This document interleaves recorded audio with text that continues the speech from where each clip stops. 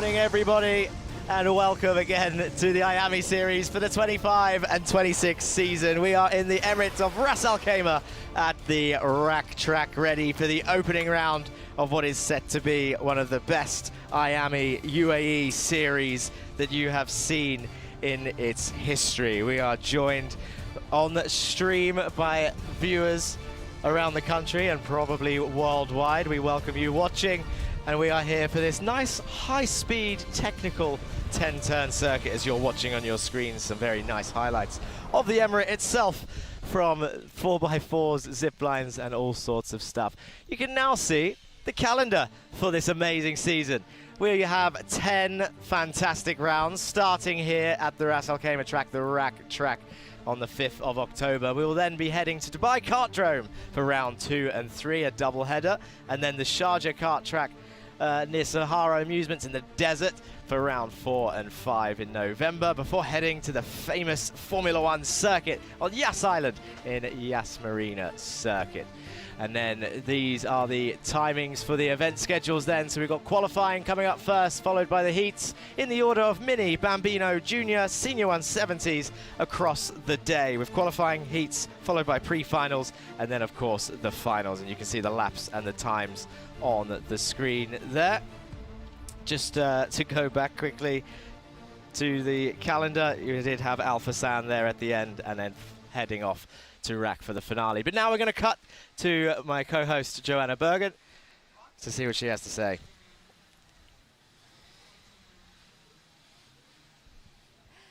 My name is Joanna Bergen, and I'm so excited for this year's Iame Championship. I'm going to be giving you guys exclusive and behind the scenes with drivers, as well as some key figures for this championship. And next to me, first is Maxi, the championship organizer. First of all, congratulations on all the work that you've been doing. I just want to ask you, what makes the season so special? Very good morning to you.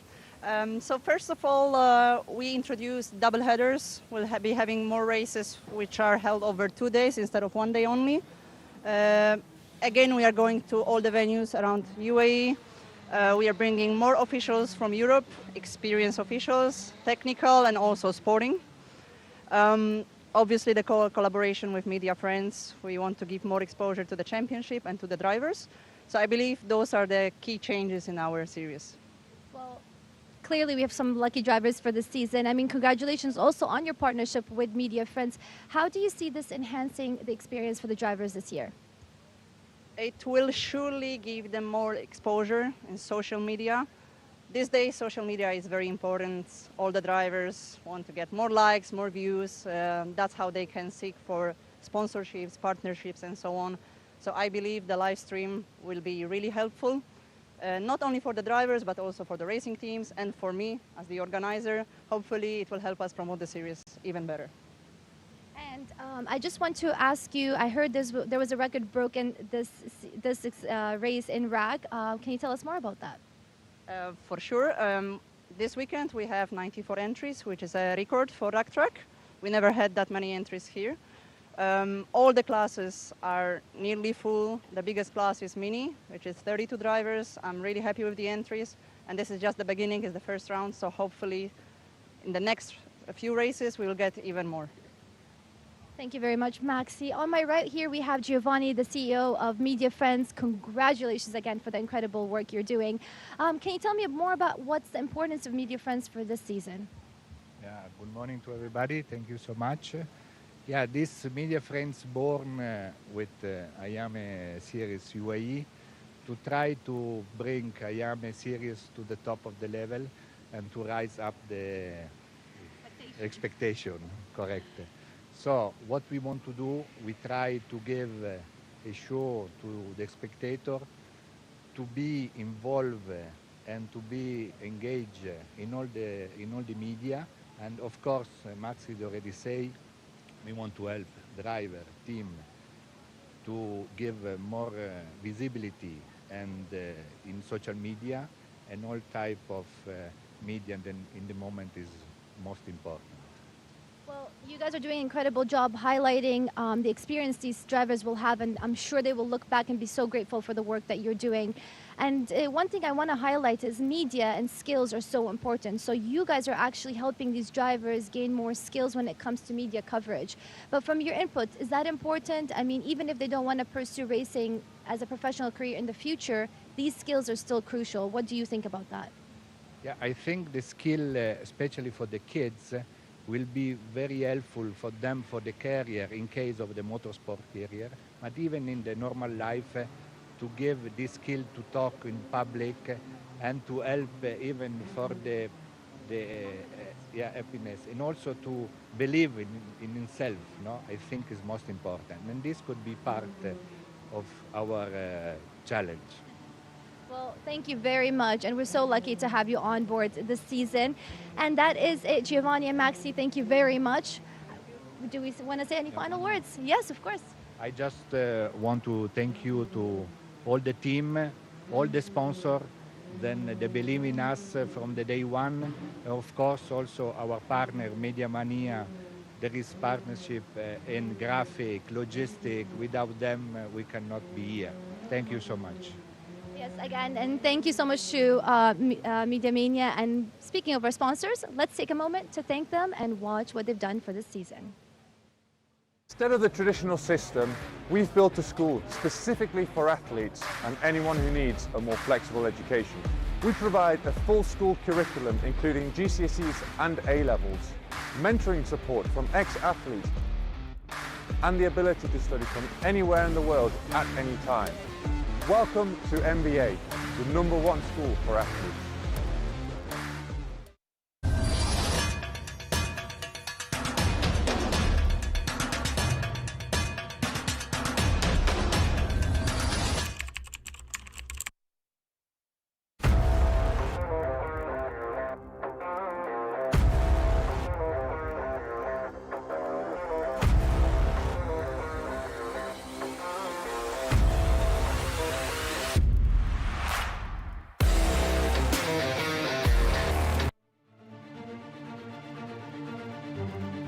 Here we are back in the pit lane now, live with the Bambino category. This is the mini category by the looks of it, actually, not the Bambino.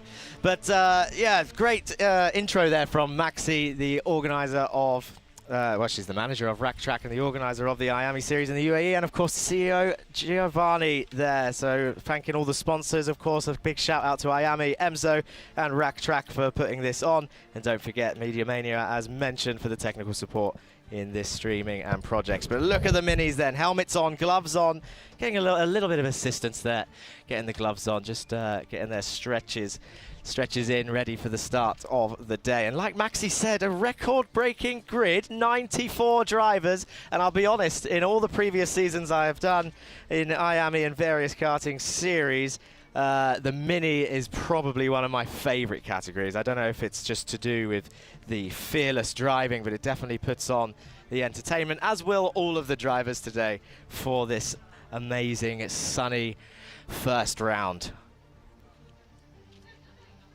But before we start, let me introduce the track then. Let's have a little talk around the Rack circuit. As I said, it was quite fast and flowing, 10 turns, and here we go. You can see a nice little 3D map on your screen. So, here we go then. It will come round to the start-finish line. 10 turns in total, as I mentioned, and you can see the first turn, a very fast right into a tight turn 2, and then a left turn of 3, very flowing. And then you're going to go down towards fast left, turn 4 and 5, and then 6 is another tight hairpin, but it's kind of squared off as you have to try and double apex the corner. Turn 7 is one of my personal favorites. As you go down the back straight, chuck it into the right of 7, through the left of 8, and then a right hairpin of 9, and it's pretty much flat out through the final turn of 10. It's a great little circuit, plenty of overtaking opportunity, and now we're going to go back live, ready for the opening qualifying, which is the mini qualifying session. It'll be on for 6 minutes, and who is going to take the maiden pole position of the season. Nice little shot of Giovanni there. Yeah, I'm sure he's very excited as the CEO of Media Friends here. He's going to really enjoy this season, I'm sure. Look at these guys. They're excited. Everyone's waiting. Look, do you know what's important about this? Not only are they excited to watch the racing, but look at them all with a bottle of water in their hand, staying hydrated. You don't see anyone in 2025 in the UAE without a bottle of water or a mobile phone, as this lady is demonstrating. They're looking at I imagine they're watching the stream, all the live timing. Oh, look at this. This is Atika Mir, Indian driver, driving for Axel GP this season. And then we're going to go back to a couple of audience shots. Look at them waiting in anticipation. Let's, before we get started, let's introduce the drivers today, shall we? The mini heroes, and see who we're going to have on track today.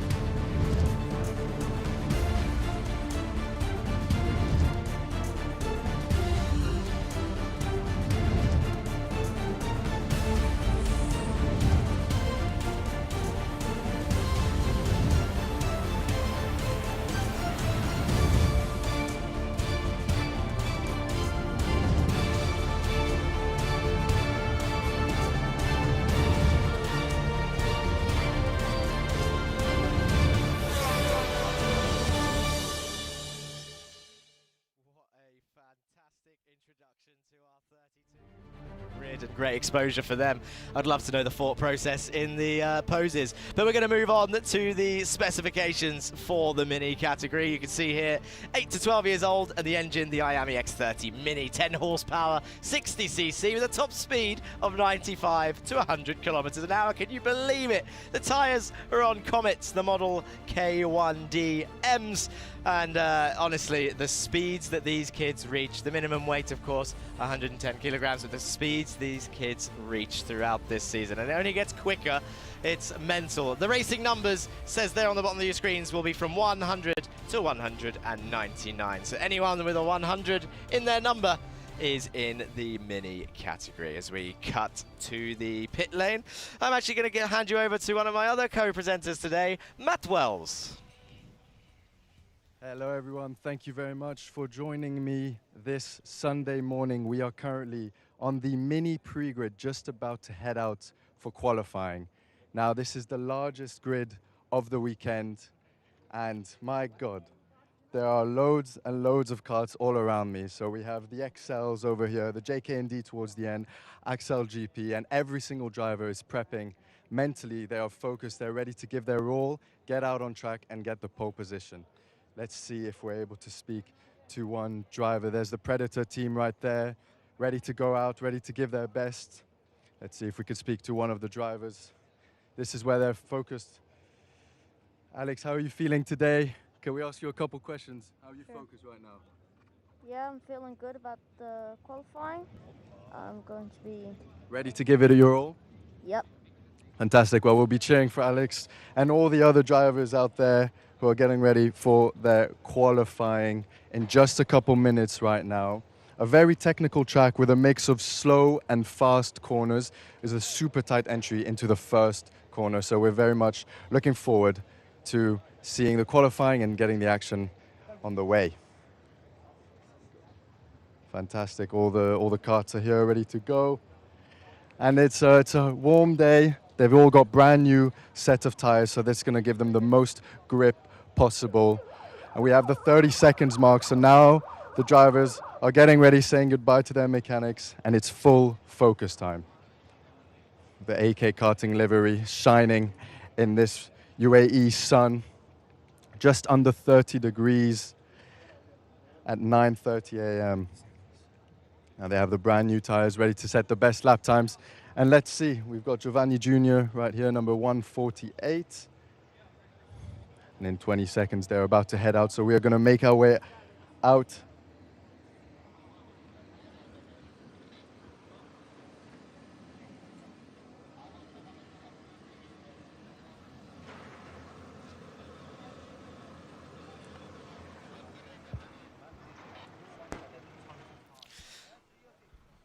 Okay, so live from the pit lane as we see the cart start to come out. Looks like the 131 is going to be the first out. That's going to be Ivan Baggot, the UAE driver for AK Karting. Looks like he took the lead as he leaves out for the pit lane. Then 6 minutes of lap times about to come your way. Who will take your pole position? As we saw from the beautiful visuals showing off the drivers, there's a lot of familiar faces and a lot of familiar names on the grid today. And as Matt mentioned, it's getting pretty hot out there already at 10 a.m. this morning in Ras Al Khaimah. It is 33 degrees and it's 10 a.m. So just imagine the sun is still going up. We're aiming for midday, probably peaks of 38. And don't forget, these drivers are 8 to 12 years old and they're going out there racing in this heat. This prepares them pretty nicely for, I guess, adult life in racing. For example, there's another race this weekend, maybe not as prestigious as our first round of Iame, the Singapore Grand Prix, but it's pretty hot out there, and this will be perfect preparation for any future F1 stars out there on the Iame grid. As we said earlier, Media Friends is here to propel the already fantastic Iame series into the spotlight, and that is why we are bringing this to you live to watch all of these young drivers show off their talents and aim for a career in motorsport. But it's the first round of many. This is a 10-round championship starting here today, and it will finish here later in the year, well, at the start of next year. This is the 25/26 season. And I don't know if you can hear it in my voice, but I cannot contain myself. I'm super excited for this, and genuinely don't go anywhere if you are tuned into this live stream, because the racing in these categories is just pure wheel-to-wheel action. Of course, it's down to the drivers to put on a show, and you'll very quickly work out who your favorite is, who you're supporting, and who you're rooting for in these days. You can see at the top of your timing sheets, it's just under 4 minutes to go, and it looks like it's Sami on top of the times by 8 thousandths of a second, followed by Karashkovic in the JNKD kart number 183 by 8 thousandths of a second. I'm now joined by Matt. He's managed to come back up from the pit lane. We're just approaching the halfway point, Matt, so it's not really crunch time just yet, because they've only just done their first hot laps, let's say. But it's Augustin currently on pole, who we can see on the screen, and Sami goes back to the tops. Tell us your thoughts. You drove this track a little while back. You said it's a mixture of fast and slow corners. My favorite, as I mentioned, is turn 7. Yep. But tell us. Yeah, thank you very much, Jack. So, as you mentioned, it's a rather technical track with a mix of fast, sweeping, but at the same time slow corners. So now what's crucial, they have 2 minutes to set a lap time. So what they don't want to be doing is actually fighting, as we can see, number 148. So these are Predator teammates who want to stick together and get the best lap time possible. And as they come out the final corner, now we will start to see the lap times tumble down as they get the tires up to temperature, as we see another move on the inside right there. And we're hoping they could just stick, find a good group, and get some lap times in. Yeah, thank you, Matt. So yeah, like you said, just 2 minutes left, and they don't really want to be fighting. I think this is on board with 148, actually. This is Giovanni Jr., or Giovanni Jr. in the Predator team. Look at that little dip down for the slipstream, minimise drag on that back straight. This is turn 7 that I was talking about, the fast right. And this is a nice view. Look, they're all slipstreaming each other. Toe can be quite important at some of the tracks on the calendar. What would you say about this one? Is toe too important, or are the straights a little bit too short? I would say the back straight is rather important for the toe. You can gain a lot, especially if you get a good exit, because it goes on until the next sweeping corner. So the back straight is actually from T6 all the way to turn 8, as turn 7 is a very fast sweeping corner. So everything is in the exits that you get at T6, which these drivers will for sure have in their head and will know. They've been driving for the last 3 days consecutively at this track, as we can see the XL drivers who typically are the ones to set the pace. But let's see who's first right now. Benjamin Karakovic for JK&D, followed by Atika Mir in second place by just under a tenth. I mean, this is looking very, very tight, Jack. Yeah, it's very, very close, and it always is in these mini categories. And as you can see from the fighting in qualifying, the racing is going to be pretty insane when we get there later on throughout the day. Quick shout out to Atika, really. She really does hold her own on these grids. She's regularly up there, as is Achilles Peruzzi and Ben Karajkovic. These are regular names up there. We've got Francesco Lisignoli there in fourth currently, Baptiste Augustin, Ilyas Sami. And Gray there down in 7th with Page, Gottschalk and Stubbs rounding off your top 10 currently, all separated by a tenth and a half. Just under a minute left to go, and it's still Benjamin Karakovic who is in first place, followed by Achilles Peruzzi in second for Predator Motorsport. Atika Mir, the top 6 are under a tenth. I mean, oh, and there we go. The lap times are still going down now with Stubbs in first place, Baptiste Augustin in second, and Peruzzi still in third. Now we're expecting this to change as there's loads of switching positions, as we can see in the Yeah, so we're coming up to the final 15 seconds then. So the checkered flag will be waving in approximately 10 seconds. Who is going to take pole position on their final hot laps? You can see LBJ Stubbs went to the top of the times, the number 199 for XL Motorsport up there at the moment. Only 18 thousandths between him and Baptiste Augustin. And now the timer has hit 0. So who is going to take provisional pole position then here today for round 1 of the Iame Series 25 and 26? We're waiting for any of the times to change. At the moment, the order is fixed. I've just noticed that the top 26 is actually less than a second between the lot of them. 7 tenths of a second between 26 drivers. Imagine only being 4 tenths off and starting this race in 19th place. These guys still fighting. That's 131 and 128. 131 Bagat down in 26th place at the moment. And we can see the checkered flags next to their names then. And we've got the last shuffle round in the mid-pack. But can Stubbs improve to increase his gap to Augustin? It's 0.018 at the moment. I think it's going to stay like this. I think Stubbs might be in a good position. You've got Peruzzi as well. Keep an eye on him. The number 116. Gray has crossed the line. He stays. Oh, Augustin did improve. It's Peruzzi up to pole position by 5 thousandths of a second. I told you to keep an eye on that boy. 116, 5 thousandths. And Baptiste Augustin gets demoted. He did actually improve there by 2 thousandths of a second, did Augustin, but it wasn't enough to go up a position. But there's your top 3, Matt. Peruzzi, Stubbs and Augustin.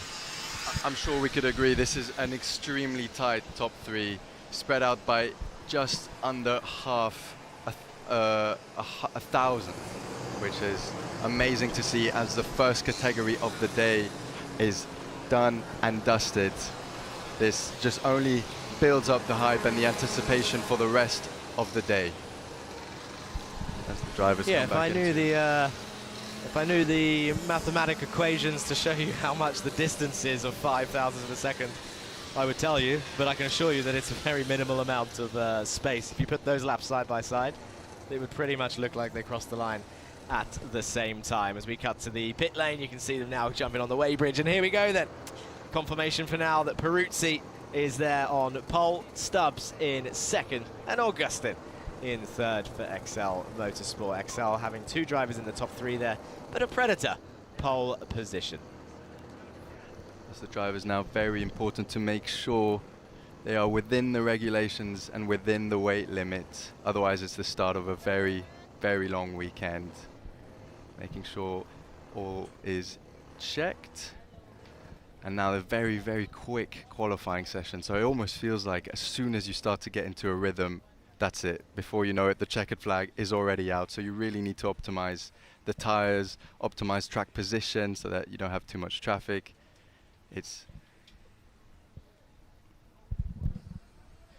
here we go. Confirmation of the full grid then, as it flicks down to show you the rest of the order. You've got Lizignoli, Sami, Page, Tabazo, Godschalk, Rashid, Preetham, Chopra, Pajamaki, Thea Charis, Giovanni Junior Desani, and Liam O'Hanlon and Jensen Kelly are rounding off your top 20. Only half a second away from pole. Then you've got Max Patton, Adam Al-Sheikh, Saif Al-Khalifa, William Mazzali down there, also only half a second. It's crazy close, this grid. Oh my god, I'm stuttering. Kushagra Kumar, there we go, got it out in 25th. Ivan Bagat, Ivans Voronins, Louis Batal, Hamad Koramifa, Ridan Kumar, Magic Fedorovic, rounding off your field there. Austin Gray up in P4, the Qatari driver, just one step away from the top 3. But of course this is qualifying, so it can all change in the racing later on today.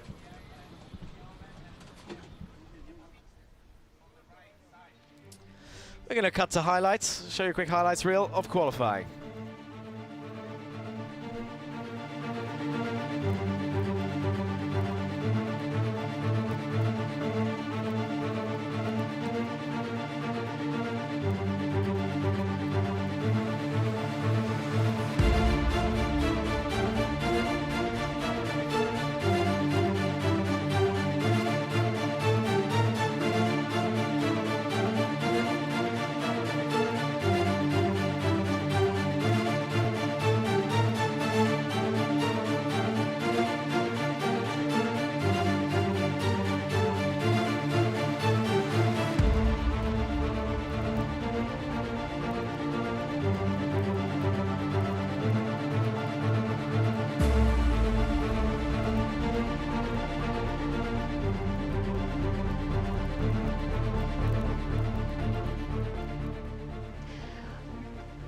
We are here now post-qualifying. We're waiting for our P1 driver, the star of this session. He's just getting ready to head over here so we can ask him some exciting questions. I mean, that was an incredible race. 32 drivers on the session. Hello, congratulations to our driver number 116, Peruzzi. Were you expecting that? Yeah. Yeah, I love the confidence here. And did you do anything differently? I mean, are you expecting to do very well again in the heat session? Well, it was a good session. Let's make it a good day. Have you ever driven with 32 drivers all at once on the track, or is this the first time? I've driven with over 100. Over 100? Was that here in the region or around the world? Can you tell us more? Around the world in the world final. That is incredible. So it seems like we have a star here on the grid. Well, congratulations again, and I wish you the best of luck for the next session. I hope to see your face again here today, but for now, I'm going to send it off to Matt so he can give us a quick overview on the paddock and some interviews with the parents and the mechanics from the teams. Thank you very much, and back to you, Matt.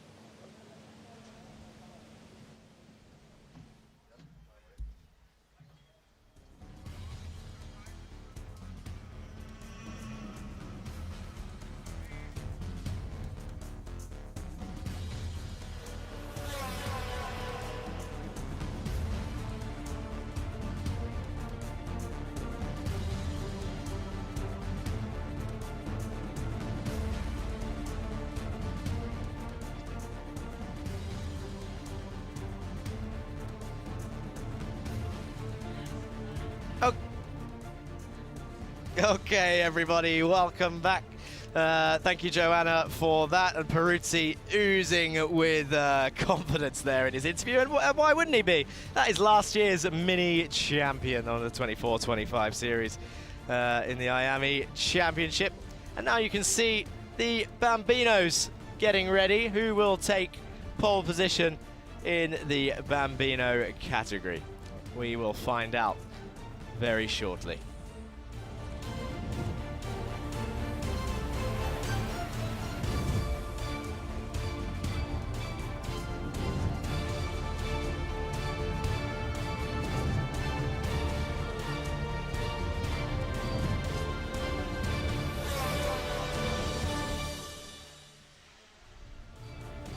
Okay, here we go. We're back live. That's Zayed Al-Ansari in the number 3 Synergy car. I'm going to say this all day. I'm going to mention it every single time we see those fantastic driver intro videos. Who came up with the poses? Did they get told they could do it themselves?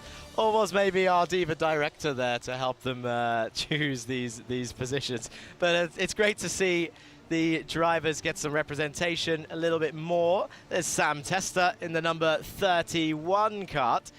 That is it's Maltese, the Malta flag. Don't often see that one. That was testing my geography knowledge, so thank you for that.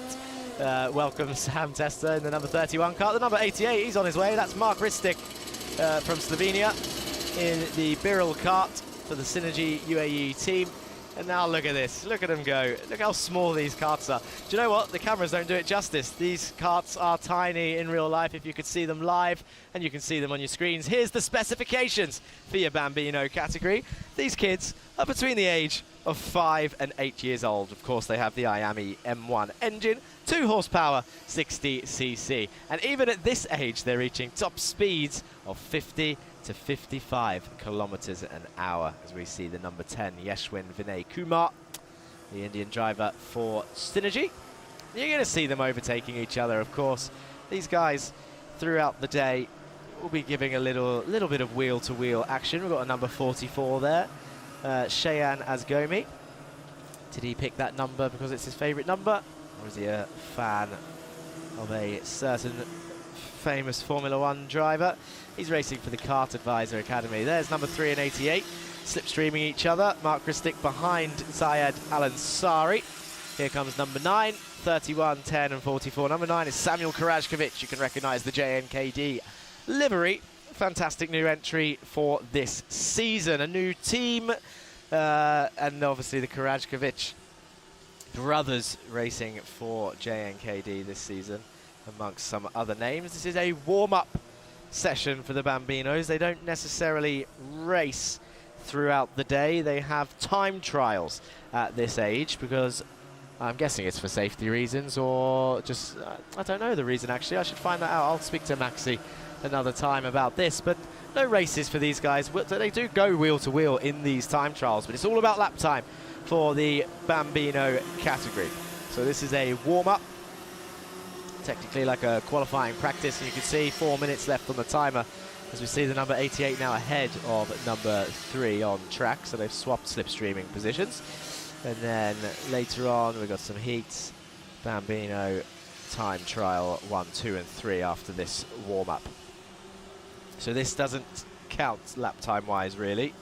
Your time trials though will score you some points depending on your finishing position. I can't get over, obviously this is common practice in the motorsport world, but I can't get over the age that some drivers start their motorsport ladder. Of course it's common, you hear many drivers that you see on TV with established careers now talk about where they started. Maybe they started at 8 years old, and some started down, they mentioned the stories where they start at 3 or 4 years old. You've got this category here specifically for this age group. It's fantastic. We've got some nice nice background shots there actually, as we see the wide shots of this beautiful circuit in Ras Al Khaimah of some of our sponsors. So I think it's a good time to mention actually some of our other sponsors. We've mentioned obviously Iame, Emzo, Rack Track and Media Mania, Media Friends of course giving us this fantastic broadcast. But do not forget the others. We saw the little reel at the beginning of the stream. You've got 800 Sport of course, Align Pilates. Quick shout out of course to Drivers Lab and Dan Wells Driver Management. Drivers Lab are actually here today with the circuit. They have a simulator in reception, and they specialize in driver training specifically. And I can see a few of the kids on the simulator driving an F4 car around Spa, trying to compete in all aspects of the journey today. Very competitive people, and I'm sure all the parents want to go as well, but it is for Iame drivers only. In terms of Dan Wells Driver Management, he is a owner of Drivers Lab also, but he runs his own driver management company and sees many drivers through F4 and up the ladder in GB3, helping them with their careers. Don't forget MVA, Minerva Virtual Academy. We saw an advert for them also at the start of the stream. We've also got Keysol, Dia Design, Helmet and Care, K-Roos and Associates, and DrakeCart.com helping sponsor this series so far this season. And I'm sure they would welcome anyone else that would like to sponsor this fantastic sport and help these drivers get the limelight that they deserve, and help, of course, support this fantastic local series. Iame has been growing, of course, over the years. Didn't need any help per se, but putting it in the limelight like this is definitely going to help make it stand out as one of the #1 karting series in the UAE. And of course it has many other series across the globe. India, Europe considered obviously some of the strongest fields across the globe, but you do also have some of these drivers when they win the championship here. They obviously, as you heard from Peruzzi himself, they get a chance to compete across the world in other circuits that they may not have visited before. Still can't get over Peruzzi's interview, to be honest. He's so calm. He was so calm. He just said, I knew I was going to get pole position. It'd be interesting to see, actually, if we're going to get some interviews from the Bambinos. Let's see if they... I reckon... I don't think Peruzzi's going to be the last confident, cocky, like in a good way, answers that we're going to get in the interviews. I love seeing the drivers show their personalities a little bit, because obviously, mainly, we only see them on track, and we only get to judge them from their overtaking and their driving and their lap times. But now, we get to see them show off a little bit of their personality as well, which is great stuff from media friends, Iame Series, and the rest of its sponsors here today. The checkered flag is waving. Then for the Bambinos, as the warm-up comes to a close. You can see the speed of them going through turn 1. Turn 1 is a nice, as we mentioned, flat out. Oh, look at these guys in the pit lane trying to get some spotlight.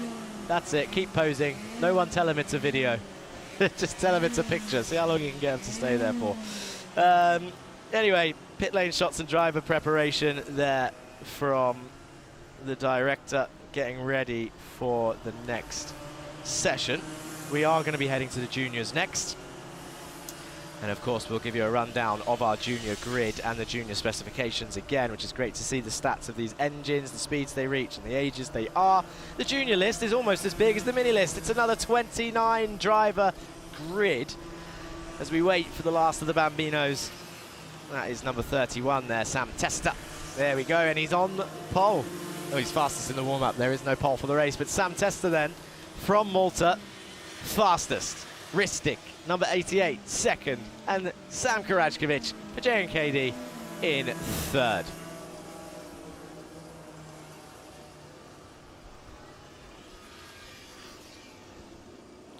And there you can see him raising his hand as he goes into the pit lane. That's a good habit to have. We see a lot of drivers do this in karting. They are, it's mentioned in the briefing most of the time around the world, just to let drivers know if they're behind you that you're going into the pit lane. Even if there's no one behind you. It's a good habit to have, also with yellow flags. Anyway, juniors up next. 29 drivers, as I mentioned, and another strong field of recognizable names and faces, as we can see some of them there preparing, putting their helmets on in the distance in the pit lane.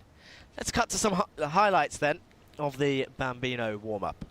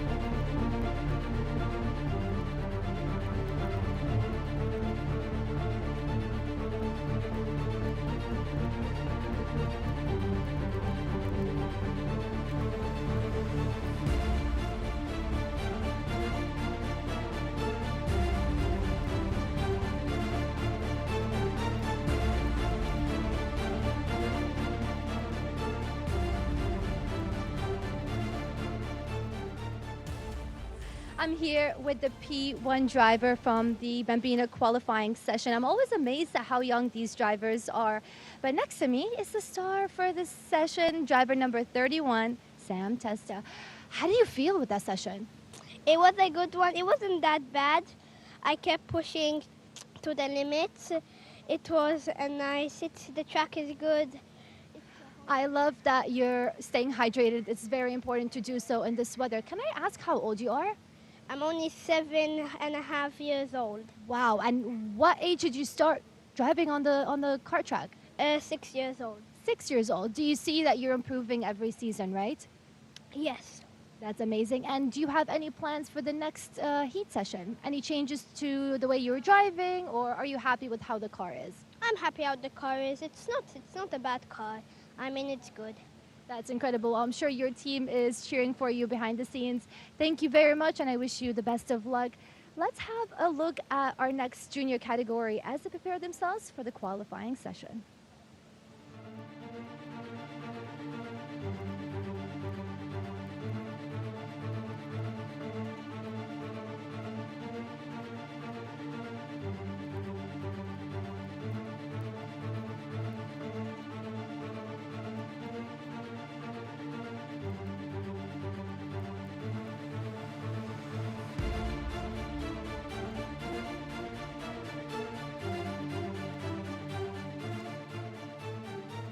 Here we are, ladies and gentlemen, for the junior pre-grid. The juniors are just about to head out to the track. Now we actually have a small interview with one of the parents of the driver, driver number 222, Jezvir Batia for AK Karting.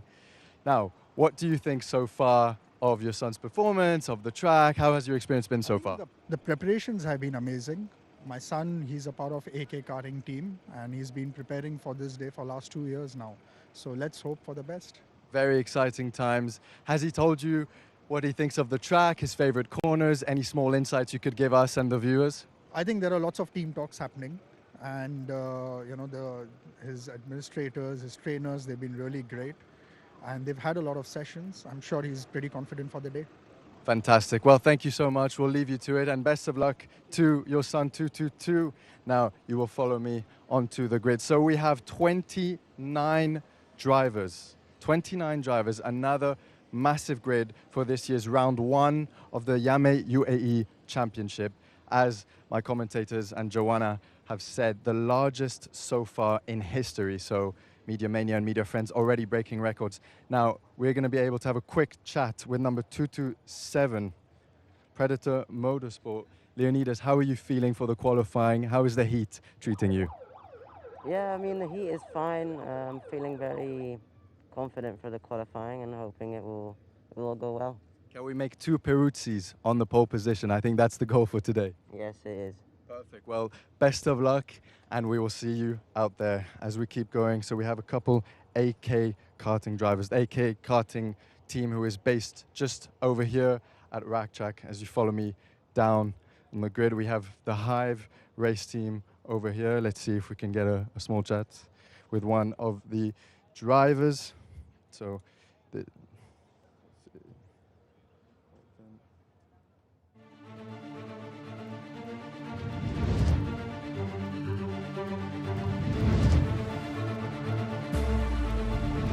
the 29 drivers reel being shown on your screen. Look at these guys, Mohamed Al-Qasemi there, Malik Dabusi, and Seigel.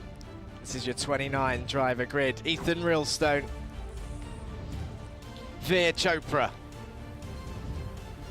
Jezvir Batia, Rayan Albani, Leonidas Peruzzi, Harrison Peter Stevens, Derek Rivera, Ivan Boranov, Essa Al-Hamadi, Arhan Qureshi, Nathan Joseph Kappen, Savale Kage, Aaron Mason, and Kalyani Pratish,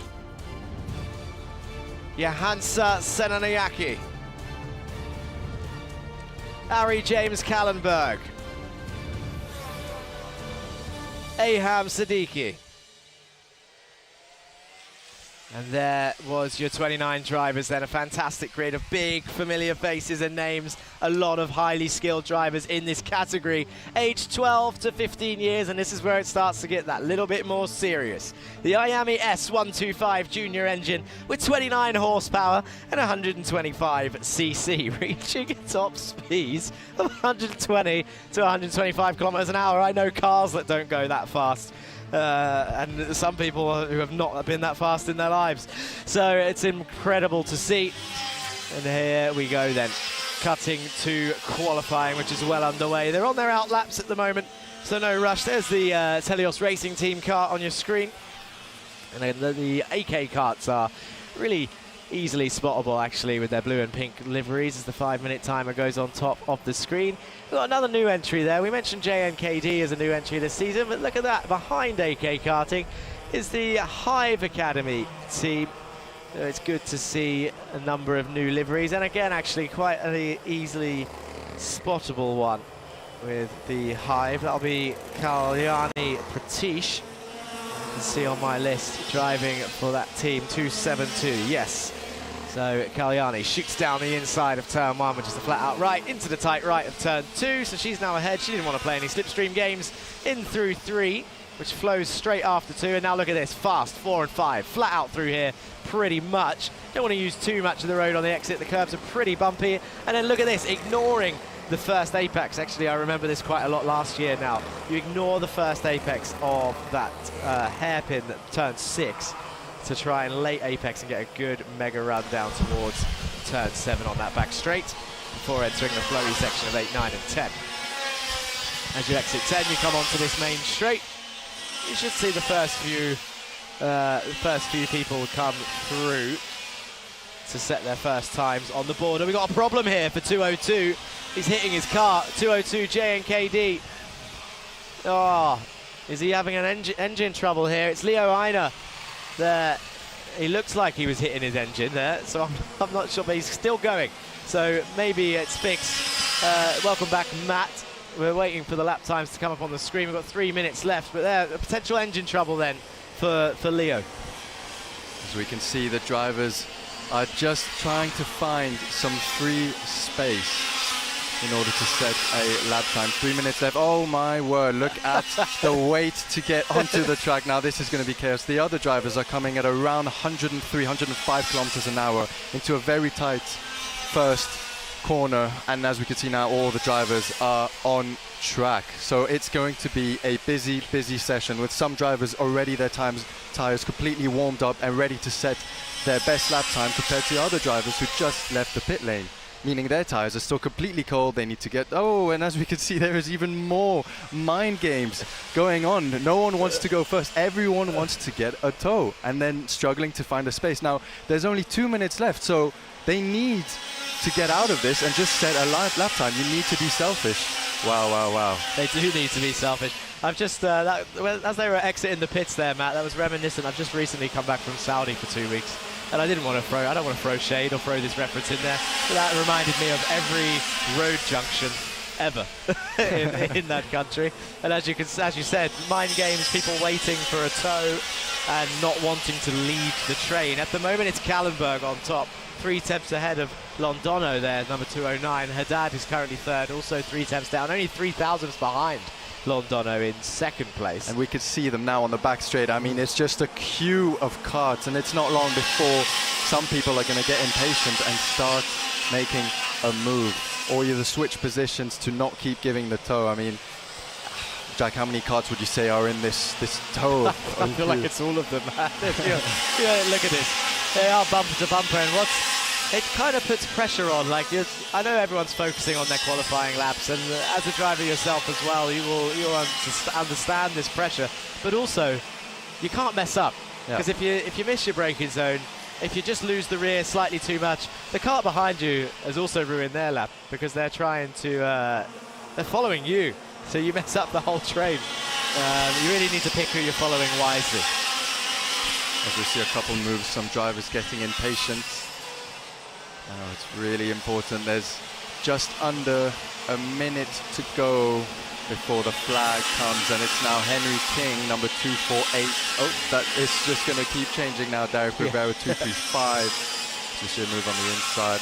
I'm not sure, Jack. Is this Heat 1 or is this qualifying? It just does look like a race, doesn't it? There's only 30 seconds left. Londono is a name that I haven't seen too much. Canadian driver for Axel GP, but he's up there now regularly, putting times against some regular names like Montanari. Jack Doe is on a sterling performance so far, only 19 thousandths off. Leo Ayner back to the top of the times only by 1,000th. Could it be closer than the mini qualifying? I think if it stays like this, it might just be Kappen there. Oh, Peruzzi went to the top, and now look, it's all changing again. Al Khaimah to the top, Rivera. So all of this slipstream game is working as they're all just setting personal bests, and anyone crossing the line now will get another lap in. Now so it could all change. We need to keep in mind as well that these drivers have a 21-lap final. It's a long time, huh? It is a really long time. So, yeah, they'll be swapping places left, right, and centre. I saw Matanch Jain enter the top then, but now it's, he's P4 at the moment. Derek Rivera still P3, Mohamed Al Khaimah in P2. Leo Ayner's crossed the line then. Will he keep pole position? Peruzzi's crossed the line. Matanch Jain up to the top. Stevens second, Rivera third. Leo Ayner now down to fourth. So Jain put in a storming lap at the end. And look at the next two, 300ths behind. Matanch Jain for the Mumbai Falcons. Yeah, driving for Mumbai Falcons still, as he did last season. A great last-minute mix-up again. Not as close as the mini qualifying, which is crazy to say considering it's only 0.04 seconds apart. So another fantastic qualifying, and to be honest, another very entertaining race coming up later. And I really am not just saying that. The Iame series produces some fantastic racing. And I mean, as much as the series can organize the tracks and the rules, it is the drivers that end up putting on the show, and we've got a great pool of talent showing up to the rounds. Matanch Jain on pole then, with Stevens in second, and Derek Rivera for JNKD in third, MN Motorsport in second. Mumbai Falcons then, with the first pole of this season for the junior category.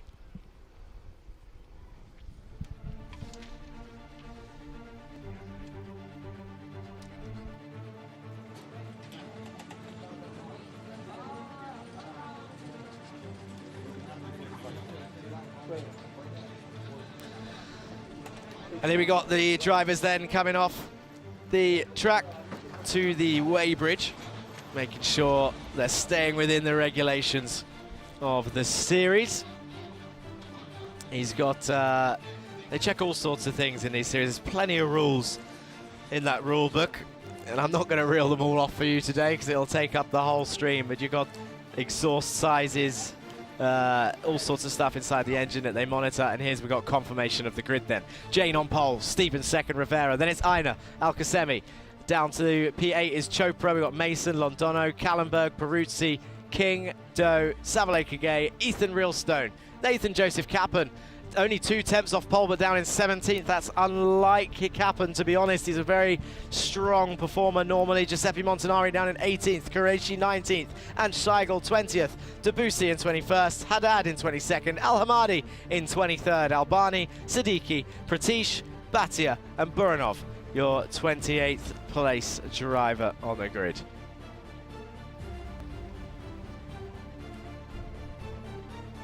Let's cut to a highlight reel then of the junior qualifying.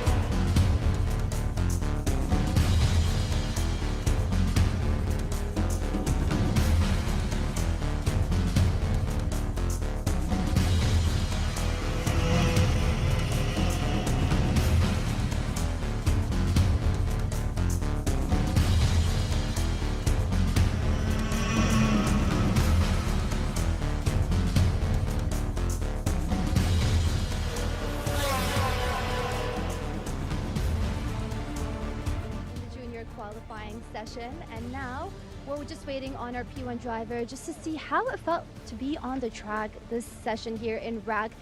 It is pretty hot, so I do believe that there are some challenges with them on the track, but it seems like it went well. No crashes in this session specifically. We can see them preparing to come for this interview, but our P1 driver is driver number 255, Mitanj Jain. I'm hoping to see his name more throughout this, at least for the race today. So let's give it just a few moments as they prepare themselves. I can see them heading over here. Hello, congratulations, driver number 255, Mitanj Jain. How does it feel? I mean, did the car expectations go as you guys had planned? I mean, yeah, we were on pole, so everything went how we wanted it to go. And did you face any challenges? Did you feel like you had any moments of weaknesses in this qualifying session? Well, we didn't have that much time. We went out quite late.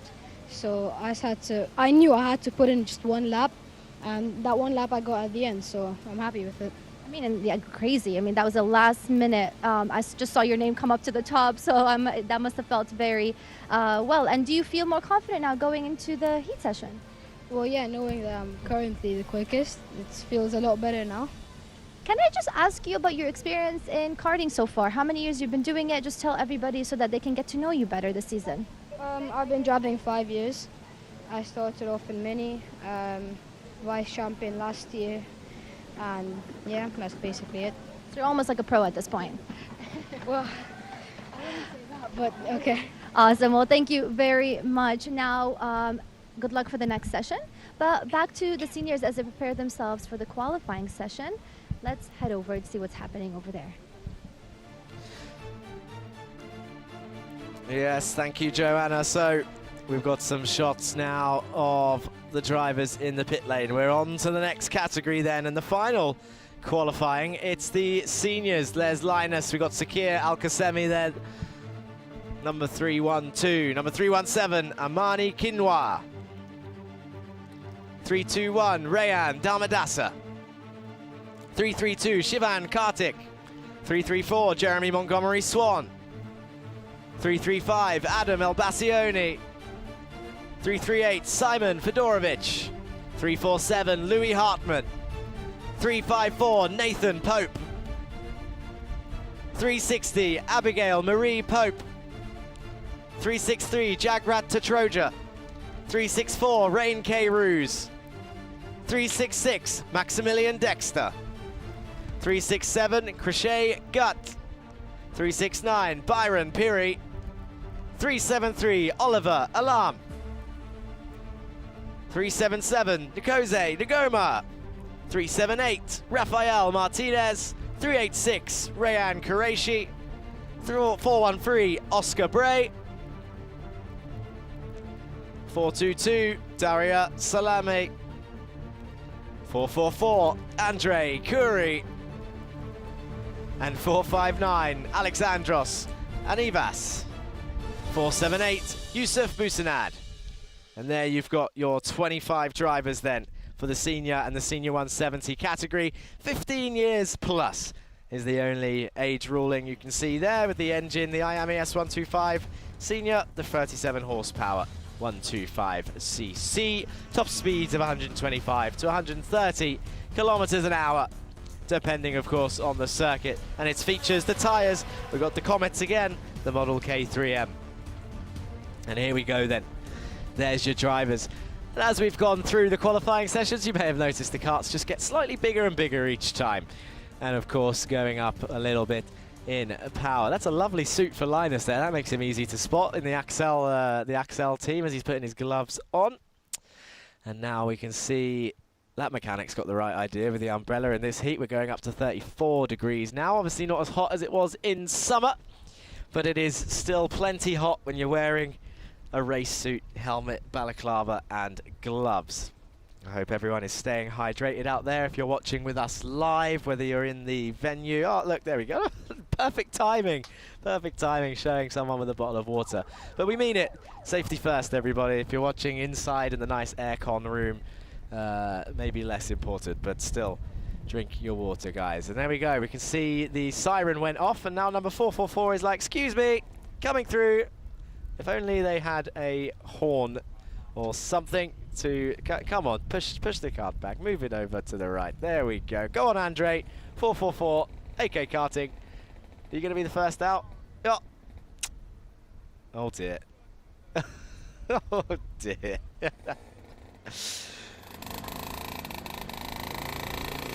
This is it. So 444. He's made it out eventually. I mean, I hope he hits less drivers when he's on the track than he did in the pit lane. But that was a joke. Of course he's not going to do that. But there he goes. Andre Curry then providing the sole entertainment on the circuit at the moment. And I think Matt mentioned it just as he went away, not on this stream. We saw all the drivers waiting in the last category for the last couple of minutes. And this looks like a similar situation already, as 1 minute already down for the Senior 170 qualifying, and only 2 karts on track. Number 422 with the novice plate. That's Daria Salame on track also. And now 478 is leaving the pit lane as well with the rookie plate also. So we've got 2 karts out on track. The third one is about to join. 478 is Yusuf Basanad, the second novice. And there was 459. There's 422. Yeah, that's it. You found the Diva director just giving a quick flash on the screen. And there's another Hive kart. We mentioned them as a new entry earlier. Leading out. Let me have a quick look at my sheet. Who's driving for Hive in the senior category?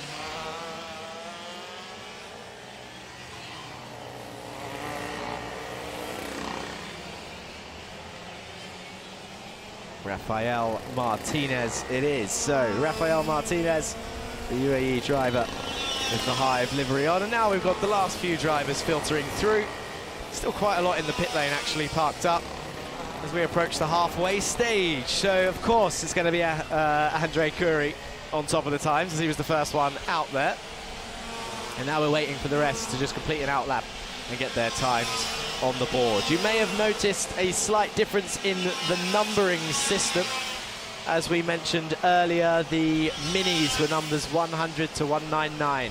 The Bambinos were 0 to 100, well, to 99. And then we had the in the juniors it was the 200s, and now you actually see a mix. You've got 300s and 400s on your screen, and the difference is basically the seniors and the senior 170s.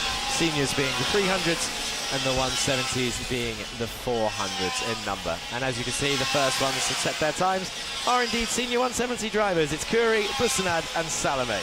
Welcome back, Matt. What's your thoughts about these karts? Tell me, have you ever driven one of these ones? Yes, indeed. Now we have to go back a couple of years. This was 3 years ago on this exact layout in this exact category.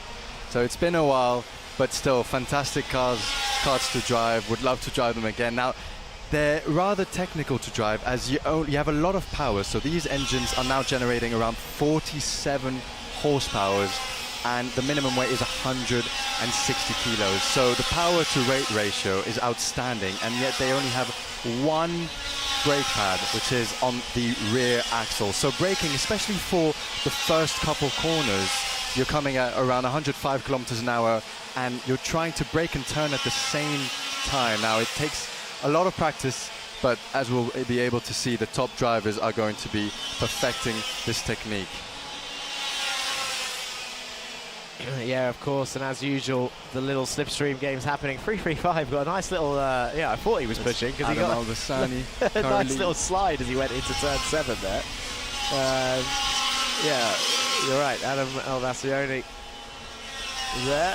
And now, look at this, still racing though, 367 then down the inside as they cross the line.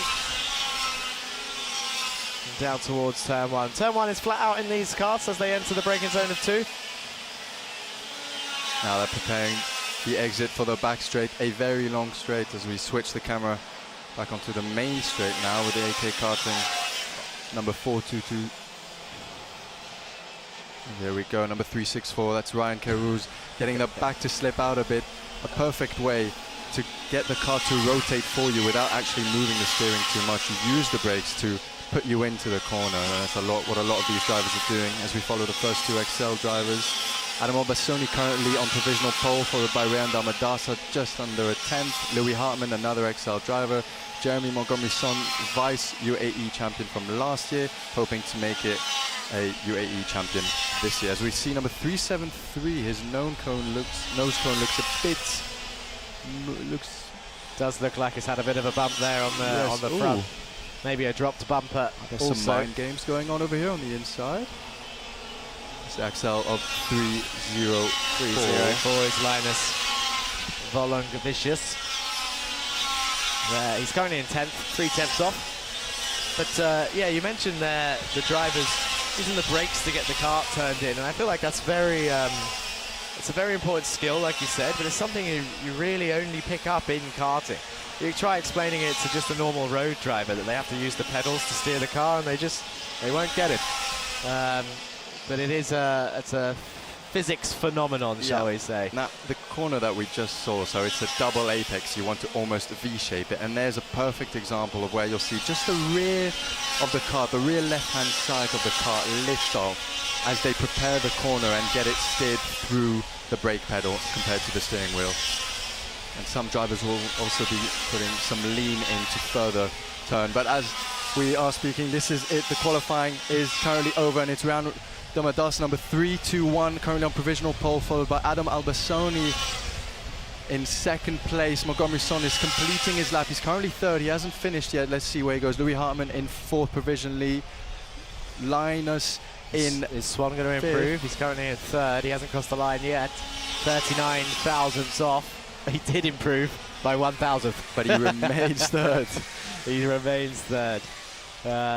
And there we go then, actually. That's pretty much everyone across the line. The top 15 are all under 5 tenths. Now that is amazing. It just goes to show how close this field is and how it can really be anyone's game, especially in the top 10.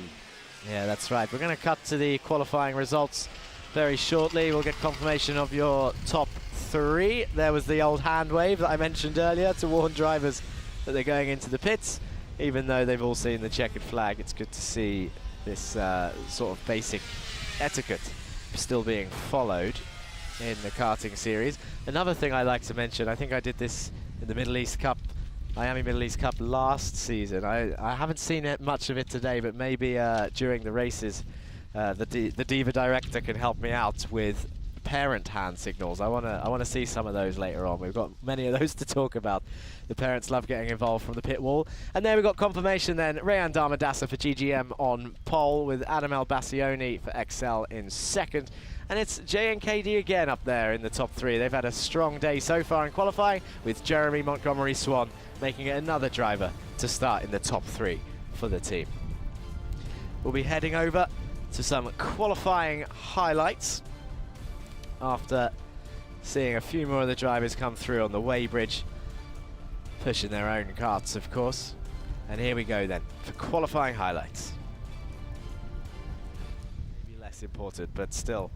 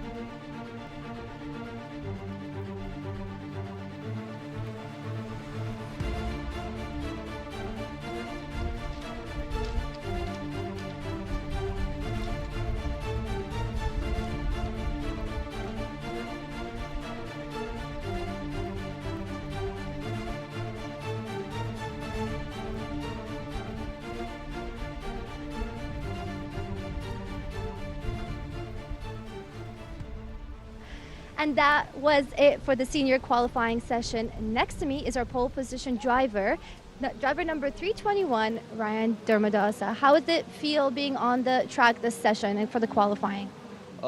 Yeah, good. Just got a good positioning at the end and managed to get a good lap in. Do you feel like there were any challenges at some point? Because I saw your name kind of come up last minute as well, and was that expected from your side? Yeah, it's just at the beginning it's a bit of a mess when everyone goes out, but we managed to get through and get a good lap at the end, so yeah, it was good. Do you feel more confident going into the heat session? Yeah, pole is definitely the best place to start in all races, so. That's awesome. And one last question for you. Now that we have media friends on board this season, are you happier to see that you can see your progress throughout the season this year? Yeah, I think it's good now that we have like good live streaming to the races. It's good for us to watch as well. That's awesome. Well, congratulations again. I wish you the best of luck for the next session and hope to see you for the heat session again. So that is it for our senior category. We will see if we can get to do interviews with our senior masters category. I believe we do have our pole position driver coming here. Driver number 413, Oscar Bray. How does it feel? It's a good feeling to be on pole again. It's definitely a challenge with the heat and that. But, you know, I was kind of expecting it. We'd been topping the practice sessions all weekend, and yeah, it's good to be here. That's awesome. I mean, how many years have you been driving for? I mean, this is such a competitive category, and I'm sure there's a lot of pressure when you're leading such a competitive category on the track. Yeah, I've been driving for about 7 months, so relatively new to the sport compared to my rivals on the grid. But yeah. Well, you seem to be doing such a great job. 7 months is not a long time, especially when some of these drivers have been doing it for years. And from what I heard, I guess some of them start at the age of 4, which is actually crazy. And I'm going to ask you the same question. Now that we have media friends on board this season, are you happier that you're going to get to see your progress this season? Yeah, it's definitely a great thing that we get all the media coverage now. I feel it will bring a lot of attention to the sport, which is much needed, especially in the UAE. But yeah, I'll be able to look back in the future on this with all the highlights on YouTube, and it'll be a good time. Awesome. Well, I wish you the best of luck. I hope to see you again here for the next sessions, and best of luck. That is it for now. We're going to thank our sponsors for making all this happen, and we'll get back to you with some more interviews with some key individuals for this championship. Instead of the traditional system, we've built a school specifically for athletes and anyone who needs a more flexible education. We provide a full school curriculum including GCSEs and A-levels, mentoring support from ex-athletes, and the ability to study from anywhere in the world at any time. Welcome to MVA, the #1 school for athletes.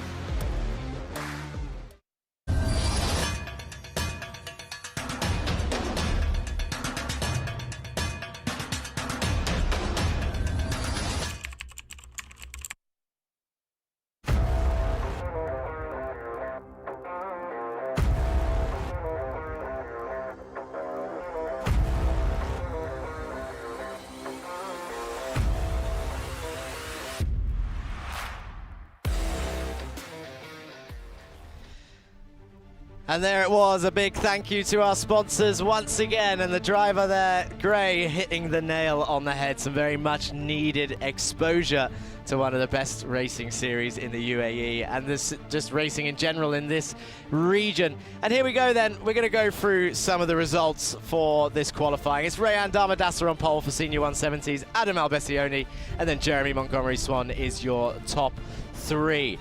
Then from 12th downwards is Krishay Gut, Rafael Martinez, Rain K-Roos, Kartik Mohan, Koze Nagoma, Bray, Abigail Marie Pope, Oliver Alam, Yusuf Busanad, Alexandros Anivas, Andre Curie, Dario Salome, Simon Fedorovic.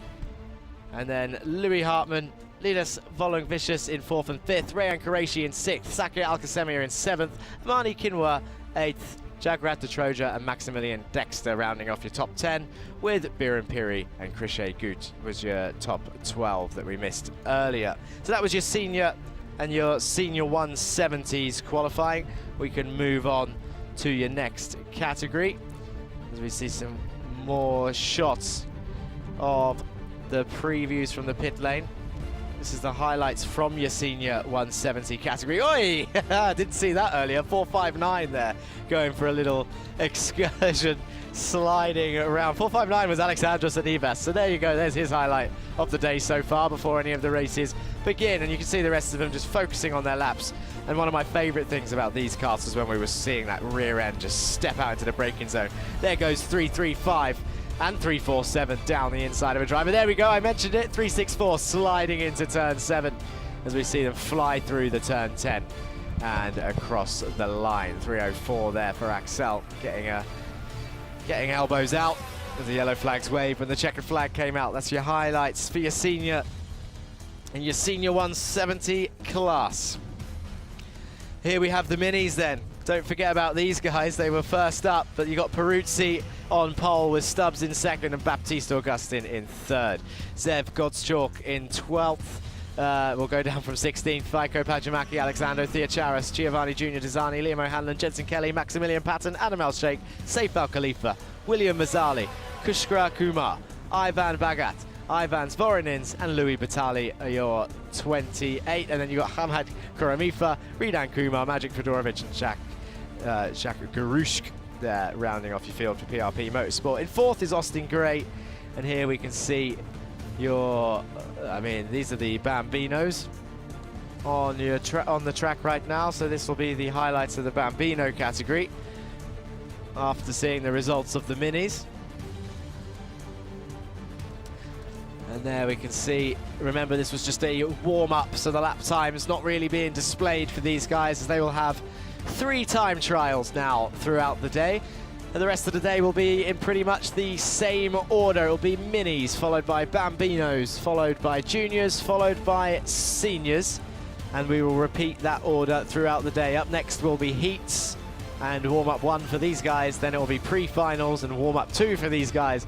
And then it will be a quick break before the finals, the all-important finals, with heat time trial 3, of course, for the Bambinos.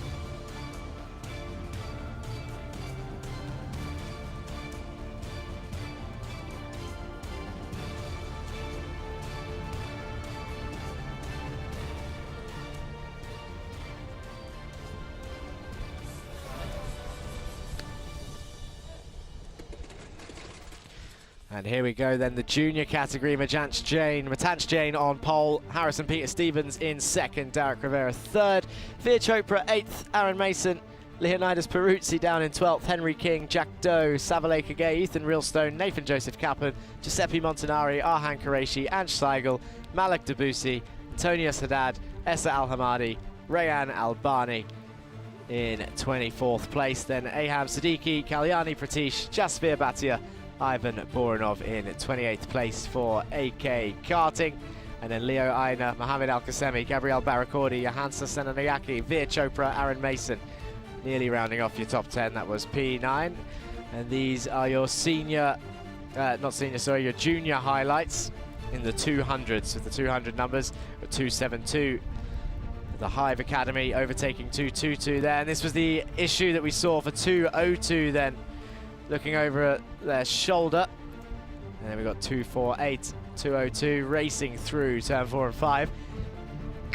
There's the traffic jam. We saw the traffic jam, excuse me, when they all came out the pits. This was the one that was comparable to Saudi traffic as they all flow through. Look at this big old line of carts going through. And there's 255, Matanch Jain, pole sitter, going down the inside and getting an overtake practice done during his qualifying session. Look at this, wiggling on the brakes down the inside of 7. It's a great overtaking opportunity. It's also very risky, and it flows into 8, 9 and 10 very shortly after. And now we're back live then with the minis getting ready for their first heat, and it is about time that we can see this action. Win God's Chalk for number 125 for JNKD Racing. There's number 183 for JNKD Racing. Also, number 183 being Benjamin Karajkovic. Oh dear. I don't know when this trend started, but there it was again with the and then Wi-Fi. There he goes. There he goes. I can't remember what it's called because I'm now getting above the age of knowing these TikTok references, shall we say, or young references. I know mewing was a thing, but it's something to do with that, where he points at his chin. But he's looking comfortable and confident, is Benjamin Karajkovic. He's relaxed, he's ready, and he's starting near the front of your mini heat race. 11 laps, can you believe it? We're nearly here, guys. Iame round 1, 25/26 season. There's number 133, that's Francesco Lisignoli. the GGM driver. Also one to watch. Puts on many, many overtakes. 114 there behind. That's Charlie Page, the British driver for XL Motorsport. Visors blocking their faces. We can't see the emotion just yet, but I guarantee it's tense. Well, they can't hear the music that I can hear, but pressure is definitely building for the start of this season. Is that person listening to me? Are they listening to the live stream? Hello. The audience is ready and waiting. There's Peruzzi, your pole sitter. Very confident, very excited. We saw some humble interviews from the other pole sitters, Matanch Jane. Peruzzi, none of that. He was ready. He said, yep, knew I would get pole, and now we're about to race. There's 148, Giovanni Junior Tazani. I think he has a camera on his car as well, actually. So we might see some onboards from him and maybe some of the other drivers throughout this racing, which is exciting. We can see XL there chilling in the sun. This is the team talk. Are they talking strategy, or are they talking something else? But let's cut to Joanna and see what she has to say before we start the first race of the season. Over to you, Joanna. I'm standing here with the team principal of Predator Motorsport, Jimmy. Jimmy, I want to ask you, how's it going so far overall this weekend for the team? It looks very, very good. Drivers, they have a great pace. And We're going to the races and see how it's going to be. And how do you keep your drivers focused, especially with this heat? How is the preparations behind the scenes? They're working really hard, all of them, in the practice, testing a lot of time in the heat, so they can come to the race day and perform the best of they can. And I know we're just starting yet. We just finished qualifying. How is the team doing so far? It was really, really, really good. We have amazing pace. Now we need to put the same on the races. Yes, for the heat session. Well, I wish you the best of luck. But I want to ask you a final question. How are you finding this partnership with media friends from a team principal perspective? How is it helping the drivers, the teams, and everything behind the scenes? It's very, very good because it helps a lot with the sponsors and help the drivers to also promote themselves, what they're doing, because they're working really hard behind the scenes. So it's good so they can show to the people what really they do here. Of course, I agree with you for sure. You're putting a highlight on all these drivers from such a young age. So thank you very much, Jimmy. I wish your team the best of luck for the next heat session. Thank you. And that is it. Next we have Jack. I'm going to send it back to you to see what's happening on the grid or what's happening next. Thank you. Thank you, Joanna. Lovely to hear a team boss point of view, actually, and I'm sure we will see many, many more of the bosses around and getting their time on screen. He highlighted something, actually, that I don't hear a lot of people talk about outside of the inner circle. Of course, everyone in the paddock knows how much work goes into these drivers going onto track, starting their driving careers and progressing through their driving careers. Everyone running Iame to the circuit managers, they all know what's going on. But the viewers at home and maybe extended family members of the drivers, maybe they don't see how much effort and work that these kids are putting in, and the families and the teams, to just get them on the grid, but also prepare them for racing wheel to wheel at the speeds that they are in this Iame series. But of course, we are highlighting that with this Media Friends partnership and this broadcast. Let's go back to Matt in the pit lane and see if we can get any driver thoughts before the race. Yes, hello everyone, and you join me on the pre-grid for the first race of the weekend, the mini class.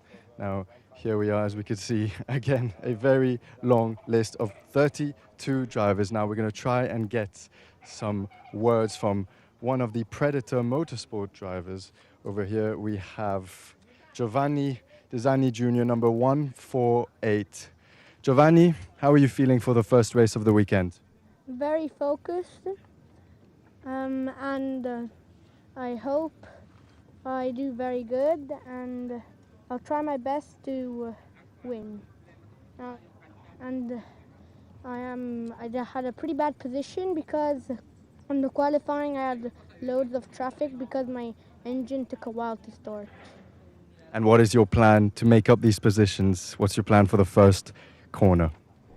So from the outside, move straight away into the inside, then stay in the inside, because if you stay in the outside, maybe there might be a crash and you'll it moves to the outside. So just stay in the inside and just overtake until the end. It looks like Giovanni Jr. has everything sorted. Thank you very much, Giovanni. Best of luck to you.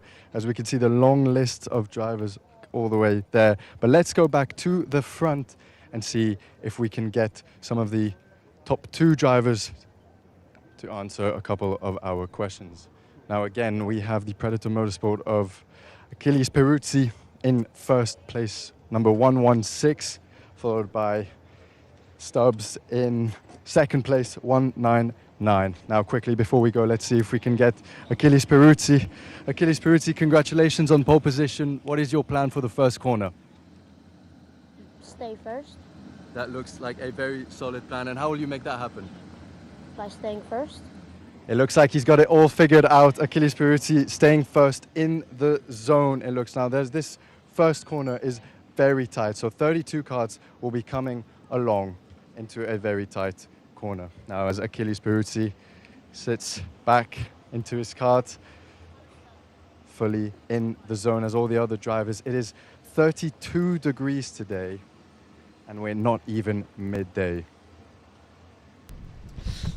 Okay, here we go then. Confirmation of the grid. 11 laps race coming up. Peruzzi on pole. Albie Stubbs in second, alongside him. Augustin and Gray on row 2. Gottschalk, Karajkovic on row 3. Atikama and Francesco Lisignoli on row 4. Sammy and Page on row 5. Tabaza and Gottschalk on row 6. Rashid and Preetham on row 7. Then it's Chopra and Pajamaki on row 8. Theocharis and Junior Desani there on row 9. O'Hanlon and Kelly on row 10. And then it's Adam Al-Sheikh and Al Khalifa on row 11, followed by Mazzali and Baggett there in 23rd and 24th place. Koromifa and Kumar in 25th and 26th. Fedorovic and Garushk in 27th and 28th. Then it's Patton, Kumar in 29th and 30th, and then your last 2 drivers, Voronins and Bataille. They're rounding off your 32-car grid, your biggest grid of the day. And honestly, I hope you're all ready, viewers, director, everybody that's watching, because we are about to see 32 mini drivers hit the track for the first round of the Iame UAE series here in Ras Al Khaimah, and I for one cannot wait. I wish we could fast forward these little downtimes of 30 seconds because I just want to see turn 1 right now. But we will get it very shortly, guys. It's coming. You can see all the drivers sat there waiting. They're in the heat. As it's been mentioned a couple of times, the temperature is rising as the day progresses. It is currently 11:13 and the heat bustling. We're approaching midday. I believe the hours of 12 and 1 will be the hottest. It's around 33, 34 degrees. They got 10 turns to tackle 11 times round. It's an 11-lap race, and like we said many times, it's a fast and flowing circuit, flat out into turn 1. We heard from Giovanni Jr. Desani, who said he was going to hold the inside. Don't take the outside. I'm going to hold the inside the whole time. We heard from pole sitter Achilles Peruzzi. He said, what's he going to do? I'm going to win. Or I'm going to hold P1. I challenge Matt and Joanna today to get more than one-word answers from Achilles Peruzzi, who's been very confident in himself. I'd love to hear him elaborate on his plans, but maybe he doesn't need to. He just has that confidence. He wants to be leading into turn 1, but it does not. We cannot disregard any of the other drivers in this race. We really cannot. There is such. I can't stress enough. There's such a nice range of talent across this 32 kart field that we really, really can't count anyone out. I mean, Peruzzi is a strong driver. We've got their number 155 on your screen. That's Adam Al-Sheikh for XL Motorsport. And you can see them now. This must be the worst part for drivers, because they know that it's coming up. They've got time to get their heads in the game. But realistically, there's only so much preparation you can do sat in the pit lane. There's 1-2-2, Liam O'Hanlon looking up at the camera. This is for GGM. And here we go then. Now we're leaving the dummy grid. There's the onboard camera I was talking about. Nice to see that angle already before the race has begun. So don't forget, they don't come straight out the pit lane and start racing. Just in case you're joining us for the first time or watching karting for the first time, which you may be thanks to this new exposure, they will do a formation lap. And then when they get to a certain point on the circuit, they will start to line up alongside each other, side by side, with the higher driver, let's say pole position, starting on the inside line for turn 1 to give them that slight edge as they will line up alongside. So they're going to do two laps because it's a short track to warm up the tyres. So you can see they're not alongside each other right now. They're all coming around in single file. They're weaving. Now this weaving puts pressure into the tyres. It puts tension on the rubber to get a bit more heat in. The hotter the tyre at the start, the more grip it will have. But you don't want to do it too much, because then you might also run out of grip towards the end of the race. But now, around about now, they'll start to settle into a rhythm. And then they're going to prepare themselves to line up side by side, likely across the back straight. And they will definitely be side by side by the time they get to turn 8, which is where the formation line is, between turn 8 and 9. And here we go, we can see them slowing. Peruzzi on pole, do not forget that. The 116 driver up there at the front, and alongside him we have Albie J Stubbs, number 199. That is your front row. Here we go. They are coming round turn 8.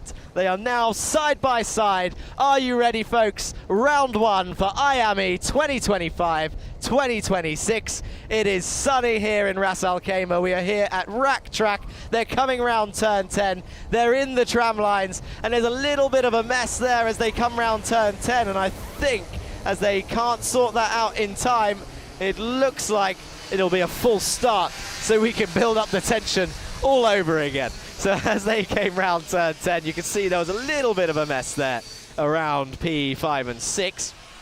They have to be within those white lines, you see. So if they're not within those white lines, it's full stop, and we get to go around again. This time you'll see them do less tyre warm-up, because now the drivers are going to be like, oh, come on, we need to do it again. Yes, you need to do it again. So they'll line up in the same place. They'll be side by side by the time they get through 9. Don't forget, it's the first round of the season, so hopefully they can iron out these sorts of things by the time they get to round 2 and 3 at Dubai Kartdrome soon, actually, in October also. Looking forward to that. But right now our focus is on here. So let's go for it again. Second attempt, round 1, 2025-2026 season, Iame. Here we go. Peruzzi on pole. Stubbs in second, side by side. They're through the tram lines on 10, and then they're going to wait for the lights. Keep an eye on them. Here they come, and away they go then as they all start to go towards the inside line, down towards turn 1. You got 5 carts bumper to bumper, 2 on the outside as they enter turn 2. It's Peruzzi leading the way into turn 3 then, and it's 1, 3, 4 in second place. That's Baptiste Augustin with a great start up into P2. So Peruzzi leads. Oh, Augustin straight into the back of Peruzzi into turn 6. Your lead driver's going down towards turn 7 then, but there was no spin. And now look up, oh, look at that. Peruzzi defends hard again. Augustin, another bump up the back. He's holding the inside line round the outside. Peruzzi's being swamped through turn 8. He's got people attacking him left and right sides, and they come through the exit of 9 in through 10. They're still bumper to bumper, but Peruzzi still leads. I don't know how he's done that. It's JNKD in second place at the moment. I think that's 177 Austin Gray. Oh, contact! That's a spin nearly for the Excel kart. He's well wide and now way down the order. Who was that? That is number 199. I think he's waving his finger. That's Albie J Stubbs, the guy who started in second place, involved in contact through turn 2, and now way down the order. And now you can see 116 Peruzzi then leading the way from your JNKD driver of Gray as they go into the turn 10 series. It's going to settle down now as we approach our second lap. At the back, it's still feisty in that mid-pack as they come through 10 side by side. Here they come then down towards turn 1. Peruzzi now with a half a second lead. And keep an eye on your third and fourth drivers. That it's Godschalk and Karajkovic. They are pretty close as they go through 5 and 6. And we can see here on your screens, they're exiting 5 now, entering into the right-hander of 6 then. As we see a lot of varying lines into that squared off hairpin. There's contact there with some of the drivers going down the straight as they weave across each other down towards the fast turn 7. We saw some drivers side by side in the background there. In through this right-hander now of turn 9, exiting turn 10, about to start lap 3. What an entertaining opening lap. Matt, what do you think of that then? I mean, it's fantastic. This is the first race of the weekend, so all the adrenaline, all the hype has been building up for this moment right now. So it's normal to see loads of jostling for position this early in the day. We are only on the third lap, and it looks like these mini drivers are fighting for every single position, as they should. And now it looks like our second place Stubbs XL Motorsport 199 has retired from the race. Now that is really bad considering he was second, or at least not retired, but 8 seconds away from the rest of the field, with Achilles Peruzzi now almost a second ahead of Gray in second place with 7/10 ahead of him. Fantastic racing so far. Yeah, that's right. He lost 24 positions in that little tangle at turn 3. Karajkovic is up 3 positions. Rashid in P8 has gained 5 positions on the opening laps, as has Koromifa down in 20th place. But look at Voronins. He's gained 8 places. Patton, Bataille gained 7 places. So we've had some strong starts there, as I can hear some cheering. Oh, and there's a car who's out in the pit lane, or some shock horror as we see one of the carts there spin round. Stranded in the sand as well, looking like he's going to get back on track if he makes it, and it looks like he does. Loads of gravel that's going to be on the racing line, so Achilles Peruzzi the first to tackle the corner with all the gravel. Let's see how he handles it, as he's just steadily increasing the gap to second and third place behind him. I can't see which AK karting car it was that ended up there, but I'm guessing it was through turn 4 that they entered the gravel. Some contact into turn 2, a cart airborne just a little bit. Now that was number 102. That's Saif Al Khalifa. Loads of fighting for positions all over. It seems like as soon as Jack and I take our eyes a split second, something happens. Yeah, it's the audience downstairs that I can hear. I'm like, what's going on here? 131 was the AK kart that ended in the gravel. That was Ivan Bagat for AK karting. Peruzzi still leads from 183. Benjamin Karajkovic, who is now up into second place. He was in 4th not too long ago, so he's been making moves, and he's now going to quietly try and hunt down your race leader 116 Peruzzi. So we've still got jostling for position at the back. Go on, Matt. It's a JKND 234. So let's see, are they going to work together to reach Achilles Peruzzi, who so far hasn't put a foot wrong and is steadily increasing his gap, or are the drivers going to just focus on themselves and keep the teamwork for another team? Yeah, that's right. So very close. I think they should try and focus. Oh, that was a great move down the inside of turn 8 there for one of the Predator cars. I didn't see the number, I just saw it in the background on the screen. But I love seeing a lunge in that turn. Look at this, defending 111. That's Chopra defending down towards turn 1. As they now go in towards turn 2, there's another move. I think that's the same Predator car I saw a second ago. He's made 2 moves in a couple of laps. It's 148. That's Giovanni Junior Desani making moves there in the mid-pack. And then you can see at the back there, down towards turn 6, there's jostling again. Oh. There's onboard. We've got an onboard shot here. There's contact there at turn 6 again as it starts getting pretty close. It looks like everyone has made it unscathed and is still driving from that turn 6. Now Achilles Peruzzi, are they getting closer? The time receipts don't indicate. However, it looks like the 2 JKND drivers. Sorry, Matt, I just saw Baptiste Augustin there go down the inside of turn 1. So now he's past number 125, Win Godschalk, and he's moved himself up into P4. Austin Gray and Benjamin Karakovic, who are in second and third at the moment, chasing the leader Achilles Peruzzi. Looks like Austin Gray is going to be lining up a move into the first corner. He's on the bumper of his teammate. Is he going to? Oh, and We've two got two drivers in the gravel there. Matt, sorry to interrupt. It's 133. They're trying to push it back out. I can't quite see the other number from here. It's just pulling it out now. It's 133 and 134. That's Francesco Lisignoli and Baptiste Augustin. That's a shame. They were in the top 5. So they will be disappointed with their first heat of the season. It's a good thing it's a long season. The yellow flags are waving. Baptiste Augustin shakes his head in disappointment as he now starts to get back on track and make his way back into the race. Or will he retire the kart? Lisignoli looking similar body language. And there's Peruzzi. There's another. Catching him back up, actually. As he... Whoa! Big contact there. Wow. 100 and 121. 121. All 4 wheels off the ground. That was Zev Godschalk, the American driver for J&KD. Their contact with the number 100 of Rivan Preetham for Axel GP. All 4 wheels off the ground. Very impressive stuff, but he's still going. There's 125 versus 113. 4th, 5th and 6th and 7th now joining the place right now. 125 defending around the outside. Are we going to see a move? Let's wait and see.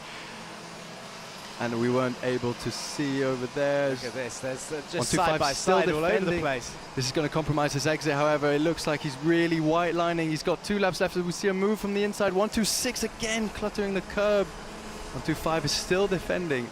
Now this is a masterclass in defending. What's he going to do for the first corner approaching now? He's managed to build a small gap, communications with his engineers, and he's able to stay on the regular racing line and not defend into the first corner, as we see plenty of signs in the background. He looked like he was cheering. The race now comes to checkered flag. It looks like we might have had a... Checkered flag was not waving a second ago, so we'll see when they come across the line next time round. But 146 still very much flexing his muscles as he's driving round. 146 is Hamad Koramifa for the Telios Racing team, showing his biceps as we wait for the leaders to come across the line. It is Peruzzi who crossed the line first. Peruzzi provisionally winning the first heat of the day, the first race of the day, with Benjamin Karakovic holding off his teammate and up 4 positions to finish second, followed by Austin Gray's teammate in 3rd place. Now that runs up the top 3, as we can see plenty of damage on the nose cone of number 133. Yeah, that's Francesco Lisignoli. So he was one of the drivers in the gravel, just back there on the straight. So I think Matt's just going to head off now down to where he needs to go. So very action-packed as expected. A little bit of confusion with the checkered flag coming out, but it was Peruzzi that crossed the line first. Of course, we always say provisional once as there are potential penalties for drivers. I'm not saying Peruzzi is one of those drivers, of course. I don't actually think Peruzzi put a foot wrong for most of that. To be honest, he very much drove a strong race from what we saw. Karakovic made it up into 2nd after fighting his way through. We saw him earlier on the dummy grid looking pretty relaxed. But my heart goes out to Lisignoli and Augustin, who were in that top 5 area. And there's 199, the kart just abandoned. That's Albie J. Stubbs, actually. Another one, let's not forget about his strong starting position in 2nd place. And that is how his first heat race has come to a close. An empty kart abandoned on the circuit. There's number 121. That's Zev Godschalk. That's the driver that we saw take all 4 wheels off the ground. So give that man a pilot's license. He looks okay. So it's all good from his end. First place then, Peruzzi takes the first victory of the season in Heat 1. Karakovic up into 2nd place with Gray in 3rd. J&KD, a strong start to the season. A double podium in the heat, but Peruzzi looking strong. It's a pole position, followed by a victory. So let's go through a quick highlights reel then, a recap of our first heat of the mini category. Here we go.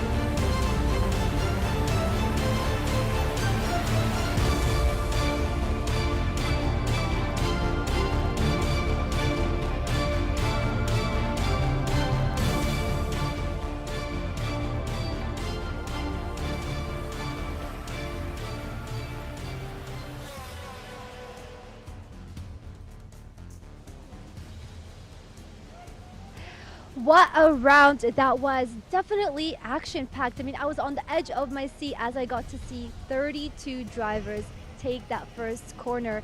And luckily, we didn't get too many crashes. I mean, everyone seems to be okay. But what's more important is who got our pole position for this session. We're just waiting on that driver to see how he is feeling. I mean, he defended his position very well throughout the entire session. He did have some aggressive drivers behind him, Austin and Benjamin, trying to get that pole position, but he did an incredible job. So let's see as he approaches the camera here what he has to say about how he did during this session. All right, we have driver number 116, Achilles Peruzzi. Congratulations, you did an incredible job defending your position. You had very aggressive drivers, Benjamin and Austin, behind you throughout the entire session. I mean, are you surprised with the results? No. I love this confidence. Again, what is it that you did in this session that kept you going and kept you in the lead for this competitive round? I just defended, and then I looked back and had a big gap, and so I just won, and then I won. Were there a lot of distractions hearing all the crashes that happened in the mid and end of the race? Nope. You were just kind of focused on the... Oh, that's amazing. I mean, can I just know how old you are one more time? 11. 11. And how long have you been driving? Since I was 4 or 5. 4. I mean, now I can see where the confidence is coming from. I wish you the best of luck. Are you going to change anything in your strategy for the next session, or you're going to be doing the same thing? I can't tell you that, sorry.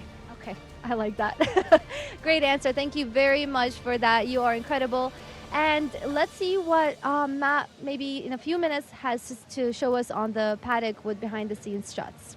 Thank you.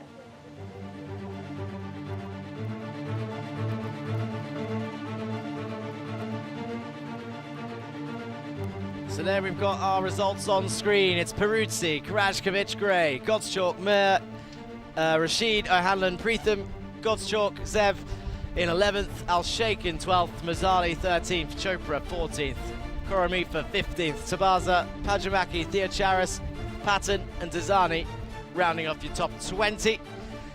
Vitail, Voronins, Al Khalifa, Fedorovic, 21, 22, 23 and 24. Then it's Jensen Kelly, Jacques Garouche, Kashagra, Kumar and Baptiste Augustin. P28, Redan Kumar, Francesco Lisignoli, LBJ Stubbs and Ivan Baggett down in 30th, 31st and 32nd. It was Win Gottschalk that was in P4. 2 Gottschalks out there on the grid at the moment. Again, Peruzzi showing that confidence in the interview. One word answers. I want to have a chat with this boy. I want to see I want to see what makes him tick. There's 2 of them, of course. Don't forget, Leonidas Peruzzi will be out there later on in another category. but a good race for Karajkovic as well, and JNKD in second and third. And also, don't forget, of course, we're live, right? We've got a lot of viewers. There's the 30-second board being shown. So whilst that's there, let's go to Matt in the paddock.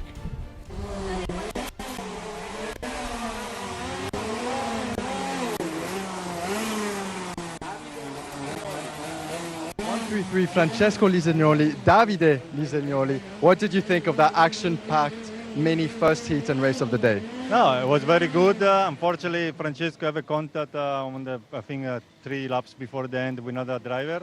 Now we start on the back. She need to fight. He had to fight to go back in the beginning of the grips. So. Yes, I mean there's a massive grid, 32 drivers. Yeah.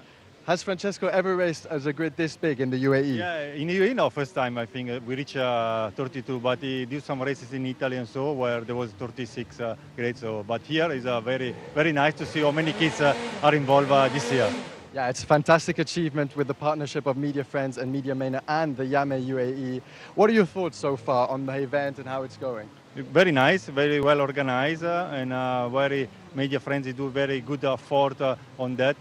Very appreciated on that, and very one step over in Middle East for the karting. Fantastic, and as Davide said, it's very exciting for all of the drivers, for the parents, and for the teams as well to be able to get this exposure and promote their drivers. Now we wish best of luck to Francesco number 133 for the following heats, hopefully not another DNF. Yeah. And of course to the father over here who is watching, we will be supporting Francesco Lisegnoli and we wish him the best of luck. Thank you very much, Davide. Thank you.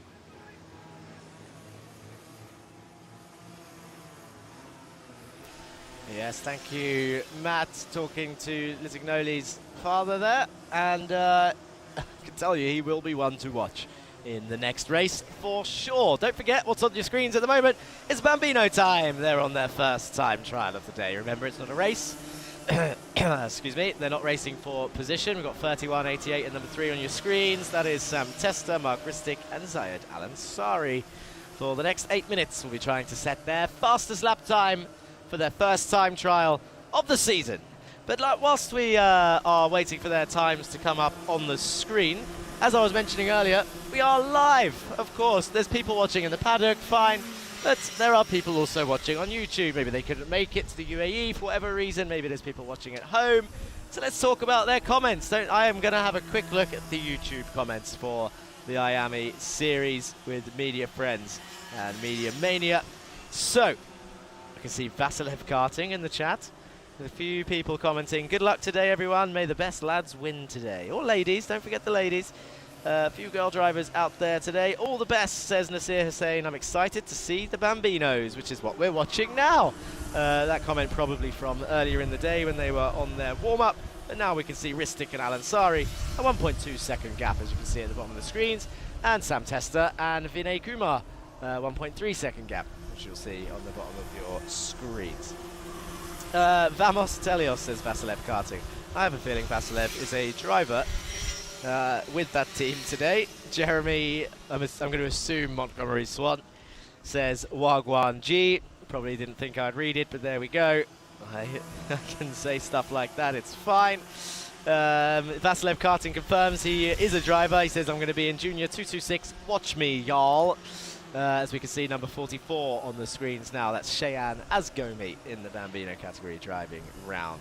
Federico Rossi in the chat says, good luck everyone, with a 4-leaf clover and a checkered flag emoji. Superdub says 6-7. That'll be another one of those TikTok references that I'm too old to understand. Go get it, boys, says LM Fit. Good luck to everyone. Go. There's a lot of support in chat. This is good to see.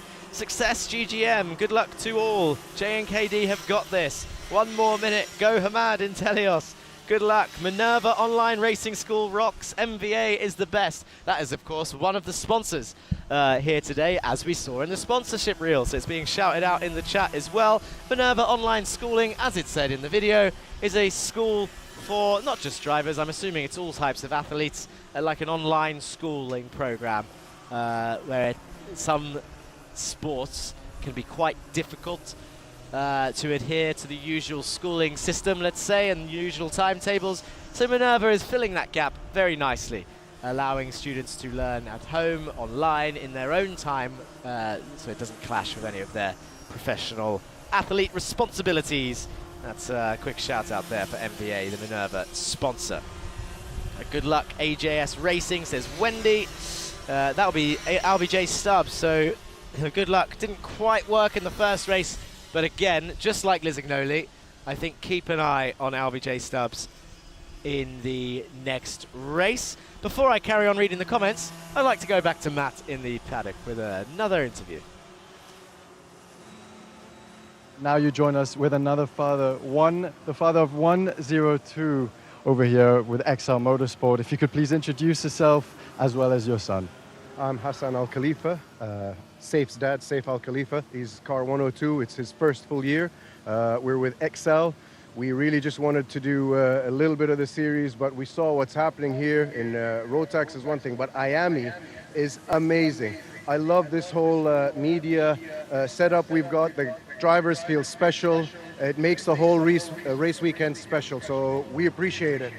Well, thank you very much for the kind words, and we appreciate you guys being here and helping us being part of this journey right away. So tell us a bit more about the first race and how it was so far. Well, Saif is 8 years old. He had the best weekend so far. He was in the top 3 in his category. He struggled a little bit in the first session, and he's just now learning how to get through the crowd when something happens.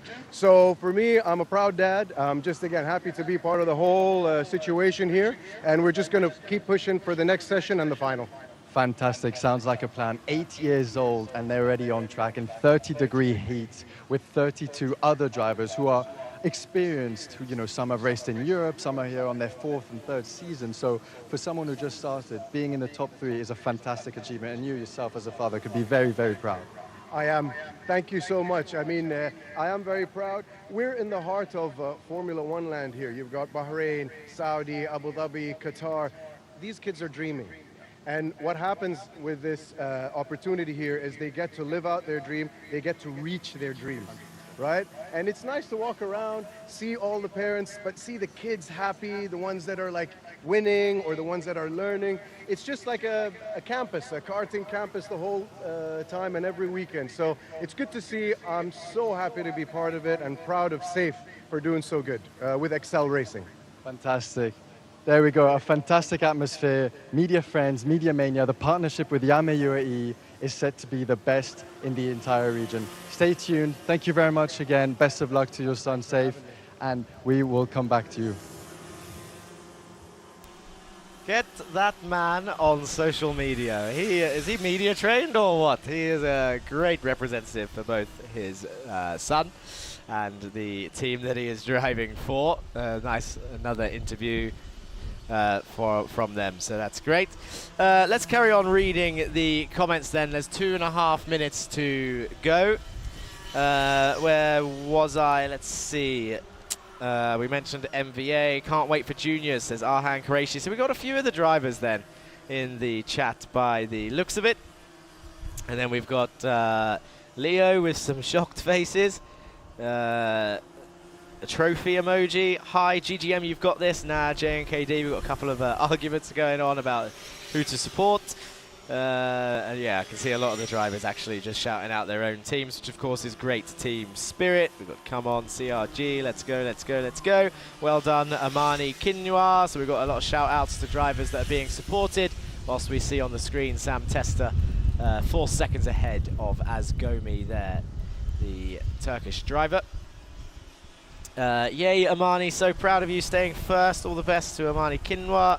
Go Jazz, go Louis. Andre Curry has noticed. There we go. I know Andre's watching the stream. I finally caught up on the chat.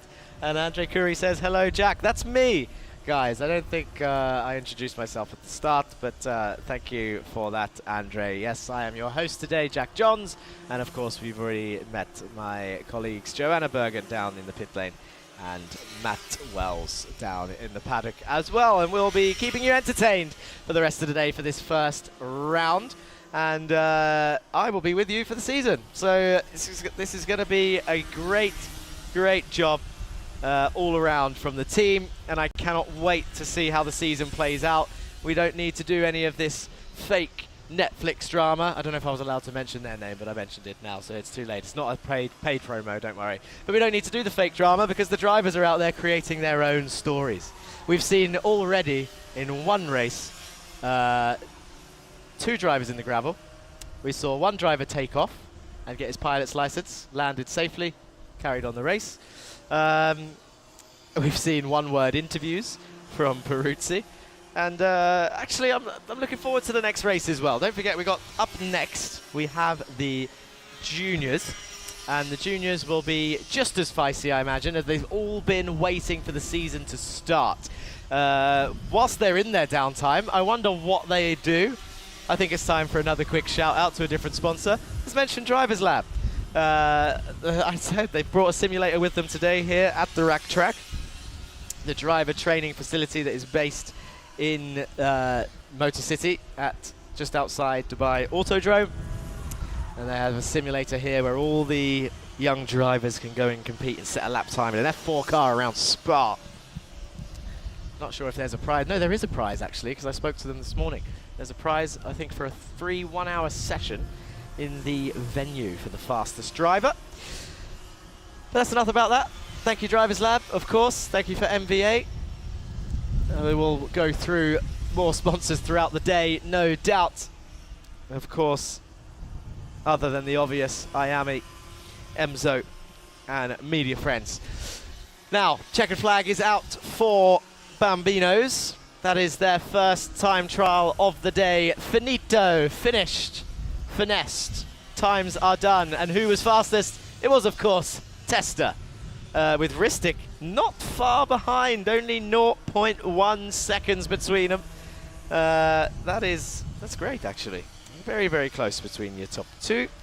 There are a few drivers on the grid, around 7. 6 or 7 drivers on the... I've got 8 on the list, but I think 2 not in attendance today, which is fine, but I'm sure we'll see them make an appearance later in the season. Let me know in chat. I will keep the chat open for as long as I can if you are watching, whether you're watching here in the venue or at home and joining us for this first round of the Iame season UAE. I'm so excited. I don't know who to... I mean, I'm a commentator, right? So I'm not biased. I'm not going to cheer on any specific driver. But I do like solid racing. And we can see the checkered flag is out here. We can see the drivers coming in onto the weighbridge. So the Bambino's over. And the juniors up next then. But there is confirmation on your screen. Sam Testa, the Malta flag held high for P1. Ristic in second place, number 88, not far behind. And Alan Sari in P3 for Synergy UAE. That's a Synergy 2-3. No, it's a Synergy 1-2-3. Sorry, I was focused on the suits. I didn't see the team name at the bottom. That's my bad. A Synergy 1-2-3 then for your Bambino category.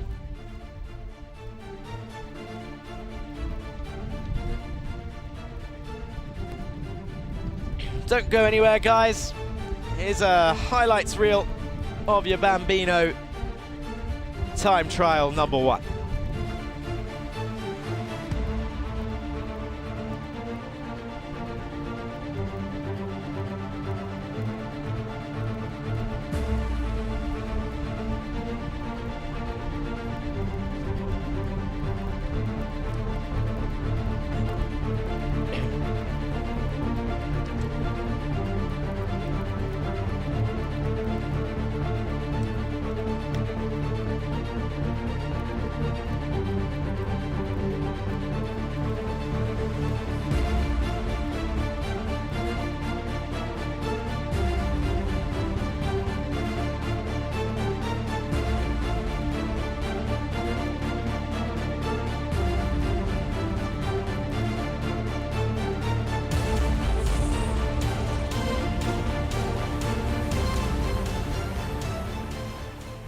There we have it then. Over to Joanna. That was the end of the Bambino Heat session. What an incredible session. Our pole position driver is our winner for this Heat session. Welcome back, driver number 31, Sam Testa. Congratulations. How are you feeling? Good, not bad. It was a good race. The kart was good. The track was good.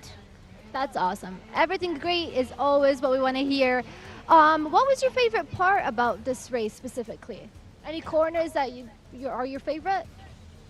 My favorite corner is the one back there, and like turn 2. Turn 2. Well, that's incredible.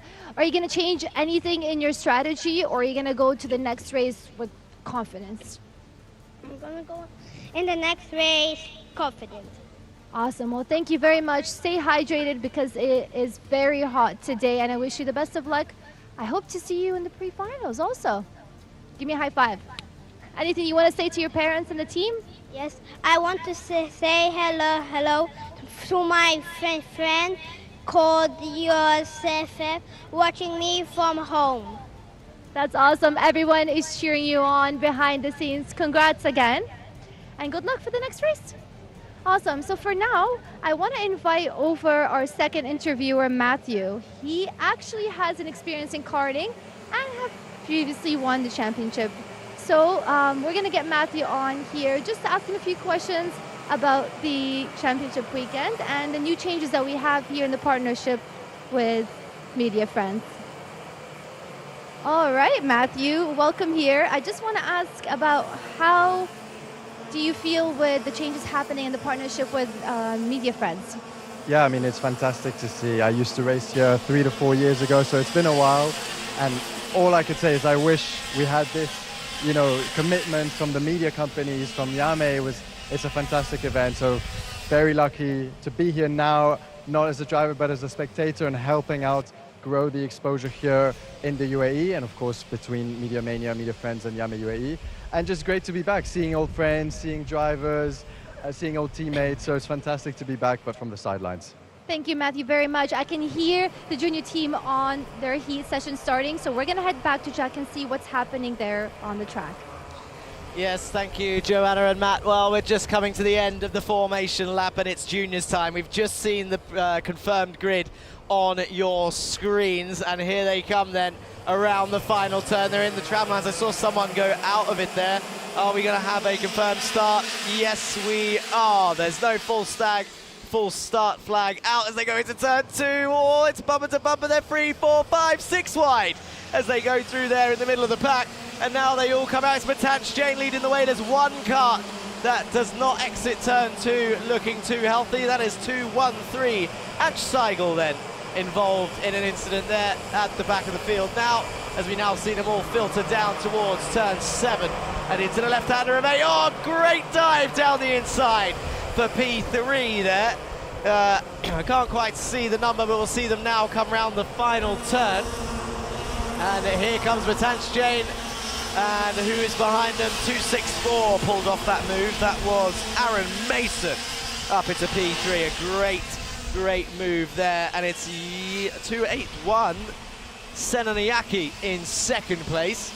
And not far behind Matanch Jane as they enter turn 6. I think they just swapped around. That's front. Look at them, side by side, down towards turn 7. 281 on the inside. Can't quite get it done on the brakes. Senaniaki then down into third. Mason is on an absolute charge. 264 then in P3, only a 10th behind. Chasing down your leader of Matanch Jane there in the orange car at the front. You can see the updated times now. Henry King in P4, Alcasemi, 5th. Oh, 227 and that's out of the race. That is Leonidas Peruzzi, who is out of the race. His brother just winning the previous heat, the previous mini heat, and now in junior his brother is sadly retiring on lap 2 of 13. Yeah, so didn't make it too far into the race. I'm sure it's not exactly what he had planned. There's 209 Axel. I thought he was going to dive down. Let's go to a replay of what happened to Peruzzi. Is it 235 sends a move on the inside? That's a bit of a late one. That's Rivera. Oh, and he washes out wide. We're unable to see. Oh, and hits the barriers. Yeah. Now, is that going to be a penalty? Is that going to be a penalty as he washes him out wide to the point of no more space, and Leonidas was forced to hit the barriers? Yeah, I mean, it's potential. Of course, it's not for us to decide. It'll be the stewards, but like you say, he was forced out wide there and just sort of run into that barrier. As we see 297 going down the inside of 208 there. Missed the end of that move. I think this is 272 and 282 as we cut to turn 10. And see the 4 carts coming around the final turn. And now into turn 1 and turn 2. I love this onboard shot. You can really see how they're working the wheel. He goes down the inside into the left-hander. Don't think he got the move done, but he had a look. And there's number 249. That is Arhan Qureshi. Yeah, the drivers nearing turn 6 as we switch to the end of the back straight. Flick it into the last sector, a double apex V shape this corner to get a good exit onto the main straight over here, and it's flat out until the first corner. Number 255 Mitansh Jain still leading, just under 510 from Mason in second, in the black helmet over there. Yeah, Mason's gained 7 positions back from the start, and Henry King, currently in P4, has gained 9. I think that's actually the most of any driver that's being shown on screen right now. So Henry King is on an absolute charge. Only 6 tenths back from Senaniaki in third. Mason is only 4 tenths back from Jain, and he's got just over half the distance of the race to go to try and get that position. You can see 260 and 251 there fighting, but there's Mitansh Jain. That's your leader. 264 then, hunting him down. 281, I think, actually being pulled away from as Henry King now hunts down. 260 down the inside of 251. That's Kage versus Kappen. So Savoy Kage down the inside of 251 Kappen. And at the bottom of your screen, you can see Stevens and Kasemi, the gap 3 tenths. Mitansh is increasing his gap by just 2 tenths. Now, the trick is, does he push and keep on pushing now, considering he's got 2 other races and long races, 17 laps and then 21 laps, if I am not mistaken, for the final. And in this heat, tires is going to be crucial because 21 laps is going to chew the tires, considering the track temperature as well as the outside temperature of 34 degrees here in Rat Track. Yeah, so like you said, he's eking out that lead actually, just a couple of attempts at a time per lap. As Henry King is gaining a lot on 3rd place. So him, as Jack said, oh, he's on his bumper. Is he going to go for a move here on the inside on number 281? No, decides to think better of it. Sticks to his bumper. Are we going to see something from Henry into the first corner? A great overtaking spot. You need to prioritize the exit, as you are unable to see.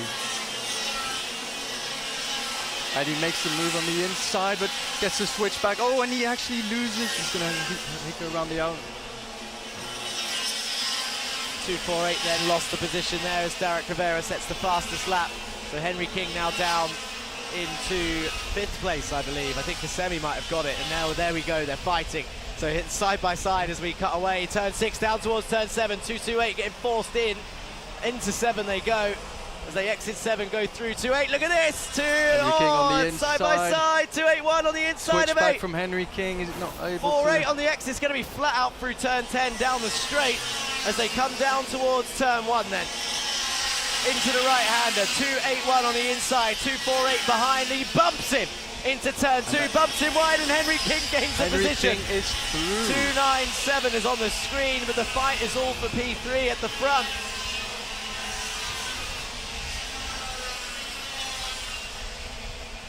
And now I think we're focused on it again. 281, Senaniaki in the middle of this. 255, that is, that's Jain leading the way.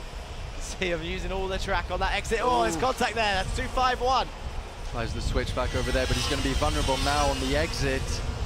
251's going to be vulnerable. This is Kappen and Kage again, I think. Is he going to play defensive? And he does a little bit as we see bumper-to-bumper action right below. Unable to make the move from Jackdo over there. As Mitansh Jain comfortably in the lead, just over 9 tenths from 2nd place in Mason. Okay, so focusing on Mitansh Jain then, 255, 1 second in the lead now. Just pulling away a couple tenths at a time. There's 213 and 215 bumper to bumper. as the leader turns into turn 1. 2 laps remaining for the race, and so far everyone it looks like everyone is still remaining, which is rather surprising but good, as we see an Axel move on the inside over there, and he makes the move through. Unable to see who that was exactly. And there we go, Henry King having a look behind. He's currently in 4th place, so he was able to briefly pop it, as we see 260 on the inside of Nathan. Makes the move stick right there. So then goes defensive Nathan, now under pressure from 219 from Veer Chopra. Oh, around the inside. What a fantastic move over there from the JK&D driver, and this is going to be very tight with Jack Doe rounding up into the first corner. Everyone stays in line. Are we going to see any late dives into the first corner? No, everyone's sticking in unifile. And you see number 215 closing the door to 213, which that was very close through there. High speed close off the nose cone. Look at this round the outside of Jack 6. Doe, Here's the exit. It looks like he's got the switch back. 209 Veer Chopra, Jack Doe on the inside. He should be able to, and he's done it, it looks like. Now he needs to focus. Oh, and even more with taking hit bumper to bumper. Yeah, look right at that there. late breaking into 8 there from Chopra as Jack Doe gets the move done then. As a third driver was coming in, it's Arhan Qureshi was about to get involved in the same fight. So Jack Doe doing well here as he puts up a good fight with Chopra. Derek Rivera just up the road and the checkered flag is out. And Matanch Jain takes victory then for your first race. Mason in second, 1 second behind. A great charge from him. Is Al Khaimah in third. Wasn't mentioned much in the race. He only gained 2 positions, but it does not outshadow his podium finish. Mason up 7 places, and do not forget Henry King up 9. Barakordi there in P5. Senaniaki 6th. Stevens 7th. Kugay in 8th. And we'll see a confirmation of the results come up on your screen shortly after your first junior race of the Iame season. Look at this onboard shot as they come into the pits. You'll see them come into Parc Ferme in towards the weighbridge. They go round the tight hairpin.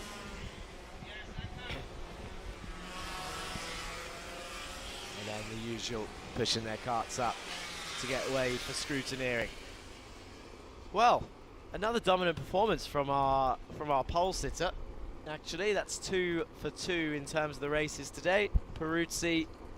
Achilles Peruzzi, I should say, starting on pole earlier, taking victory, and now Matanch Jain starting on pole and taking victory, but not threatless. They had to fight for it at the start and then just slowly chip away and extend their lead.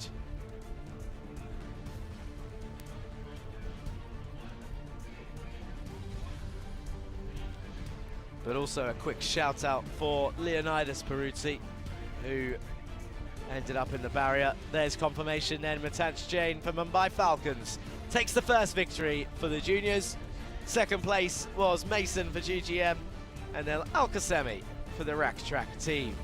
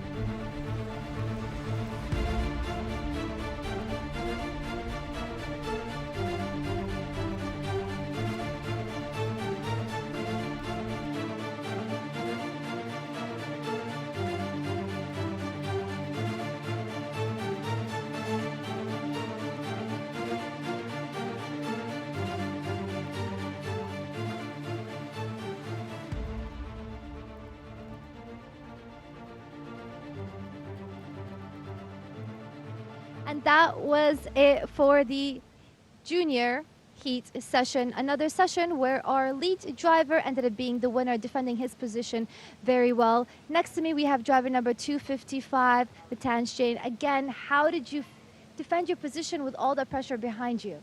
Well, in the start, there was a whole train on me, so I knew I had to go in defensive, didn't let them through.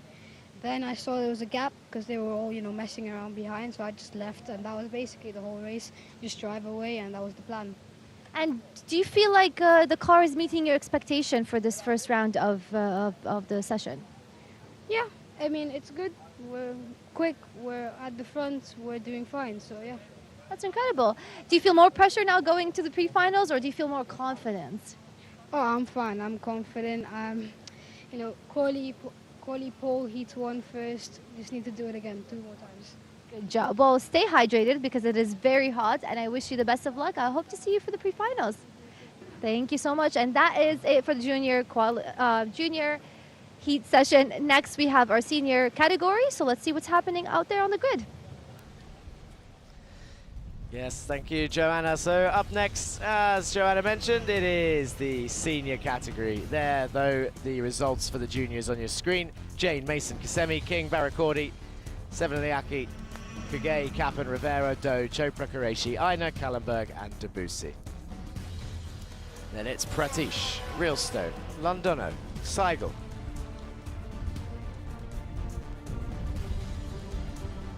Essa Al-Hamadi, Rayan Albani, Jasfir Bhatia, Iham Siddiqui, down to your 24. Antonio Sadat, Ivan Borinov, Giuseppe Montanari, and Leonidas Peruzzi. The end of the field after being pushed, let's say, towards the wall. And there, a nice arty shot of the Iame Series UAE flag, highlighting that that's what we're here for. The first round of the season.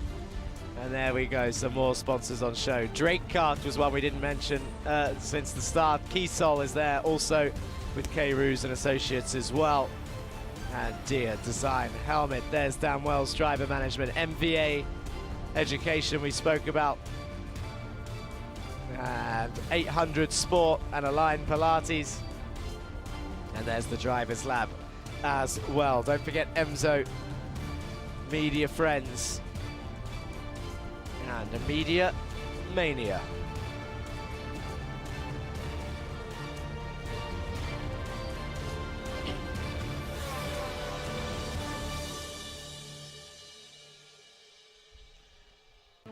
And as mentioned on all of the brackets earlier, the categories, Comet tires among the grid. Plenty of flags out there on the circuit as we wait for the senior grid and the senior 170s. 25 drivers, another pretty full race.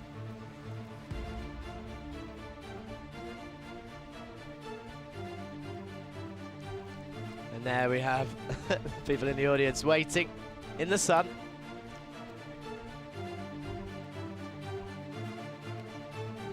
For the next one to begin. We've seen a few of the drivers talk in their interviews about the racing today so far, and we'll catch up with a few more, maybe a few more parents, maybe a few more team bosses throughout the day. There's Gabriel Barakordi. Mr. King, guessing with the wet towel on the back of his neck to cool down. Let's cut to Matt in the paddock. Thank you very much. Now you join us on the senior pre-grid for the first senior race of the day. In first position, we have Rayan Damadasa, and alongside him, we have Adam Albasoni. Now let's see if we get a quick word from Rayan and the GGM team. Rayan, how are you feeling for the first race of the day? Yeah, good. Good place to start. Pole, just try control the race and see how it goes. Fantastic. And what's your plan going into the first corner? A very tight corner, loads of drivers behind you. How are you going to make sure you come out in first place? Just place the car in the right position. Hopefully get a good exit of 2, makes the race a lot easier. Perfect. Well, we wish you the best of luck to Ryan. Number 321. Fun fact, that was my kart number as well. So good luck to Ryan over there. We follow through with Jeremy Montgomery's son. Then we have Louis Hartmann rounding up. Then Linus over here. And we will go actually to the Teleos race team kart number 366. If we could get Max Dexter, kart number 366. How did qualifying go for you? I went absolutely shocking. Right, well, now you've got the first heat to try and make up these positions. What is your plan? Yeah, I mean, the plan is to do the opposite to what everyone else does. The plan is to do the opposite of what everyone else does. Now, let's see if that works. If that doesn't, you heard it here from Max Dexter. Well, we will wish him the best of luck. He's got Ryan Carouse right behind him, number 364. Ryan, you got 366 right in front of you. Straight into him? Yeah, of course. Some funny jokes over here going on. What's your actual plan to the first corner? God knows. God knows. Yeah. Close my eyes, don't break, and hope for the best. These are the senior drivers, guys. The drivers who are supposed to be the ones with the most knowledge. Now we keep going along through the field. We have a couple AK karting teams over here as we will go all the way back to the field. Right here, 354 from Nathan Pope about to set his kart down. Nathan Pope in his white helmet, so he's able to find if we can keep going. A couple novice drivers over here. So with the novices, they have to start from the back no matter what lap time they get. These are the novice rules. As we will make our way to the front a bit more. Now all of these drivers are getting ready, getting in the zone for their first race of the day. A lot of tension is building up and they will make sure to give their best out on the track. A very tight first corner with loads of karts. So let's see how that goes and where drivers will place their karts for this first heat as we keep going. Now we have Sakir Al-Qasimi here, number 312. Very much knows this track. Let's see if we can get a couple words from him. Sakir, how are you feeling for the first race? Actually, just kind of nervous. A bit of nervous, but a bit of excited. And also very hungry. Very hungry? That's my main motivation so far. Hungry by motivation, you heard it here. And what is your plan for the first couple laps? The first couple laps? Well, I think I'm just going to prioritize the first lap. Prioritizing on that second corner. Now, you know this track very well, since you've almost grown up here, we could say. Any small tricks that you know that the other drivers don't? Well, since it's been a year, I'm not sure if the strategy is valid anymore. But my strategy, always at the first lap, and it always works out for me, is going really close at the second corner. The reason for that is that everyone tends to go to middle or a bit out just to not get in the sand. But from my experience, every time I went in there, I get carried out by those who pumped me in the back. Fantastic. Some good insights over here from Sakir. Well, we will wish you the best of luck. Number 312 as he starts up high on the grid. Now here we have Ryan in the Mumbai Falcons, Louis Hartmann, Jeremy Montgomery Swan, vice champion last year. Let's see if we can have a couple words with him. Jeremy, how are you feeling for the first race of the day? Yeah, not bad. P3 in quali alone, so we've got the pace. Fantastic. Well, we will wish you the best of luck as the grid is ready and we will make our way out. This is the senior first heat of the day. In first place, we have Ryan Damadasa in second, Adam Albasoni, Jeremy Montgomery Son in third for JK&D, and Louis Harmon in fourth for the XL. That rounds out the top four. Yes, thank you, Matt. We are back then. So the senior grid on your screens. Damadasa on pole, El Bassioni alongside. Then it's Swan and Hartmann on row 2. Volung, Vicious and Qureshi and Kisemi and Kinwa and Detroja and Dexter round off your top 10. Then it's Piri and Gut on row 6. Then it's Martinez and K-Ruse on row 7. Mohan and Ngoma on row 8. Followed by Pope and Alarm on row 9. Then Fedorovic and the other Pope on row 10. That's Nathan Pope there in P20 at the moment. Then it's Bray, Anivas, Curry, Busanad and Salome rounding off your field for your 25 karts then. That's your senior and your senior 170s. Remember to spot the difference for those of you watching at home is the numbers. Anyone with a 3 on the front of their cart, a 300, is in the senior category. Anyone with a 400 on the start of their number is a senior 170 driver. Andre Curry, one of those drivers, was the one in chat earlier that said hello to me in the comments. So this is where the seniors are. This is where the big boys play, I guess. 15 years and up, we mentioned earlier. And let's see how the racing goes. We just heard from a few of the drivers there with Matt walking up and down the pit lane. There is, I can't read the name on the suit, but he's happy. Look, he's just chilling. Thumbs up outside of the cart, on his feet.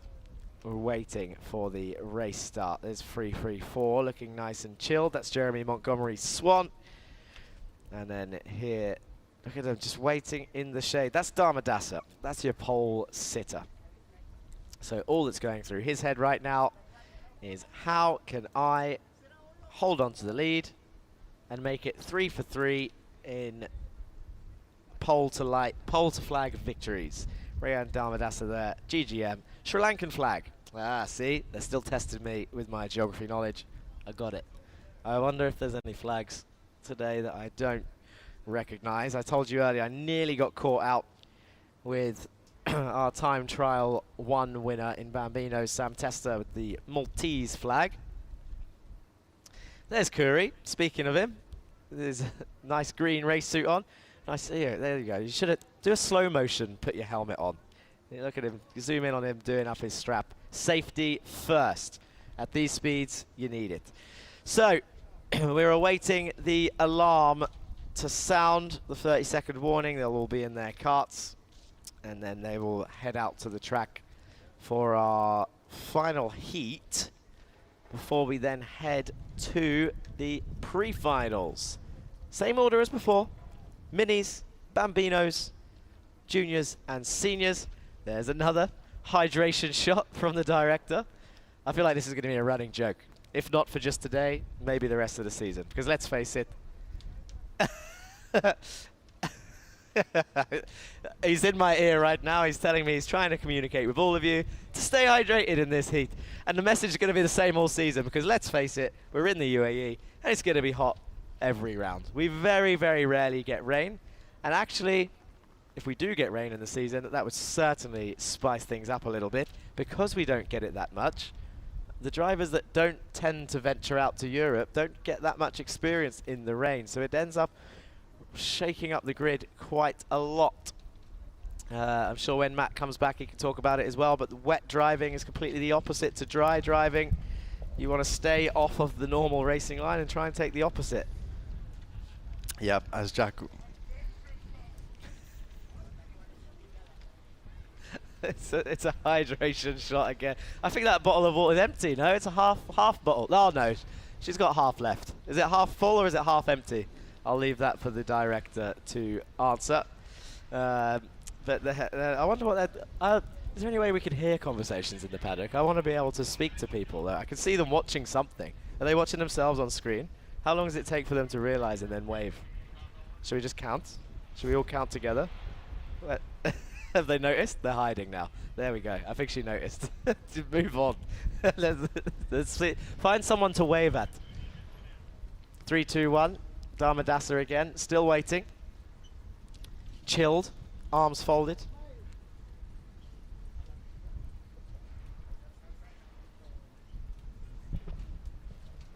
He just wants to start, guys. Look, he's that's what this body language tells me.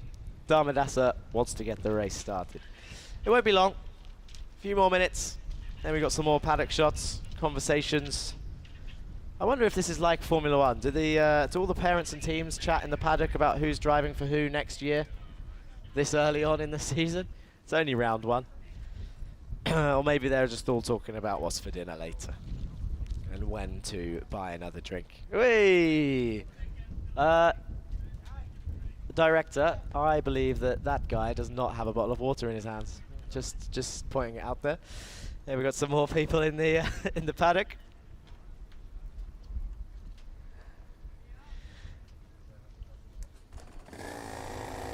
I tell you what I do enjoy. I think I mentioned it a little bit earlier. I can hear engines, so they're going to start to go out now to do their formation lap. But before they complete their formation lap, you can see there from all the shots of the paddock, there's plenty of support for the drivers. And I mentioned it's not just a driver sport, it's a team sport. Not only are the teams getting up and supporting their drivers to try and... I mean, what time were people here this morning? 7 a.m. to prep some karts, get set up ready for today's racing. But not just today, you had all of yesterday's practices and of course practices throughout the week. Extra practices for drivers. Do not forget the families. The families wake up, trying to keep them schooled. Growing these young minds, nurturing their children, but at the same time growing this competitive edge, waking up early to support during these races. So thank you. I know we've thanked the sponsors many times during this stream, but take it from me, Jack, and the director. Thank you to all the parents for supporting your young racers this far, and of course as much as you can in the future.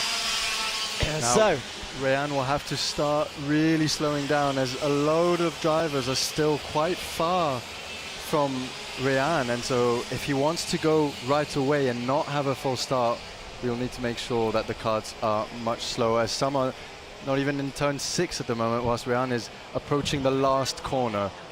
So it looks like, by the way, unless every single kart manages to make it on time, it looks like we might be going for a false start.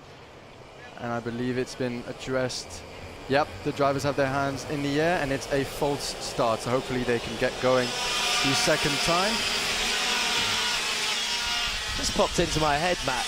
I'm not saying that anyone's doing it on purpose, but does sometimes this get done on purpose to have an extra lap to warm up tyres? Definitely. It depends on the tyre pressures that some drivers are using. So some people will purposely go really fast to try and get another. Oh, and we see a driver on the formation lap who has gone into the gravel. 2 drivers who are currently out on the formation lap. Can't quite see which numbers. That's going to be interesting for the stewards room to see, because it would have been under yellow flag conditions, which I would consider a serious offence. So they can only get their positions back before the yellow line. If not, they have to settle for whatever position they're in. And it looks like a driver's still trying to make up some positions, but as he slots now. Here's a replay, actually. I think it was tyre warm-up miscommunication. Yeah, look, they've... I can't see who that is that ended up on the gravel, spun round, but they'll be frustrated with that. But that would have been just an excessive weave from tyre warm-up as they now come round the final corner then. Here they go, down towards turn 1, and it's green, green, green, and away they go then, down in towards the first right-hander. Swan on the inside makes the move, stick in first place. Rayan Darmadasa goes to 3rd. Now will it be 4th? Louis Hartmann on his inside, he's able to get the position. Rayan goes from 1st down to 4th in just 2 corners. Jeremy Montgomery Swan 1st now, with Adam slotting in 2nd, and Louis Hartmann from 4th up into 3rd. 3-4-7. Pointing ahead there, trying to communicate. That's Louis Hartmann saying, don't attack me, Volong Vicious. Let's focus forward and try and attack the guys in front, as we see 3-5-4 there. Nathan Pope behind number 3-1-2, trying to attack bumper to bumper. There we can see your leader come down the main straight through turn 1 down towards turn 2. Montgomery Swan leads then from El Bassioni, from Hartmann in P3, who said to Darmadasa, focus forward. I thought it was Volong Vicious, but it is indeed Darmadasa, as you said, Matt, dropping to 4th place. And now keep an eye on El Bassioni, because he is not shy of making a dive bomb.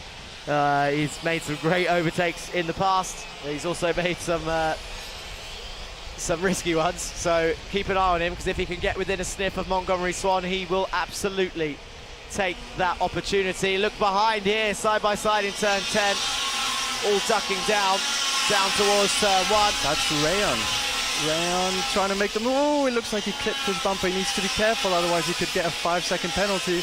And with the field this tight, a 5-second penalty can take you from 10th all the way down to 18th, just with a 5-second penalty.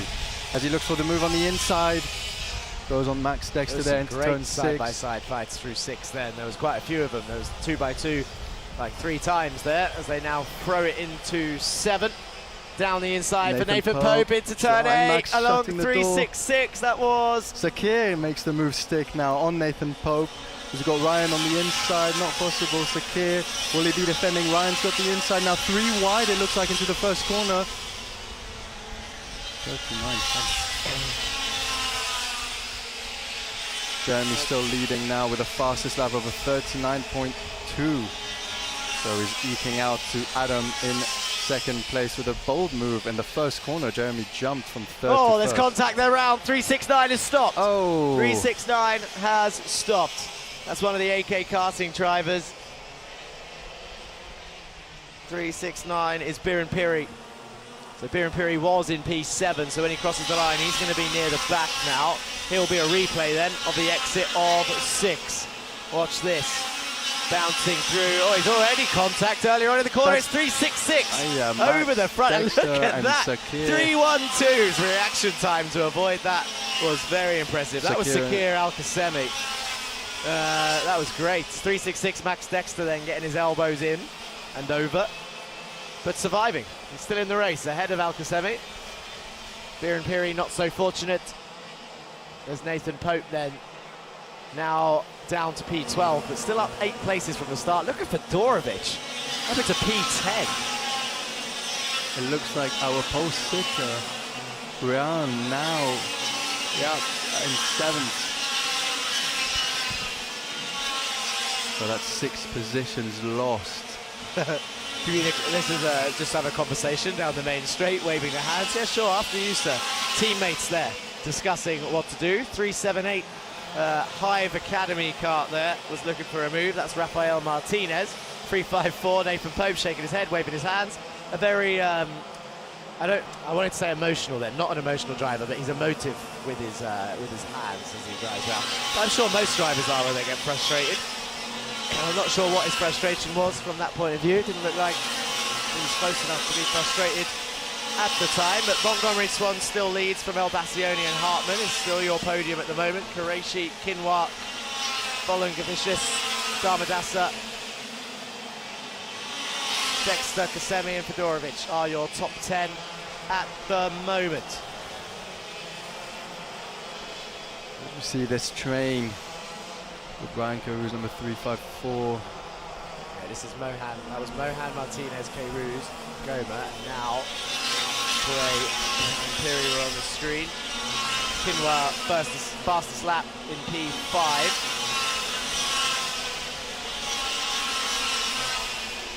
Number 347, Louis Hartman, just trying to close in. A couple more tenths to catch up to El Bassioni, gain another spot up the order. Rayon is gaining on Linus from the XLGP as we see Max Dexter defending from Sakir. Sakir got the inside. Max, oh, careful with his bumper over there, checking his over his shoulder. Now he's under pressure from the driver behind him. Always one of the toughest things when you try and make a move but actually end up defending. 3-2-1, Rayan Damadasa. Max taking a peek over his shoulder. It looks like he's safe for the first corner. Let's see if he manages to keep him behind for the rest of the lap. Montgomery Swan first, second, third, Louis Harmon. The top 5 have spread away from Linus, who's in 6th place, with Rayan inching closer every single lap. Sakir now away from all this as Max steps out, defending against Nathan Pope. Again, Nathan Pope with a small love tap, another small tap. These two, Nathan, you could clearly see. Oh, 363 nearly went for a move. He does go for a move. It's 2-in-1. Oh, there's contact. Who's going to get the best exit now? Nathan Nathan Pope on the inside line. Is he going to keep it through? Max is pushing him through. Max is going to try and make it, and he does. Careful, the inside line. It switchbacks. Axel GP. Fantastic racing going on here. Max ends up still fighting elbows out. Great racing here in the midfield. All the drivers are giving it their all. This is allowing the top 5 to make and keep an even bigger gap to the fighting that's going on behind. As we see Jeremy now 5/10 away from Adam in P2, and then Louis Hartman. So it's a JKND first place and an XL 2-3 for the moment.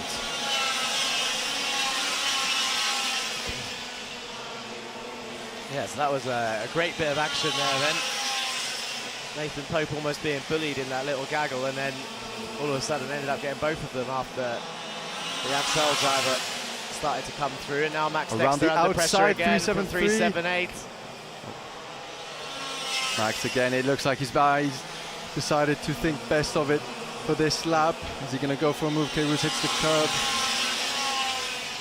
Max Dexter slotting right behind of Martinez in 12th place now. He's got XL Motorsport K-Roos right behind him at the moment, shaking his head.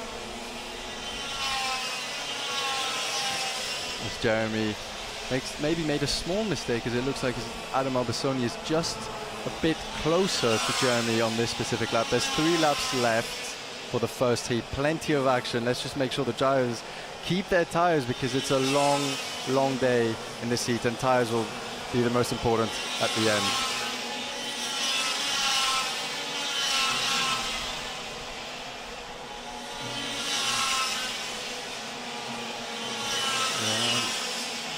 Okay, so a couple laps left then for the first senior race of the day. The heat race before we head to the pre-finals for all 4 categories. Montgomery Swan leads, 3/10 ahead. Kinwar up into 3rd now, as Hartmann drops to 5th. Qureshi up into P4. Damadasa still holding on to 6th. Volong Vicious in P7. Alkasemi, Fedorovic, and Nathan Pope now enters the top 10, up 10 places to match Fedorovic's climb up the order. And now we can see the drivers coming through turn 3, down into the fast left-hander of 4 and 5, before heading to the squared off hairpin of turn 6. As there's a back marker, number 422 with AK Karting in the midst of it all. Let's hope we see some blue flags out there. Yeah, that's Salama down in 24th place, with the top 2 getting ever closer. El Bassioni now within 0.2 of a second, and the checkered flag is waving. Here we go across the line. It's going to be Montgomery Swan taking victory, and El Bassioni only 0.4 ahead was Montgomery Swan, with Kinwar 1 second back in P3. So the closest race we've had today. Qureshi P4, Hartmann 5th, Damadasa, Volong-Vicious, Alkasemi, Fedorovic and Pope your top 10.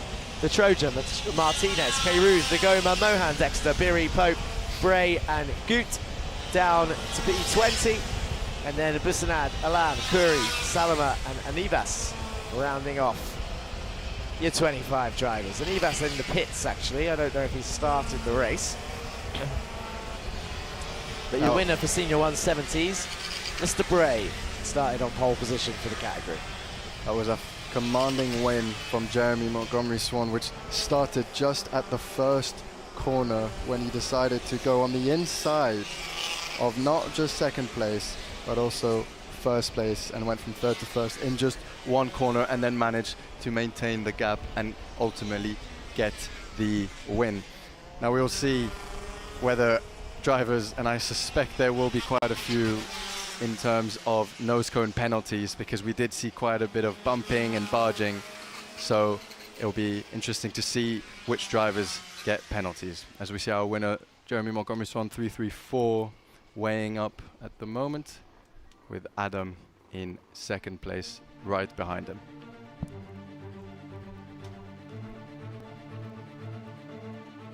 So in 1st place, Jeremy Montgomery Swan from JKND Racing. 2nd place, Adam Albasoni from XL Motorsport. And then in 3rd, Kunyawa from GGM Racing. Congratulations to the top 3 and the podium for the senior heat race.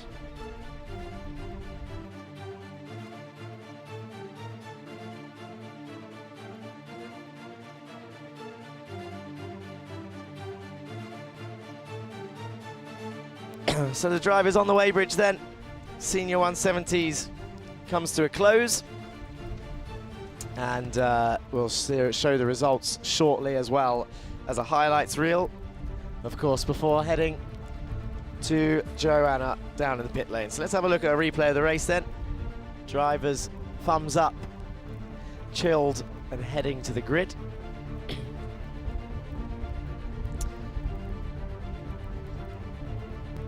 And then we had a full start, but that was the correct one. And then this is Nathan Pope 354. Keep an eye on him. There was a great overtake there earlier. That'll definitely make the cut. You can see them all dipping their heads down behind the wheels.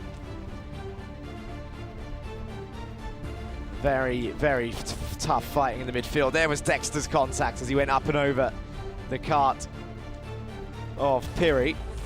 There was the emotional hand wave just at the end of that cut from Nathan Pope on the driver ahead. Dexter again under pressure there with 3-1-2. That was Al Khaimah he was fighting there, and here it is. Nathan Pope, 363 down the inside, Pope on the outside, manages to somehow get a switchback and a great run down towards turn one, and then watch the Hive kart there.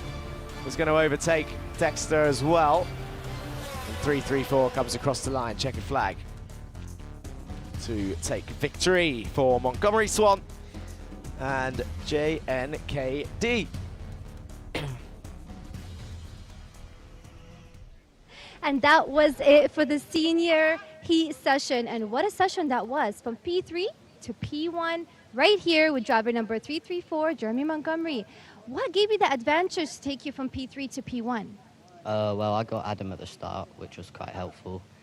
And then into turn one, Darmadassus braked really early, so I've just gone in, and then I held the lead from there. Just had to be a bit more consistent though, but apart from that, it was all right. Did you feel that confidence in the beginning of the race, or do you feel like that confidence grew as your performance got better? Yeah, I had it before the race because I did quali alone, and I was quick regardless, so I wasn't too worried. Are you going to follow the same strategy for the next pre-final, or are you going to change anything specific? How do you feel going forward? Feel fine, kart feels good, so just got to go and win. Awesome. Well, I wish you the best of luck. Thank you very much, Jeremy. And I do want to see if we can talk to our senior 170 winner. Let's see if we have that driver ready. If not, I want you guys to stay tuned. Just give us a few moments so we prepare, and we'll be right back with you.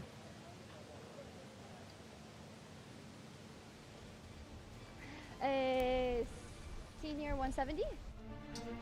Thank you, Joanna. Just trying to find a couple of the drivers down there in the chaos of the pit lane, as it can be a busy place at the end of the race where all the karts are coming in and out. So instead of the traditional system, we've built a school specifically for athletes and anyone who needs a more flexible education. We provide a full school curriculum including GCSEs and A-levels, mentoring support from ex-athletes, and the ability to study from anywhere in the world at any time. Welcome to MBA, the #1 school for athletes.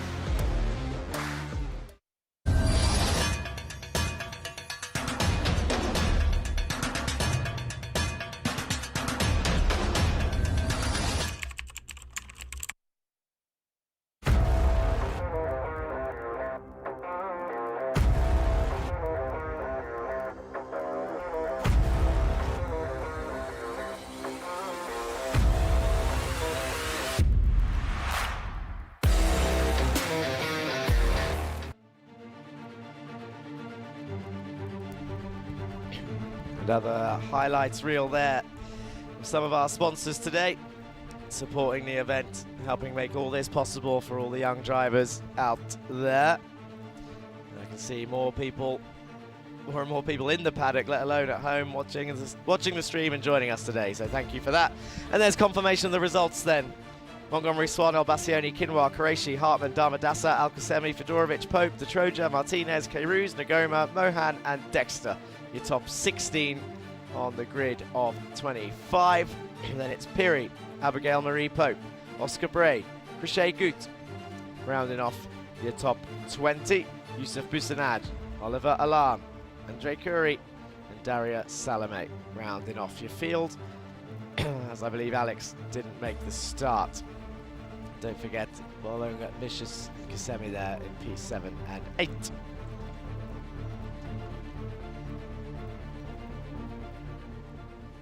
While we wait for a senior 170 heat winner, I have here with me George, a team principal of GGM Motorsport. George, how is the team doing so far with this heat? How are you preparing everybody for this season? Yeah, it's difficult with this heat, I think, for everybody, even the personnel under the tent as well, so let alone the drivers with all their kit and helmets on. It's a long season, 10 rounds. It's just about collecting points and being there at the end of it, and making sure that we've got a shot of winning the championships. And I wanted to ask you about this new partnership with Media Friends. How does it feel from a team principal perspective? What's the benefit for the team, for the driver, everybody here that's involved in this championship? Yeah, it's brilliant. It's just boosting the presence of karting in the UAE. This is what we've been crying out for years, and now we've got that access to everybody at home, family, friends, sponsors of the teams. It's just given us great exposure. That's awesome. And for any future drivers that want to join GGM, how can they find you guys? So we're all over social media, Instagram, we've got our website as well, georgegibbonsmotorsport.com. They can get in touch. Awesome. Thank you very much, George. That was incredible to hear from you from a team principal perspective, and I wish your team the best of luck. Thank you. All right, I can see here our senior 170 winner, Oscar Bray. I mean, incredible job holding your position. How does it feel? I just try to keep up with the back of the 160 grid. Having 10 extra kg really slows you down, especially around this track. But yeah, it's lots of sweat. High performance athletes sweat.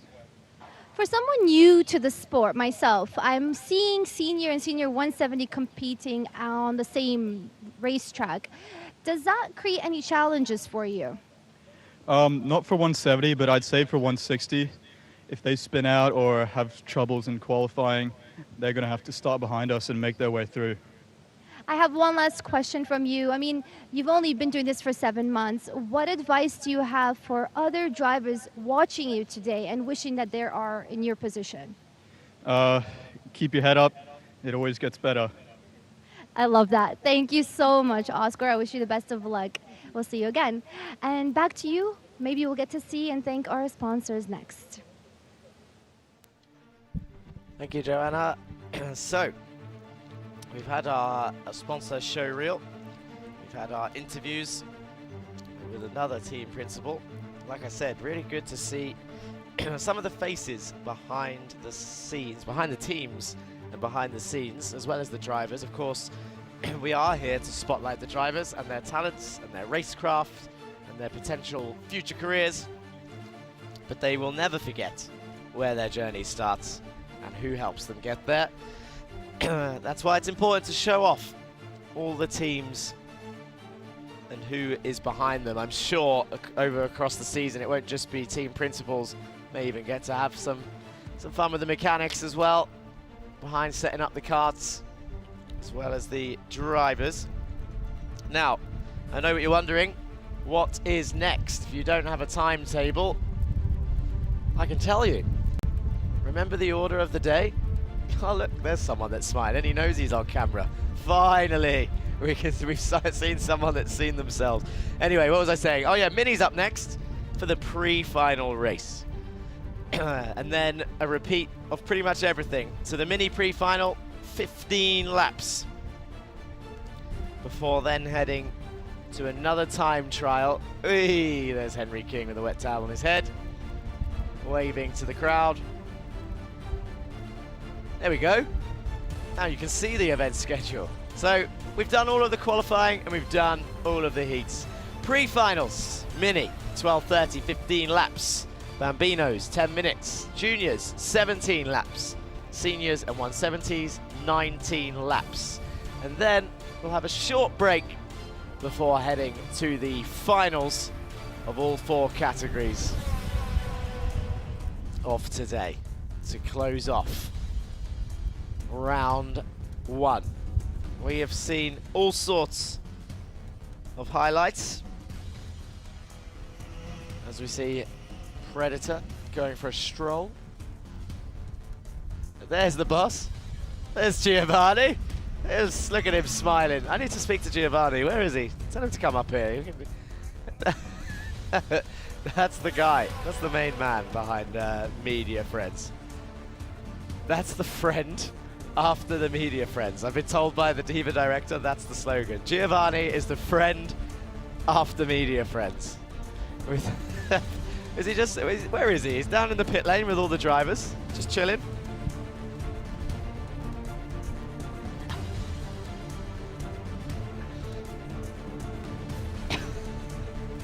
I feel like me and you are just having a conversation whilst everybody else is listening, but they can't hear you. So it just sounds like I talk to myself. And then when I see people laughing in the paddock, I feel like they're just laughing at me, huh? But it's okay. They're enjoying themselves. They're being entertained. I can see a lot of phones out still, which means people are either watching live timing or watching the live stream. And now, oh, see, this is the part that I wanted to see. At this point, now we're going to see the parents and the mechanics doing all the hand signals during the race. Make sure you try and get a shot of that. See if you can. That's your challenge for today, camera guys. See if you can get any of the parents doing the kart communication hand signals of go faster or calm down. Important business call. She must be talking to one of our sponsors. Speaking of sponsors, there's MVA in the background for all your online schooling needs for athletes and performers. Don't forget all of the other guys on our sponsorship package. Today, Align Pilates, Drivers Lab, Danwell's Driver Management, and 800 Sport.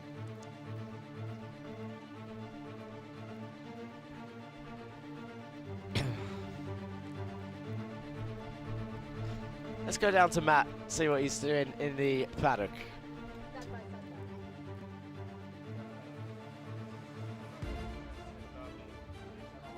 Here we are in the busy pre-grid of the mini class getting ready for their pre-final. Now here we have Giovanni Jr. showing his brand new helmet for the weekend. Giovanni, can you tell us a bit about the helmet, your favorite parts, the colors, and who did it? So it's a brand new helmet. I just got it 3 or 4 days ago, and it's my favorite thing about it is the sides, because I really like the colors, and it has Media Friends on it. Amazing. I see some chrome here, some Media Friends coverage, and your name right here. And Dia Design, can you tell us a bit about Dia Design? They are a sponsor here for the championship. So they design helmets. I always get my helmets from Dia Design, and they are very good. Amazing. That looks like a fantastic helmet, and hopefully it's going to bring you luck for the race. Now, this is Giovanni Jr.'s kart, and we have his teammate here, Alex. Alex, how was the first heat for you? The start was good. I got to my inside. A little unfortunate, like mid-race, I got into an incident, but I made a few positions and hoping in the pre-final that I can make more. Fantastic. Yeah, we saw a lot of fighting going on. So what's the mentality going now into this race? Are you just going to keep your elbows out and push pedal to the floor? Yeah, don't think, just do. Don't think, just do. Now, these are what the mini drivers are saying. If we can go further back, we'll see plenty of teams that are lined up over there as we keep going here. The Excel carts, more Predator drivers over here. Now it's so hot that drivers are even keeping the cart in the shade due to the heat and keeping the engine temperatures low, everything low, because it's almost 40 degrees in October here in the UAE. Now let's see if we can grab a quick interview with, is Atika here by any chance? Now we have Atika, one of the few female drivers on the grid, if we could get a short word. Atika, how's your day been so far? It's been pretty good. I mean, I've gained lots. I fell down in the heat to I don't know where, maybe like 15. Then I came to 5th, so it was good. Like I had a little incident on the 2nd lap, but I recovered from that pretty well. Fantastic. And what's your plan going into this pre-final? To possibly win. Amazing. That's the best plan of them all. And how are you going to do it? I don't know, like just gain as many positions on the start and overtake when I need to, defend when I need to, push when I need to, I don't know. Great. And overall, how's your experience been with XLGP so far? It's been good, like considering it's their first race in the UAE, it's been great. Like the speed is good. I think it's just me now to decide if I win or lose. That's the right mentality to have. Well, we wish you best of luck for the weekend as we keep going further along. Thank you very much. Time to...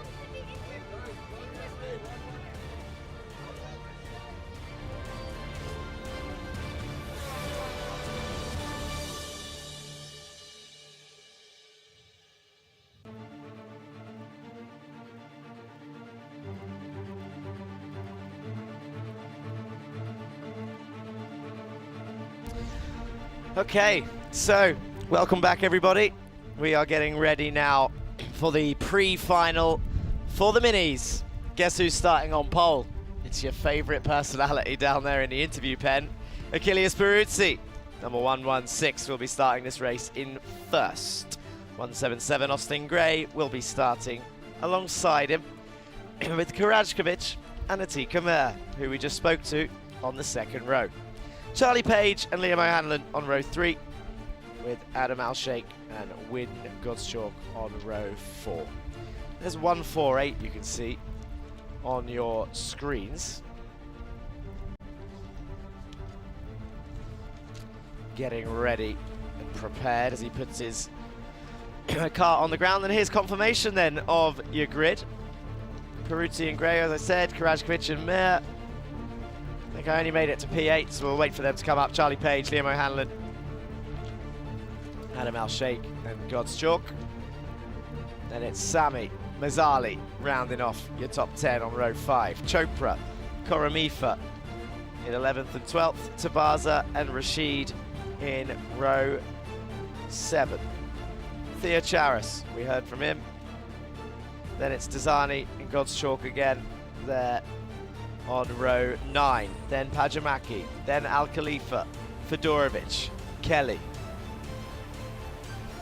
Preetham and Garushk, Kumar and Augustin. Keep an eye on him. Baptiste Augustin and Lizignoli and LBJ Stubbs, because those three will be coming from the back with a fire in their eyes. And then Bhagat, Batali, Voronins and Kumar. Rounding off your mini field.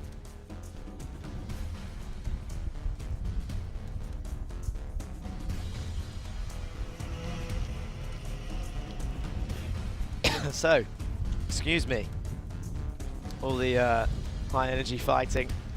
I think I will commit to losing my voice by the end of today, but not before, because we need to keep you guys entertained and telling you what's going on in this racing as we're waiting.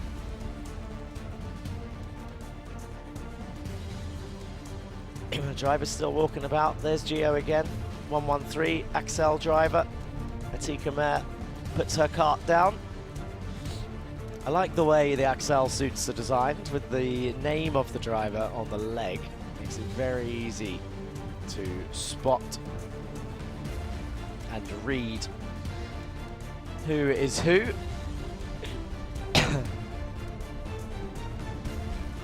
There's 114 doing the old nervous leg shake. 114 is Charlie Page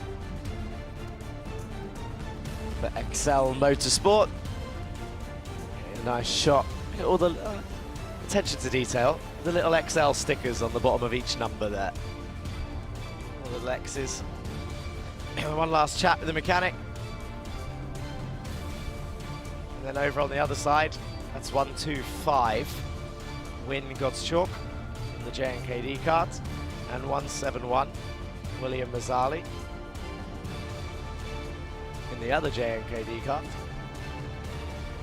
Number 146 with the Lewis Hamilton inspired helmet. That is Hamad Koramifa, the Telios Racing Team. He's got his water. This could be counted as a hydration shot. And he's waving. There he is, look. So he sees the camera. That's it. Take one last swig before the race starts. 109 the cart behind, Rayhan Khan Rashid for Axel.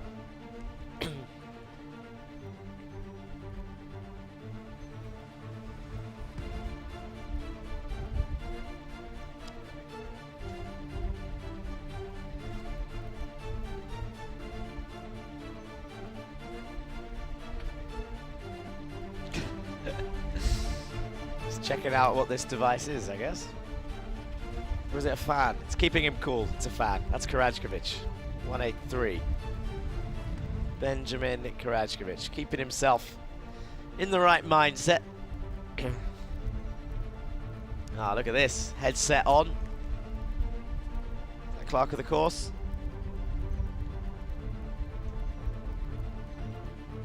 Use your heads. 5 and 6, and In you have a black international flag. sign for use your head, that one. Doesn't matter where you're from.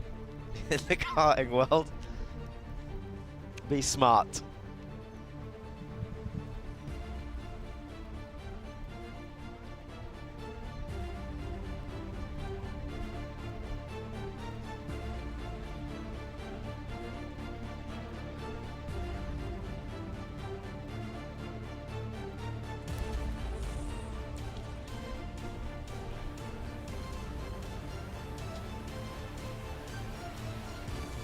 Cool, 155 there. Getting some extreme advice. Just say it. Adam Al-Sheikh, go for it. Just go. Attack. When you have the opportunity in the corner, you just send it late on the brakes. Chuck the car in. Here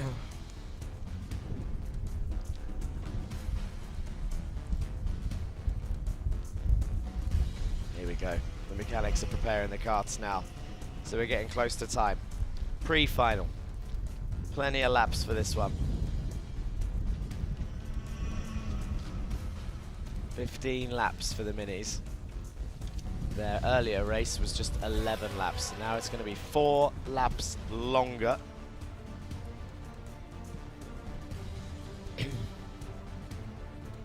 And remember to keep an eye on these guys at the back. 134, Baptiste Augustin. 199, Albie J. Stubbs. And 6 for Francesco Lisignoli. 120.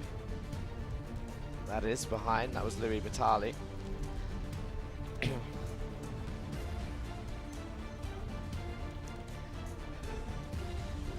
And there we have on screen our famous organizer. Everybody give a wave to Maxi. If you're watching the stream at home, don't forget to comment. She knows she's on camera. She knows she's on camera because she's in the same spot as me. Wait, that means I could say hello to the audience as well. Where? Oh, it's going to be delayed. I can't see. I'm just going to stand here for like 5-10 seconds and wave and just see. Yeah. Down.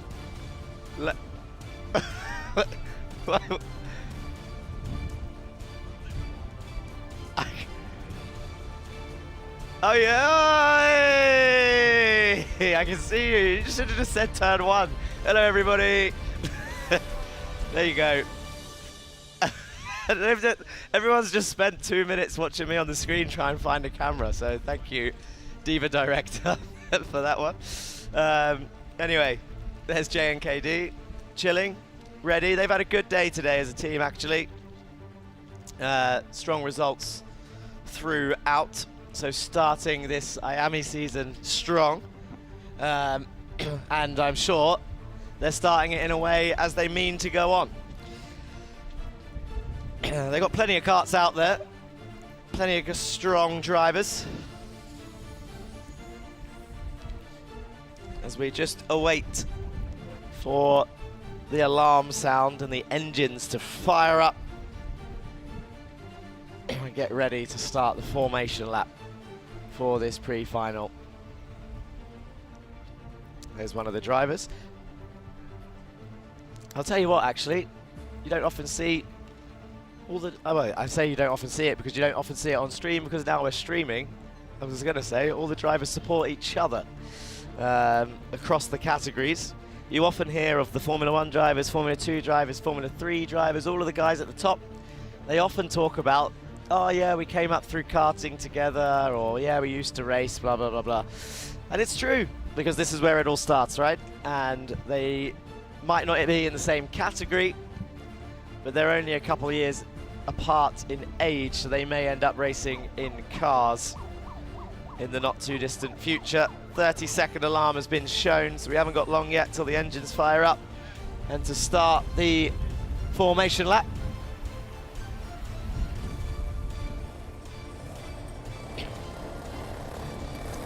So yeah, this is what they mean when they say they came up through karting together. Someone might be winning in junior category, someone might be winning in the senior category, and they might end up racing in F4 cars together.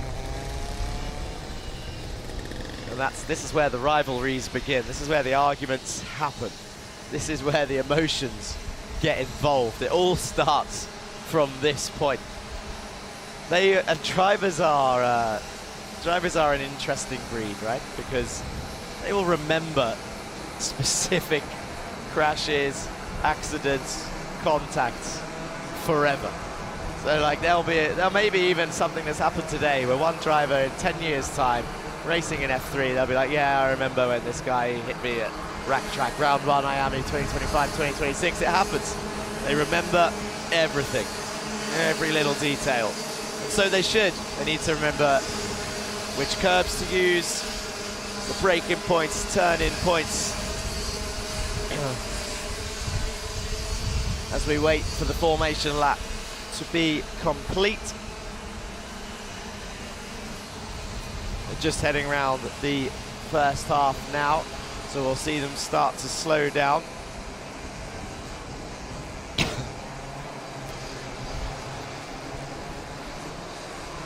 Let's watch closely on the camera then to see this mini start. Peruzzi in P1 again, Austin Gray again in second. Is it going to be as plain and simple as it was last time out? Just a couple corners left to see as revs start rising. We'll find out now as they come through the tram lines then, waiting for the lights to come on, and we're ready for the pre-final of the minis, and there's no full start flag being waved, so they're all weaving down towards turn 1 then. Through the flat out right, in towards turn 2. A couple of people later on the brakes as they're 3-4 wide. Oh, and there's a spin into the in right-hander, down through the left. The wave of the hand for 183 P2. That's going to be Benjamin Karajkovic waving his hand from the kart behind. After a little bit of contact, he's already attacking Peruzzi. Takes a wider line into 6 as they now go down the back straight. Peruzzi and look with at a defensive Peruzzi line. looking over his shoulder. 183 looks to the bump. inside of 7, down towards 8. They're almost 3 wide. He goes to the outside. 114 down the inside then. That's 114. That's Charlie Page. He looked relaxed in the pit lane. Now they're coming towards the final turn. 114 is going to hold on to second. Charlie Page will come under threat though from 113. Atika Mer. She's slotted herself. Peruzzi with the defending line. He wants to Pointing. go. They want to go. And Peruzzi being pushed all over the place. Looks like Peruzzi's now fallen into second place. That might even go further along. No, he's into second place now, with the JKND of Karajkovic leading, as it looks like, if I'm not mistaken. Even more fighting and jostling for the positions and the exit of turn 6 as they get into turn 7, a sweeping corner. Everyone following in unison. Oh, someone climbs the curve over there. Yeah, bounces over the exit curve at turn 7. So it's Karajkovic leading then, showing 4th on the timing screens, but the 183 leads the way from Peruzzi. They're exiting the final turn. It was on board there, as we said, with Peruzzi down towards turn 1. Into the first turn they go. Peruzzi on the bumper of Karajkovic. He's not going to want to give this position away easily. There's still a lot of time to go. 15 laps for these mini drivers. So you understand why the other drivers were telling Peruzzi, get on with it, don't defend, it's the first lap.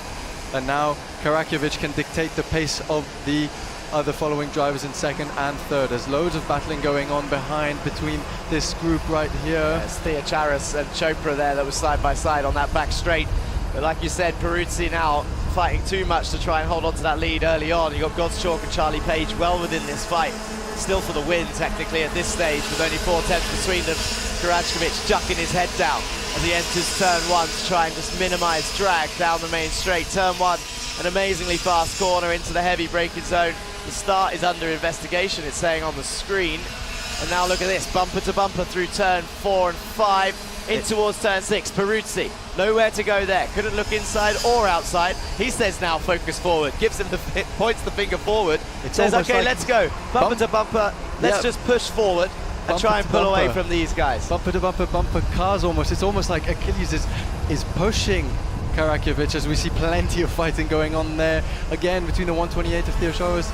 Now we go on board with Karakovic. He's going to stick tight and almost push him. Wow, is this going to be three wide into the first corner? The Predator teammates of Giovanni Jr. and Theodoros all into the inside, all safe and sound so far. Looks like they will make it through. Oh, contact there on the exit of 3 as one of the carts looks around the outside. I think it might have been Lisignoli, I'm not sure. How are they getting on with their race? Lisignoli is 133, it was him. He's up into 13th place, up 14 places. A look at Augustin, up 16 places in number 134. Remember, they started at the back from crashing out. Fantastic in the recovery. Earlier races. Oh, 171 down the inside of 8. Going, will he close the door? And now we're on board with Peruzzi again, down towards turn 1. This is the lead fight. Is he going to make a dive down the inside of turn 2? Focusing on the grid behind now, entering turn 1. As they're kicking up the dust then, into 4 and 5. Fantastic recovery there from Baptiste Augutin and Francesco Lisignoli, both 14 and 16 positions, the highest on the grid. Now Achilles, does he want to make the move? Because it looks like Goodchalk is getting closer, so maybe he needs to actually think of himself here and say, you know what, I'm faster, let me go and make the move and continue building the gap, because I have a feeling that Goodchalk in 3rd place is actually slowly getting closer and closer to the top 2 drivers over here. I think you're right a little bit, but I also think Peruzzi is not making a move on purpose. I think he's sitting behind him. He's just going to try and push him forward in the hope that they extend. They extended only 100 from that lap, but he just wants to try and create a bit more of a gap before he sends one down the inside, because he's got the pace. He's been on his bumper for a number of laps now, and he's not making any moves. Clearly. But at the same time, Gottschalk is doing the same tactics with Page. They're working together to try and catch this top 2, whilst the top 2 are working together to try and pull away from the second 2. It's a game of cat and mouse right now. Very interesting stuff going on, and clearly, yes, he does have the pace. Pole position, winner of the first heat, and now in 2nd place, but closer than ever on Karakovic is rear bumper. Now, how long will he keep going? I mean, still just under halfway, just over halfway done, so how long does he stay behind Karakovic? As Page in 4th place with the fastest lap, so clearly the 2 behind are equally pushing just as hard. Yeah, Charlie Page with the most slipstream out of the 4 at the moment. He's got a total of 3 carts in front of him, and there's not a big gap between them. There's a little bit of a gap between Sammy and Page, about 0.8 of a second, but Mert is also right behind Sammy, so keep an eye on her, because she'll be ready to make a move. Augustin now up into P7, 134, up 19 places. Haven't seen Stubbs climb the order, so I'm not sure if he's started the race. A look there from Benjamin Karakovic. I'm not sure he was aware Peruzzi was this close to him, as we get another fastest lap, this time from 3rd place position. Gottschalk, who is nearing and becoming ever closer to these front top 2 runners. So quite a few laps left, so everything could change as we look at them. Change indeed. It's halfway then, past the halfway stage, but it's still not time to make a move according to Peruzzi. And he goes for it on the inside right there. Down the inside of 8, and I don't think he's kept it. And they're side by side on the exit at 10. Peruzzi's got the lead. Now there's 3 wide on the exit. And it looks like Karakovic gets the worst out of the deal, going from 1st to 4th. You're correct there, Matt. He's down in 4th. He's round the outside of 2, trying to get a switch back on 3, and he's now going to have the run down towards 4 and 5. Karakovic trying to get the inside line through will he 4. make it a very tough place to overtake him? No, it doesn't work out. He needs to focus on the inside line over here. Will he go for it? It's brought in 5th and 6th, Matt. Look, now they're going to be a 6-car train fighting, whilst Peruzzi can now just drive off. Peruzzi head down. He knows what to do now. He can let the others fight, and he can just build his gap, conserve his tires and then put all the effort into the final after this race. As we see Francesco, if I'm not mistaken, 126. And 126 Sammy. Fantastic racing going on there. Switch back from Atika up into 6th place. Augustin in 7th. Gaining Achilles in this very technical Sector 1. Flat out through here. As a driver, Matt, Baptiste Augustin will be loving this race, no matter where he finishes now. If he can stay in the top 7, he's done enough. 19 places is an insane comeback. And you can see the next 6 as well. They're right in front of him. Without a doubt, the confidence is at an all-time high now. I know what's going on here. 3 wide into the fast sweeping corner. Charlie Page is getting frustrated with this. Atika Mer down the inside, 3 wide contact. Someone's up in the air. It's 183 and Atika Mer is out. She's out in the gravel. She made a move. She got involved with Karajkovic and she's getting out the cart now. 113. Good to see her out and okay, but what a shame as she was nearing and getting closer and closer. It really looked like she would have been fighting for these podium places, but it's all over now. Karajkovic still in the race though for JNKD then. He's now going to try and chase down the top 4, but Gray and O'Hanlon are very much in this fight. 177 Gray, late on the brakes to look round the outside. Yellow flags are waving. Like there's another yellow flag and I a think cart it's in for the a team. barrier. Oh no, there is another cart one back there. So there's 2 carts, 2 drivers now who have retired from the race with just 4 laps to go. As we see the Predator Motorsport team. 146 with a warning flag. Now we're not quite sure for what, but one could assume potentially for some of the crashes. Peruzzi now with 2/10 gap on Page and Good chalk just behind. 168, that is. That's Maximilian Patton. Yeah, 168 Maximilian Patton, Synergy UAE. Is the other cart that is out. I think he wants to get back in by the look of the body language, but 3 laps to go. Peruzzi leading then, he's going to make it 2. So he's played it smart. And I believe we're going to get another interview later. Here's a replay then of Atika Mer down the inside of 8. 114 around the outside, gets sandwiched between Karajkovic and 125. 114, so Atika's got nowhere to go, just off screen. And now she goes straight on whilst Karajkovic is airborne. The other 3 survive and drive off. And now we're back live then. 126, chasing. Ilyas Sami trying to get Karajkovic for P4. Peruzzi, Page, Godschuk, Karajkovic, Sami, O'Hanlon, Gray, Augustin, Al-Sheikh, and Lizignoli up 17 places.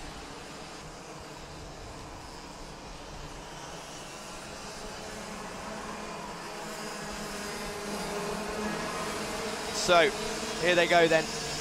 I believe this is the last lap. I've seen the board being shown. So Peruzzi comes around turn 3, down towards 4 and 5, being followed by Charlie Page and Godschuk in P2 and 3, and now we've got Sami in P4 trying to edge his kart forward, but I think the gap's too big for him to get a podium in this race, but the final is definitely up for grabs later on. In towards turn 7 then for Achilles Peruzzi, leading the way. Cameras are focused on your fight behind P4, 5, 6, but your leader is about to come round and take the checkered flag.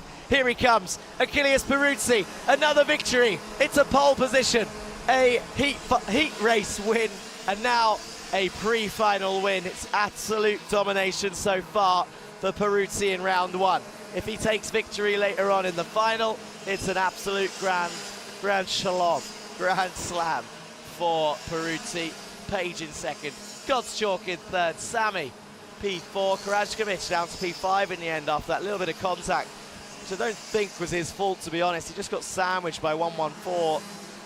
Charlie Page, who actually ended up going up into second place, which is a great effort from him. Augustin, who started at the back, up in P6.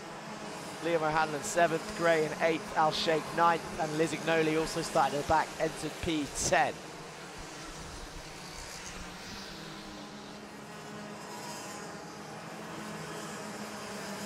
So now we've got all the drivers coming back in. That was a 15-lap final. Pre-final, sorry, I should say.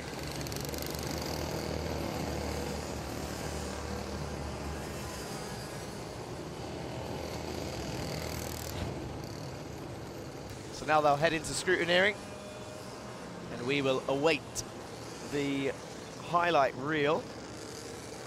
I would like to have a breakdown of that Tika Mur incident with Karajkovic and I think Charlie Page, because I want to spot how Charlie Page went from, I think, P5 at the time, in the middle of that, and somehow making it up into P2. So a great effort from Charlie, really. And there's confirmation then of your results. It is Achilles Peruzzi, Predator Motorsport, another victory today. Charlie Page for XL there in second. And then we've got Win Godschalk, the American driver for J&KD Racing in P3.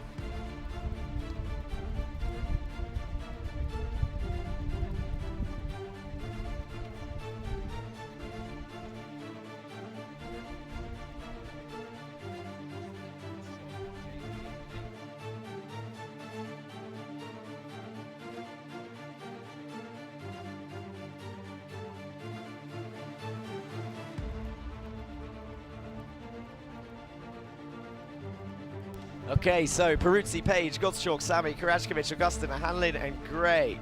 Out of Al-Sheikh, Lisignoli, Godschalk, Chopra, Rashid, Theo Charis, Kuramifa, who got a warning earlier on, and Giovanni Junior Dizani, your top 16. Amar Tubaza, Saif Al Khalifa, William Mazzali, and Albi J Stubbs did start the race. He's in P20. Vaiko Pajamaki, Rivan Preetham, Ivan Zvorinins, Jensen Kelly, Kushagra Kumar, Renan Kumar, Magic Fedorovic, and Jacques Garushk. The top 28. And Louis Bataille, Ivan Bagat, and Tika Mur, unfortunately, down in 31st place, as well as Maximilian Patton out on lap 5.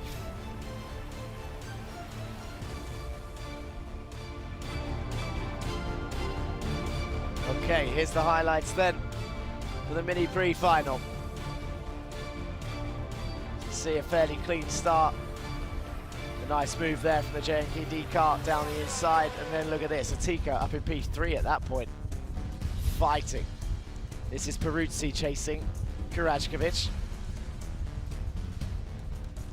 126, just pushing. Atika Mur, 183, and Peruzzi fighting again. Oh, contact there. That was Lisignoli bouncing around on the outside.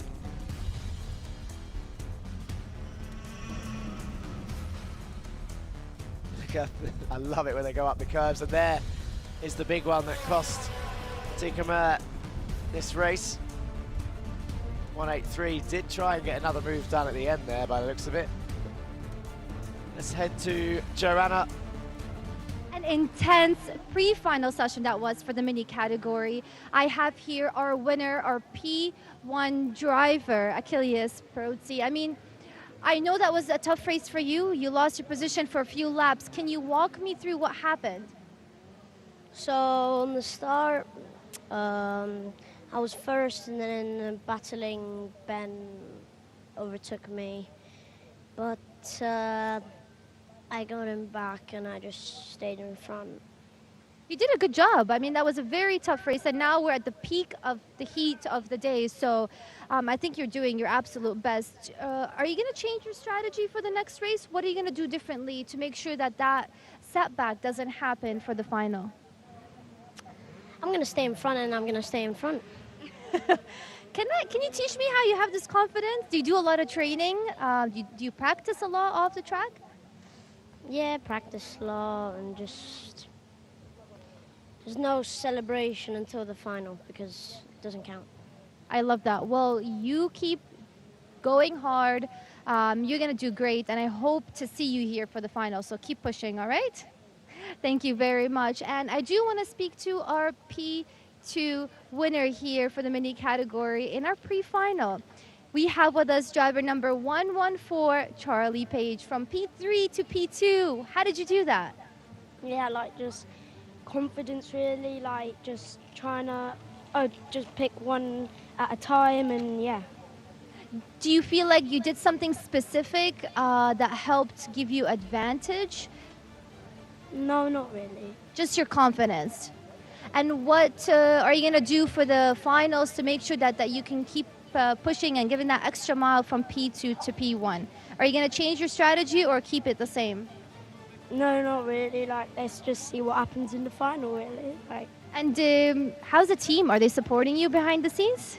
yeah, definitely. Like, my dad's supporting me, and my mechanic, and just everyone's supporting me, really.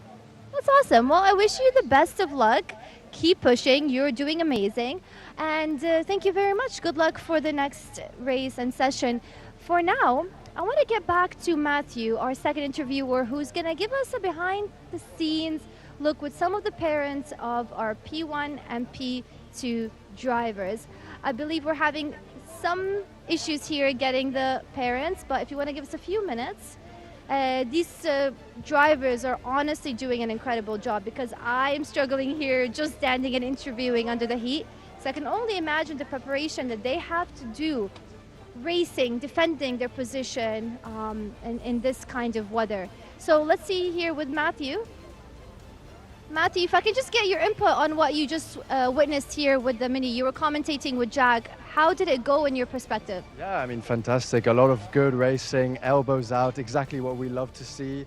And, you know, what we're seeing now currently with the Iame Uae, so it's fantastic. 32 drivers, the biggest grid in the entire day so far. And these drivers, even though they're quite young, they're still proving that they're going to push to the max and they're going to give their best out there for the best results. So I believe now, if I'm not mistaken, we're going to have a couple short moments with a few parents of the P1 place finisher, in this case Achilles Peruzzi, and the mother of Achilles Peruzzi's. What do you think so far of Achilles' performance, and as well your son, your other son, Leonidas, if you join me here, who is equally racing? What do you think so far? But firstly, Achilles. I'm very proud of them, obviously. It's such a great sport for them to be in, and they're doing well, and I'm very happy. Yeah, doing really well. I mean, P1 in both the first races, including the qualifying, and it was a bit tight at one point. He fell back, but he managed to push through. What do you think of your son's mental power to get exactly what he wants? That is the whole point, for them to learn to be strong. And of course, if he can do it, it's better for him, because he will do better. Fantastic. Now we have here the parents of second place Charlie Page. So thank you very much. And we're going to get the second place driver, the parent of the second place driver, Charlie Page. All good, thank you. Congratulations to your son, Charlie Page. Fantastic racing going on. It looks like he was almost about to take the lead and keep the lead. What are your thoughts on his performance so far? No, he did a great job, to be fair. Like, we qualified a little bit further down than we'd like, so he's done a great job to get back up to P2 for the final. So yeah, good. Fantastic. And how's your experience been so far in the UAE and racing over here? Oh, it's great. It's hot. That's the main thing, really. But no, it's always good. It's always good to come out here. We come out here a couple of winters now, so yeah, it's really good fun. Fantastic. And any, words of wisdom going into the final, a bit more motivation? Not from me. I think Charlie knows what he's doing better than I do, so I'll leave it to him, I think. Fantastic. Well, there we go. We heard from both parents of the top two drivers. Thank you very much, and we will get back to you shortly. Yes, thank you very much, Matt. So you're seeing on track now the Bambinos for their time trial 2. And then we will head to the next race of juniors and seniors, the pre-finals. All round, excuse me. 6 minutes left. Sam Testa leading the way again by 1.1 seconds already. Sam Testa dominant today in the Bambinos. Peruzzi dominant today in the Minis. More pressure now for Matanch Jain in the juniors.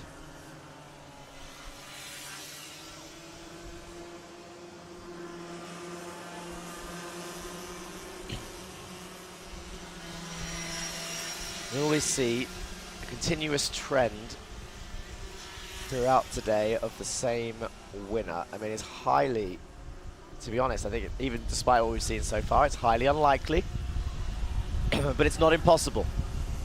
Peruzzi is out to prove that by the sounds of his interview, to be honest. Achilles Peruzzi absolutely focused on dominating today to start off his season his 10-round season, by the way.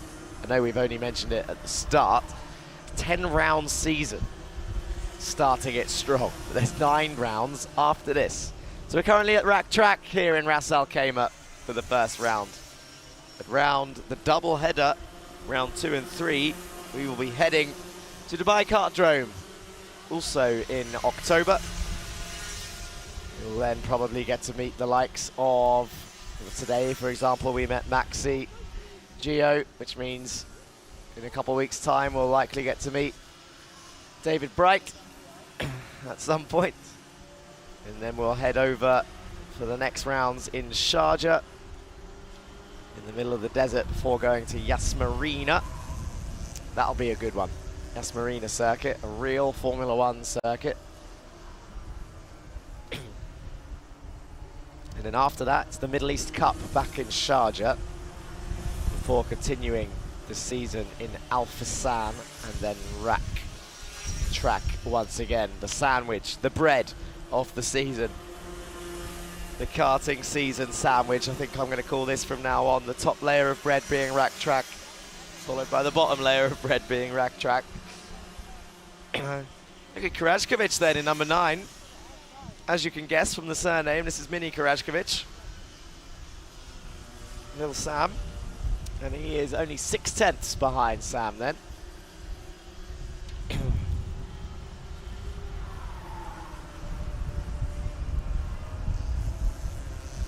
With 3 minutes left of the Bambinos. Whilst they are completing their laps, because they're not wheel-to-reel driving, I'm going to have another recheck of YouTube. It's been a while to catch up on if there's been any new live chats, anybody jumping in on the YouTube stream.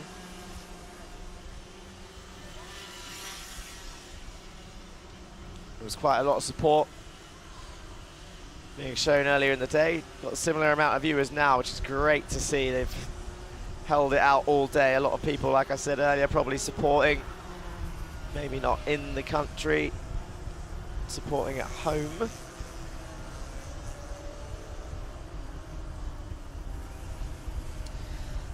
Okay, here we go then. So, where did I leave off?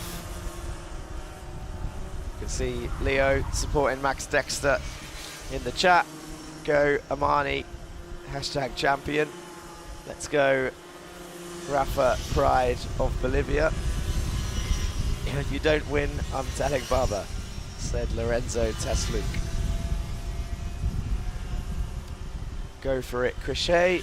Got an eye on the mini class, 177 Austin Gray. Kid has some pace. Yeah, there you go. It's all love. It's all love in the chat. Let's go Alarm. Go Max, Yala, Oliver, Alarm. Let's go. Amani, watching from Malta. Oh, there we go. I think Sam mentioned actually someone watching from home. And there we have it. It's Mariella watching from Malta. Our great Sam Tester. Well done, Sam. Grandma can't even sit. 317 for the win. Oh, that might have been a pedestrian. One of the public shots, that comment, I guess. A lot of Lebanese flags in the chat, I think, for Oliver Alarm. Amani Kinua got quite a lot of support. There's comments that I love it, guys. Keep the comments coming in. And share the stream for anyone who wants to see these young drivers develop at the earliest stages of their career.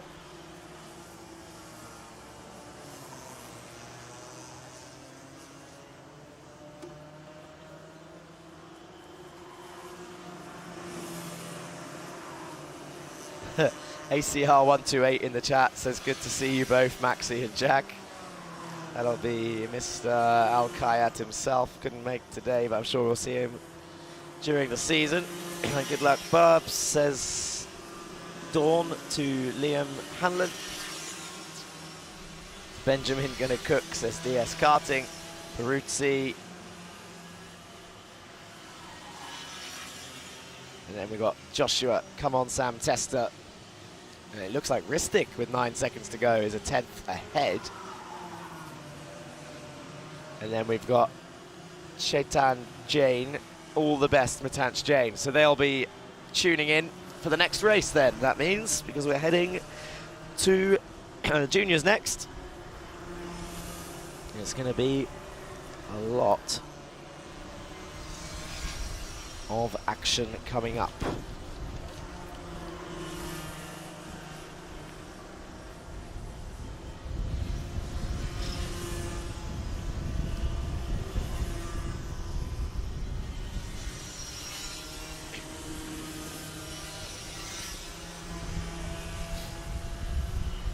can see Clement saying go Mark.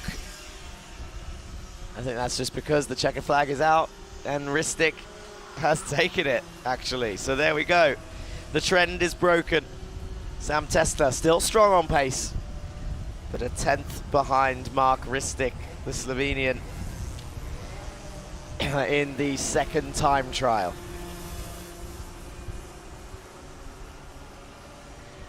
So it's been Sam Tester fastest in the warm-up, Sam Tester fastest in time trial 1, Ristic fastest, time trial 2.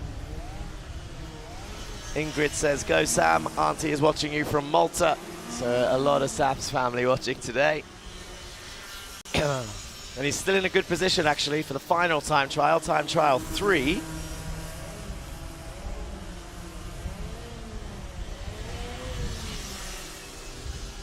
Later on in the day.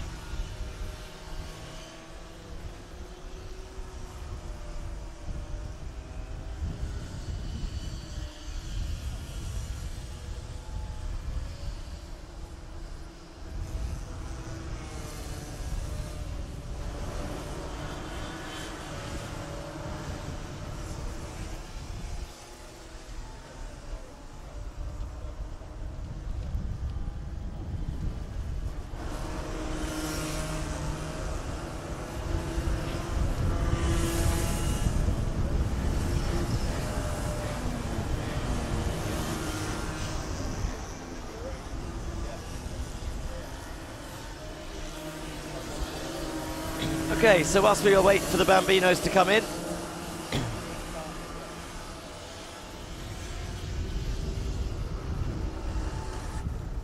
give a quick shout out to people like Keith Sol, Line Pilates,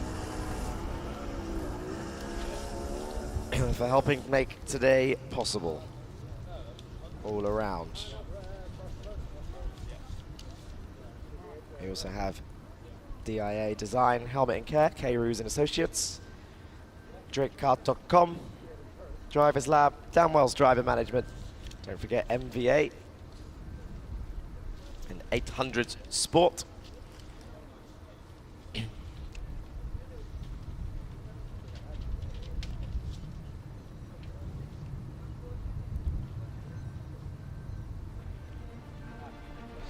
And there we have it then. Confirmation of your top 3. Mark Ristic then for Synergy, number 88, P1. He'll be happy with that. Sam Tester, who's had 2 interviews today so far, second place this time, with a lot of family watching from home. And then Mr. Karajkovic, with a cheeky smile in P3.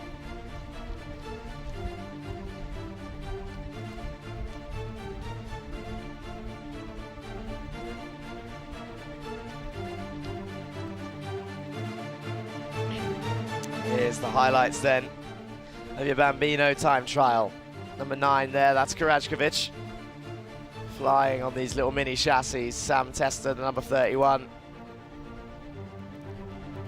Number 9 and 3 racing there, that's Karajkovic and Zayed Al-Ansari. Al-Ansari getting a nice tow actually, all the way around from Karajkovic. So Samuel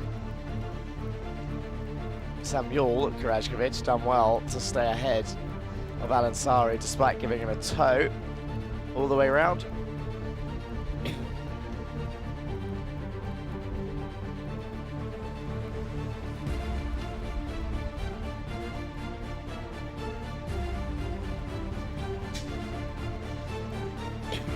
number 44 there as well. That's Cheyenne Asgomi from the number 44.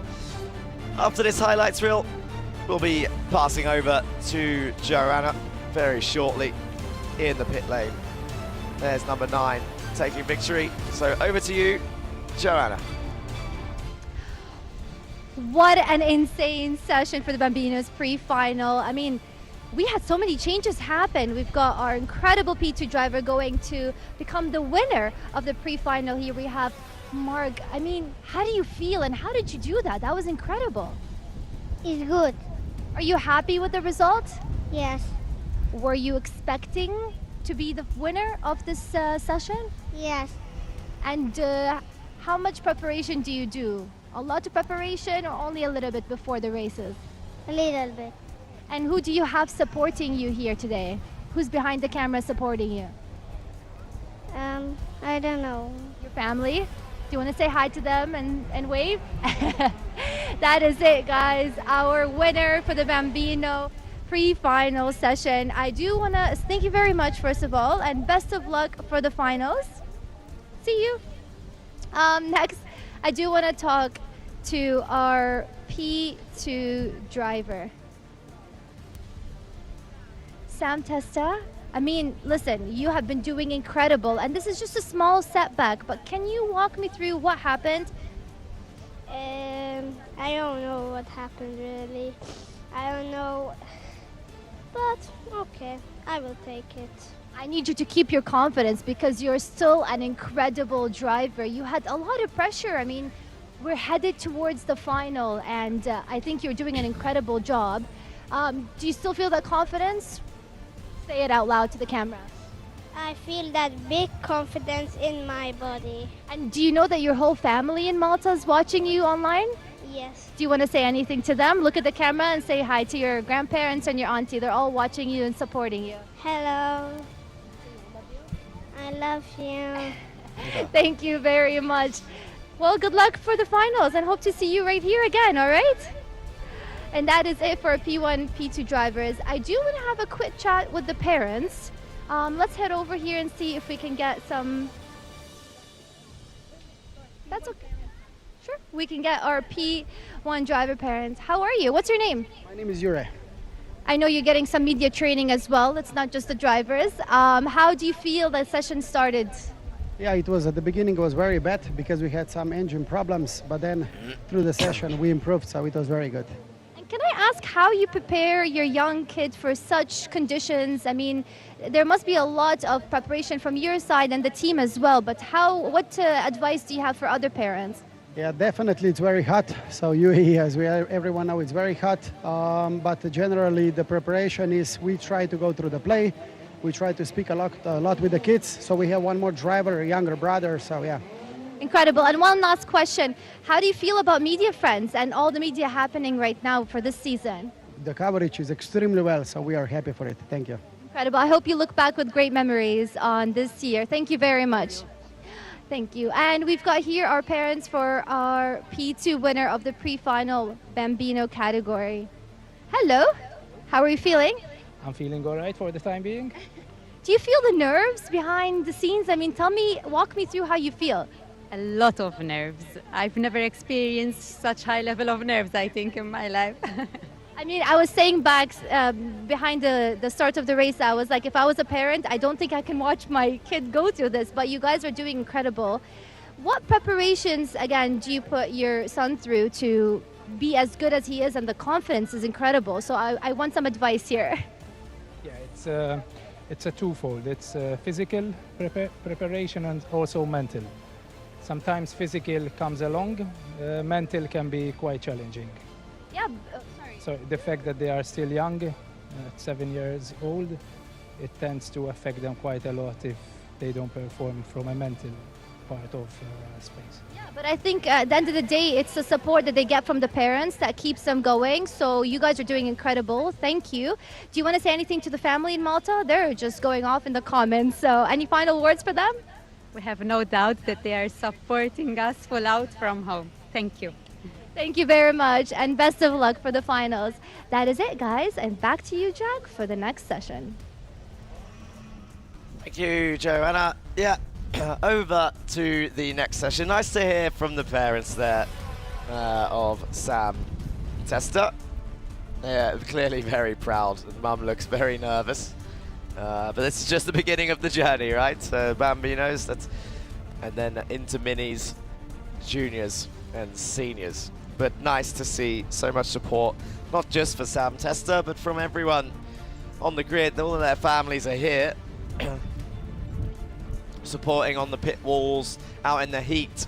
We mentioned the heat again, actually, in that last interview. The parents mentioned it. It is getting hotter. We're now at 35 degrees here in Ras Al Khaimah at the rack track. You can see the drivers getting prepared in the pit lane again. Umbrellas out. No doubt a bottle of water. Just realized I completely fit the British stereotype then when I said that. Bottle of water. But it's okay. You can make it a trend if you want. You can, whenever it's mentioned, just put it in the comments. Bottle of water. Okay, a lot. Got some drivers waving. There's number 200. Double hand wave for Gabriel Barracordi there in the GGM car.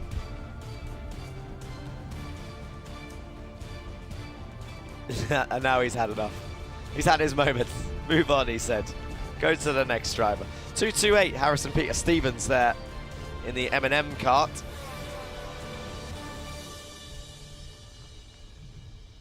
That's MN Motorsport for the longer version of the name.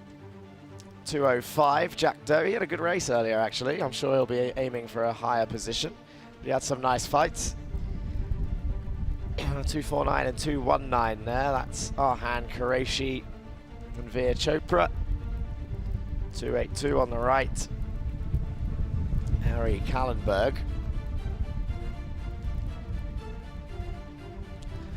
It'd be nice to hear the drivers' thoughts about the switch in categories. The difference from going, let's say, from minis to juniors. How much difference do they feel in the kart? Does it take a whole season to get used to it? Does it take just a couple of rounds? Does it take just a couple of races? Is it a big change? I mean, we've seen the power band and the engine change, but physically for the drivers, I wonder what they have to go through.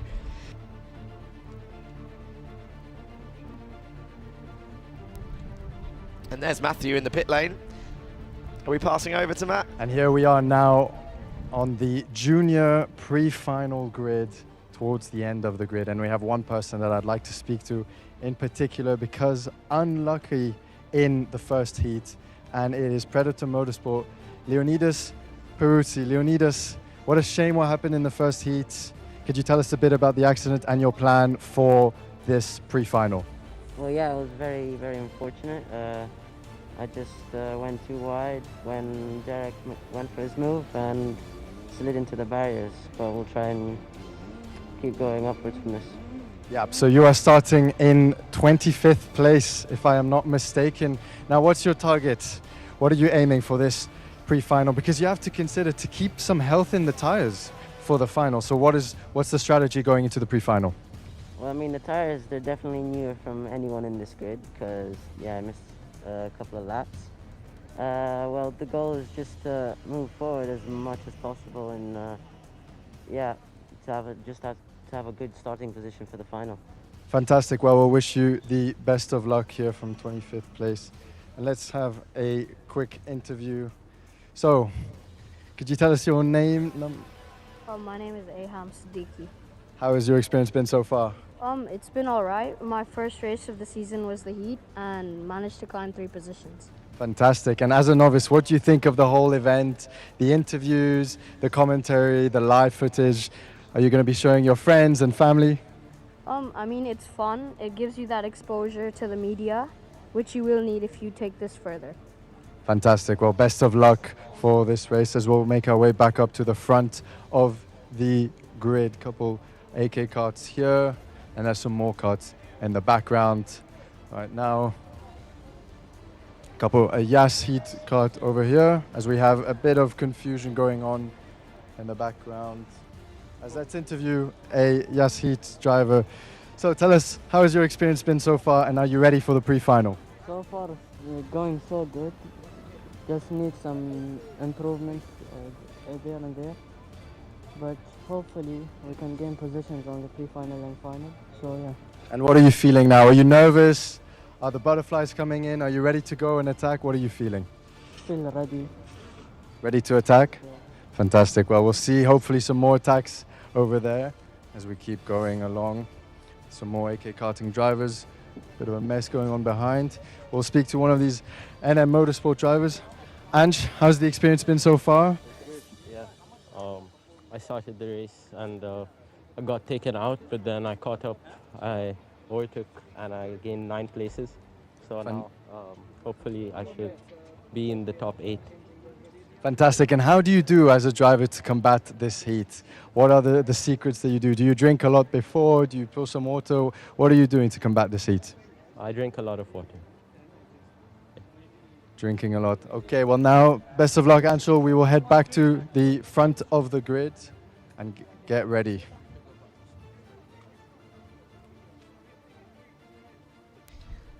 Okay, thank you, Matt, from getting some of the answers from the drivers. Here's confirmation of the grid then. Matanch Chain on pole once again. Mason in second. Al Khaimah, Henry King on row 2. Barakordi and Stevens row 3. Jack Doe and Chopra on row 4. Leo Aina and Johansa Sedaniaki on row 5. Ari Kallenberg and Kage on row 11. Kappen and Rivera row 7. And then Pratish. We've got Realstone and Londono there in 17th, 18th. Ansh Seigel, Essa Al-Hamadi on 19th, 20th. Debussy, Haddad, 21st and 22nd. Albani, Montanari, 23rd and 24th. Peruzzi and Vasilev in 25th and 26th. Bhatia and Siddiqui, 27th and 28th. And then Boronov rounding off the field in 29th place.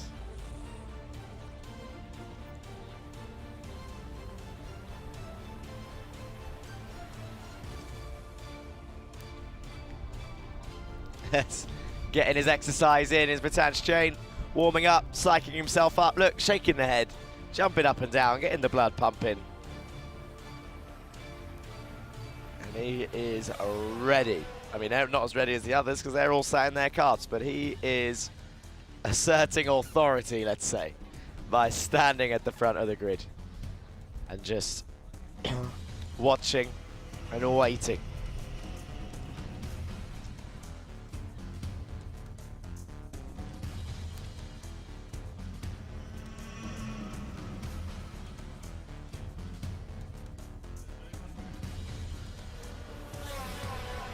Doing his neck exercises there, looking up, down, left and right.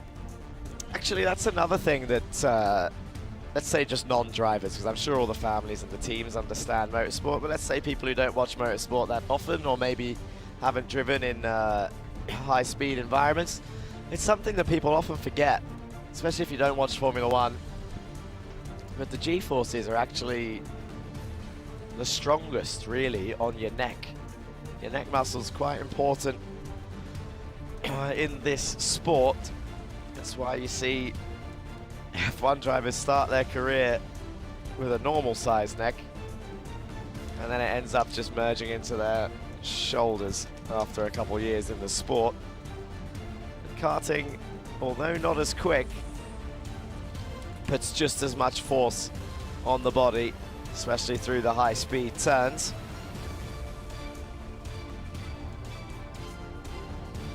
.264 looking like he was falling asleep then. Aaron Mason, he's on the front row. Yeah, so it's going to be interesting to see what Leonidas has up his sleeve. And as you mentioned, because he DNF'd, his tires are in slightly better condition than the rest of the field. So can he use that to his advantage and make up the positions? Let's wait and see. It's only a matter of time now before we get going. 30-second board shown, and the drivers are gonna get ready to give the best and get their elbows out. Final words with their mechanics in the zone. Nerves are building up. The engines go. Here we go, out on track for the pre-final of the junior category.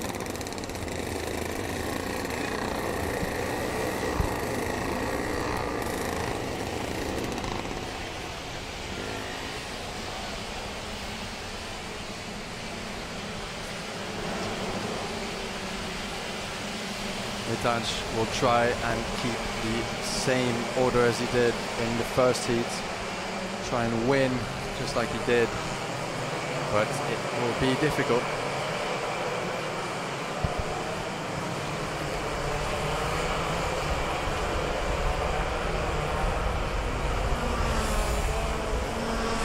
The drivers will use this lap to warm up their tires, make sure the pressures are right, warm up their brakes, get dialed in with the track conditions, because it's a very windy day and there's loads of sand around us, so the track is always changing. There's some bits who had plenty of grip at the start now have less grip, and it's vice versa with others, simply due to the sand being thrown on the track with all the crashes, with all the action of the previous heats as well. As Mitanj is now nearing the end of the back straight and getting ready to slow down. So it looks like they're still quite quick. So let's see if we will go through with a official start right away.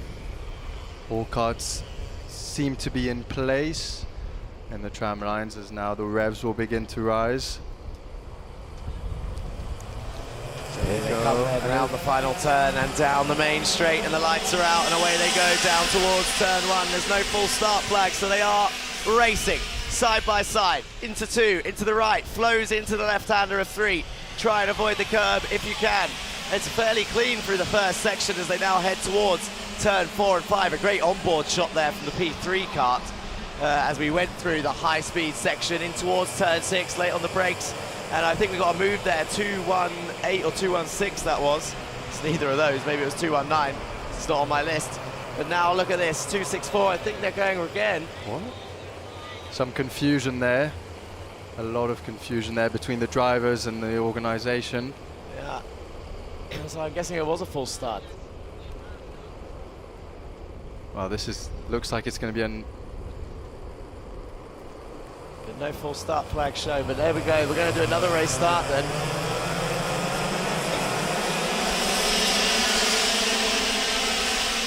Down in towards turn 1. Mitanj Jain has to do it all over again as he enters 2 in the lead. And look at that, a great switchback on the exit. Oh, rounding outside, 2-1-0. Mohamed Al Khaimah takes the lead. That was a brilliant move, you're right, Matt.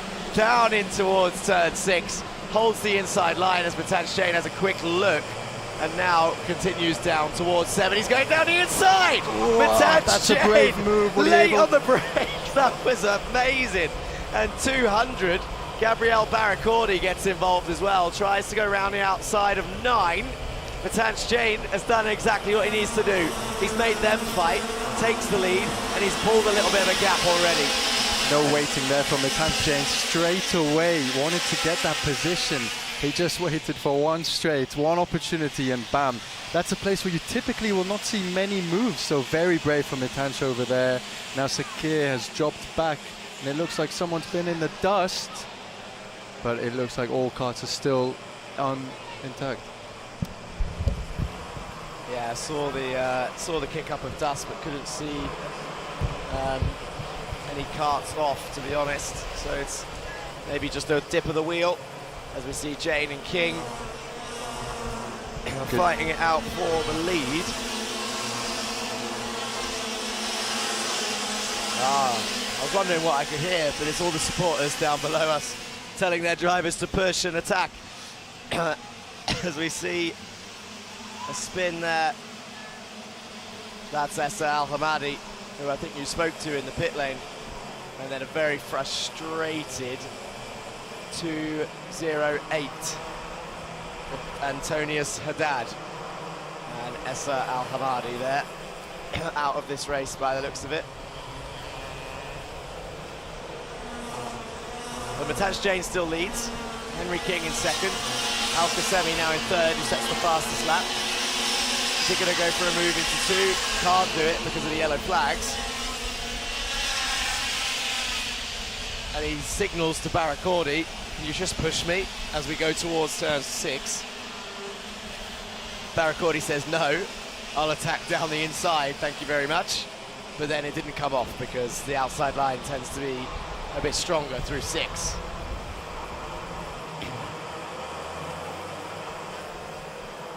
So now, here we go then.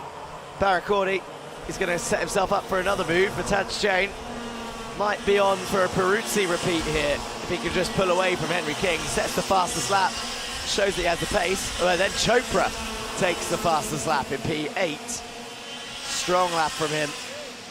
As we see the leaders go around turn 4 and 5. Peruzzi, fastest lap, 40.173.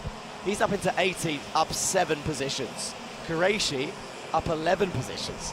248, Henry King says, come on, let's go. Attack forward, focus ahead. Oh, and there's more gravel. The yellow flags, that's on the outside of 4 and 5. But I don't think anyone's out. They look like they rejoined. Oh, as someone goes wide into the first corner. 2 carts out in the first and second corner. He tries to rejoin. That's going to put a lot of sand on track. Can't quite see. Yeah, that's the numbers. One of those carts is out, but this is number 282. He's also going to retire the car. That's got damage there. 282 is Ari Kallenberg. Can't see the other car that's out in the gravel. But he is walking away, so quite an eventful. Okay. Yeah. Quite an eventful pre-final so far with yellow flags at almost every corner, but Matanch is still in a comfortable lead with Henry King following him, and Mohamed Al-Qasimi in third right behind with the fastest lap from Sebastian Krogai.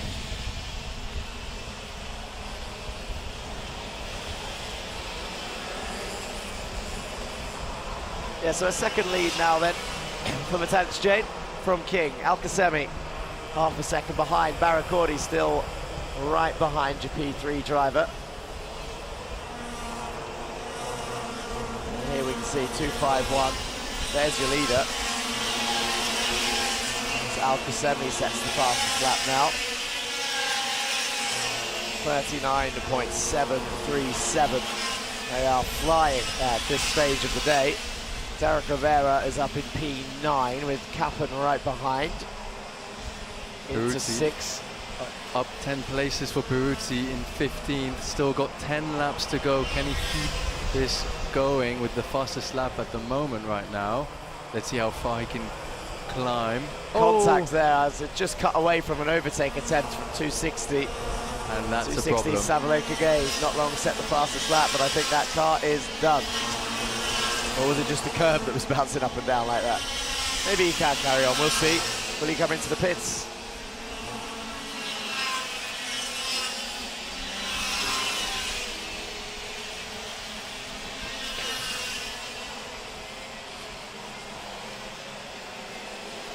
Matanch now with a big gap to second. 1.2 seconds. And this fight, this is really interesting. They're all fighting, they're taking the defensive line. Wiggling on the brakes there for 264. Oh, and a big bump. Aaron Mason pushing. Quite literally the number 251 of Nathan Kappen this is. So it's Kappen and Mason in P8 and P9. Getting a very healthy push down the straight. 255 leading the way nice and clear.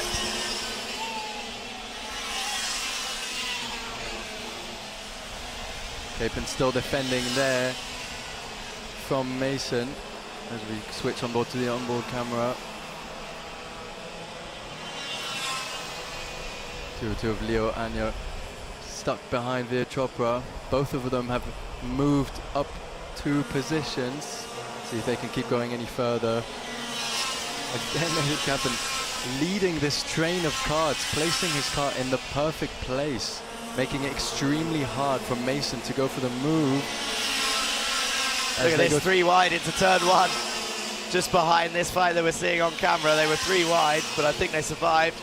No more mishaps through there. Now they're all single file. Through the fast left of 4 and 5. Following each other. Is anyone going to send it into 6? No, but a big push for the lead car of Kappen in that train. There's a frustration getting the better of him. He has to be careful. Mason with his front bumper. Kappen really defending, even though there's still 6 laps left, but it is still working to his advantage as Leonidas Peruzzi is trying to make a move over there on Derek Rivera. He's working in Peruzzi's favour, to be honest. Kappen's the cork in the bottle at the moment in P8, so Peruzzi's caught up to this train. And you can see at least 2 more positions in this race. We've got 6 laps left. We're on lap 11 of 17. Matanch Chain clearly in the lead by a second. Down in towards turn 6, and I think Kappen's been passed. Kappen has been passed. He's lost 2 places. He's going to lose a third. Down in towards turn 7.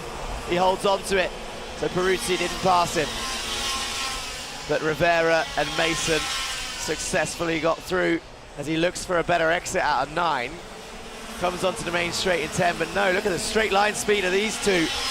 Kappen's not going to be able to threaten this. 2.64. Mason pushing Rivera in towards turn 2. That was a nice shot of the 3 AK carts going into turn 1.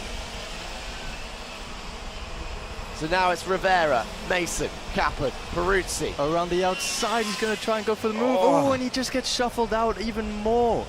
Now Look at them all looking over their shoulder. One bump causes a whole concertina effect out towards turn 7. A switchback for Doe round the outside. He's going to lose positions now that he's offline. Or is he? He holds it round the outside, inside of 9, sorry. That was the outside of 8 before. Now they've exited towards 10. Nathan's drifting up the last corner. Fantastic racing. What's he going to do now? Oh, Jack Doe tries to close the door. Jack Doe! I think he came out on top in that. As we see Rivera hold on, they've pulled away. Jack Doe is clear, and he's caused the whole fight behind. 2.15, Ethan Realstone dropping down on the exit of 3 there. Jack Doe, I think, was the catalyst in a nice 8-kart fight there, as he switched across a driver into turn 1, which is flat out. Maybe scared him a little bit. A warning flag for Rivera is interesting. Great racecraft from Nathan Kappen right there. He was able to avoid the chaos behind him and stick to his position. And this, you know, with just 3 laps left is crucial as we come back to Matanch, who has lost a bit of the lead. Still 6/10 to Mohamed El Qasimi in second. But let's see, is he conserving his tyres? We'll just have to wait and see. Oh, that's Kappen again, I think, no? Oh, and there's a car in the barriers. In the wall on the exit of 6. 2.64. That's Mason. Mason is out. He was so strong, consistently fighting there, and it was bound to happen. I mean, they were really elbows out, bumper to bumper, side bumper to side bumper, not leaving any space. Yeah, we just caught the end of that.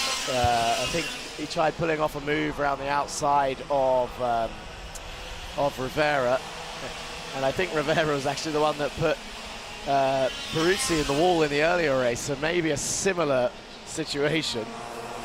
Here's a replay, actually. It actually looked like it happened before, so it's not Rivera's fault there. Is it a kart failure or not from earlier contact? The bumper's done in before he hit the wall. Oh no, there's another contact. 2.13 and 2.35. And Seigel. Is that 2.35? It's Rivera. Rivera as well. He had a warning flag. 2.13 and Seigel doesn't know what to say. He's like, come on then. Oh, he's going the wrong way. That's dangerous. They came flying through there with the yellow flags waving.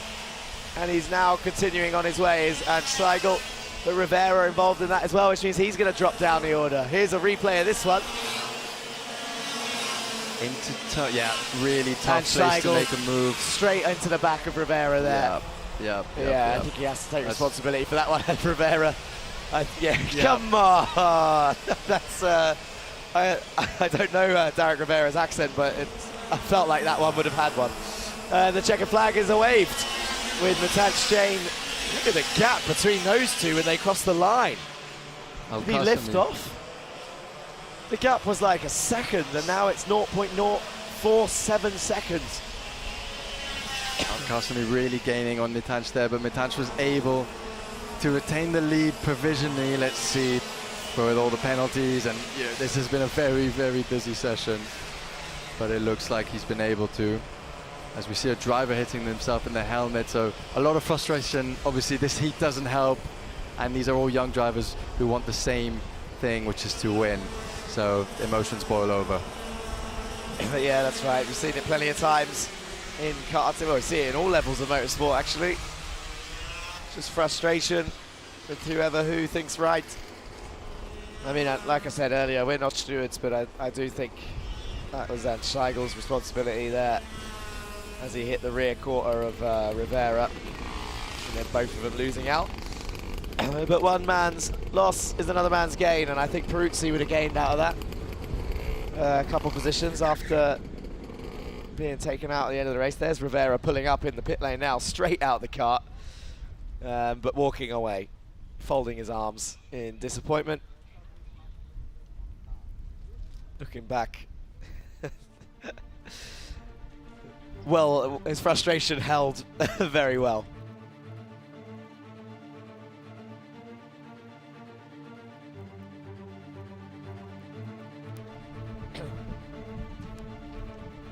There's your winner on the weighbridge.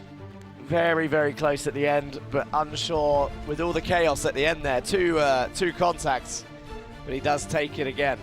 Matanj Jain for Mumbai Falcons, your winner. Al Khaimah, the Rack Track team in second. Henry King quietly taking a podium again for XL Motorsport.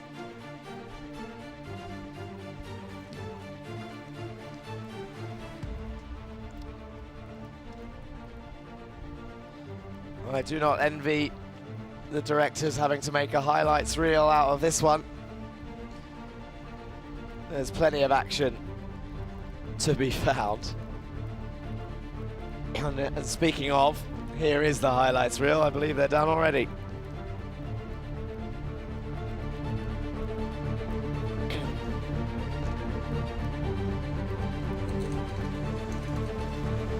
So this is them all down the main straight. Lovely onboard cam from your P3 driver. Great move from Matanj Jain into turn 7. Barracordi opportunistic into 8. Can't get it done though, as he has the outside of 9. There was the gravel that we saw kicked up earlier.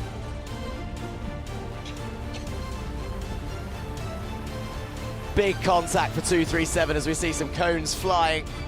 More contact through turn 8. This was definitely one for the highlights reel of the whole day.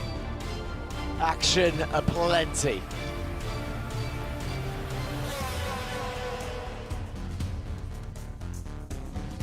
Look at this, Jack Doe trying to get through, barging.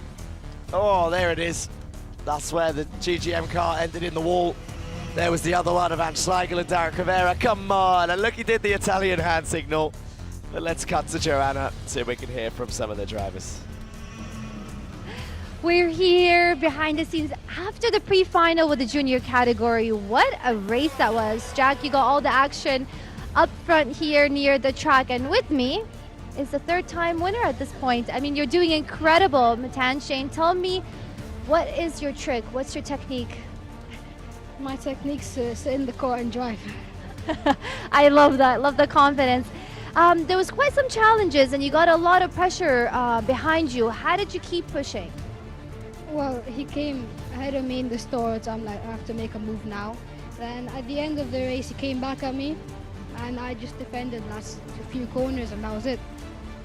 Do you feel like you're going to change your strategy a little bit just to get a bit of an advantage so that you don't have that risk during finals? What's the next steps for you for the final? Do the same, but drive faster. Incredible. Well, I wish you the best of luck.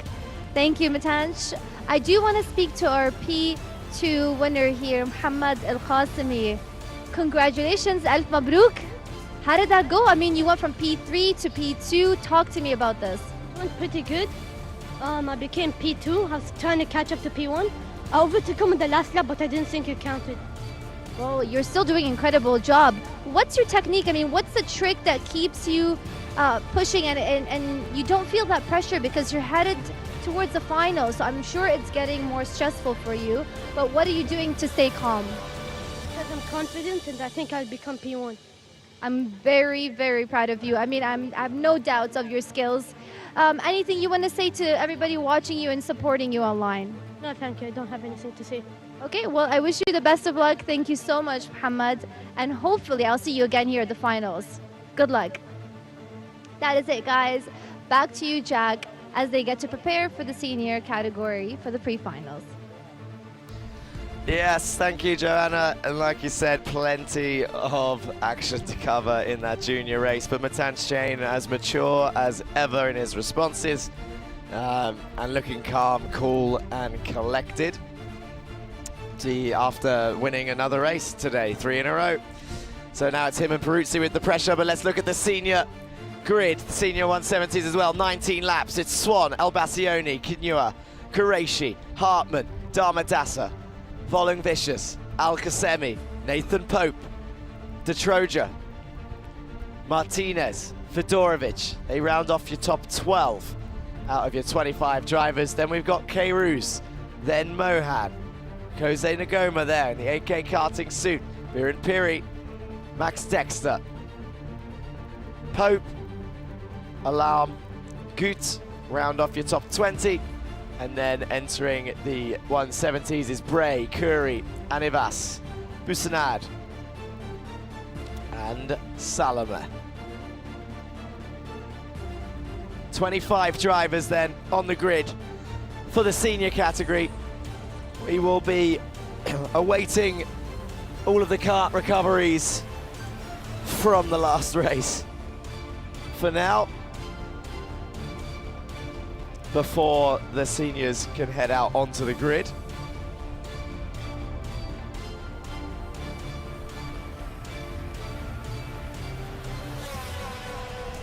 So don't forget, in this downtime, whilst you all rush to the paddock wall, don't forget to drink your water, but let's go to the paddock and see what Matt is up to.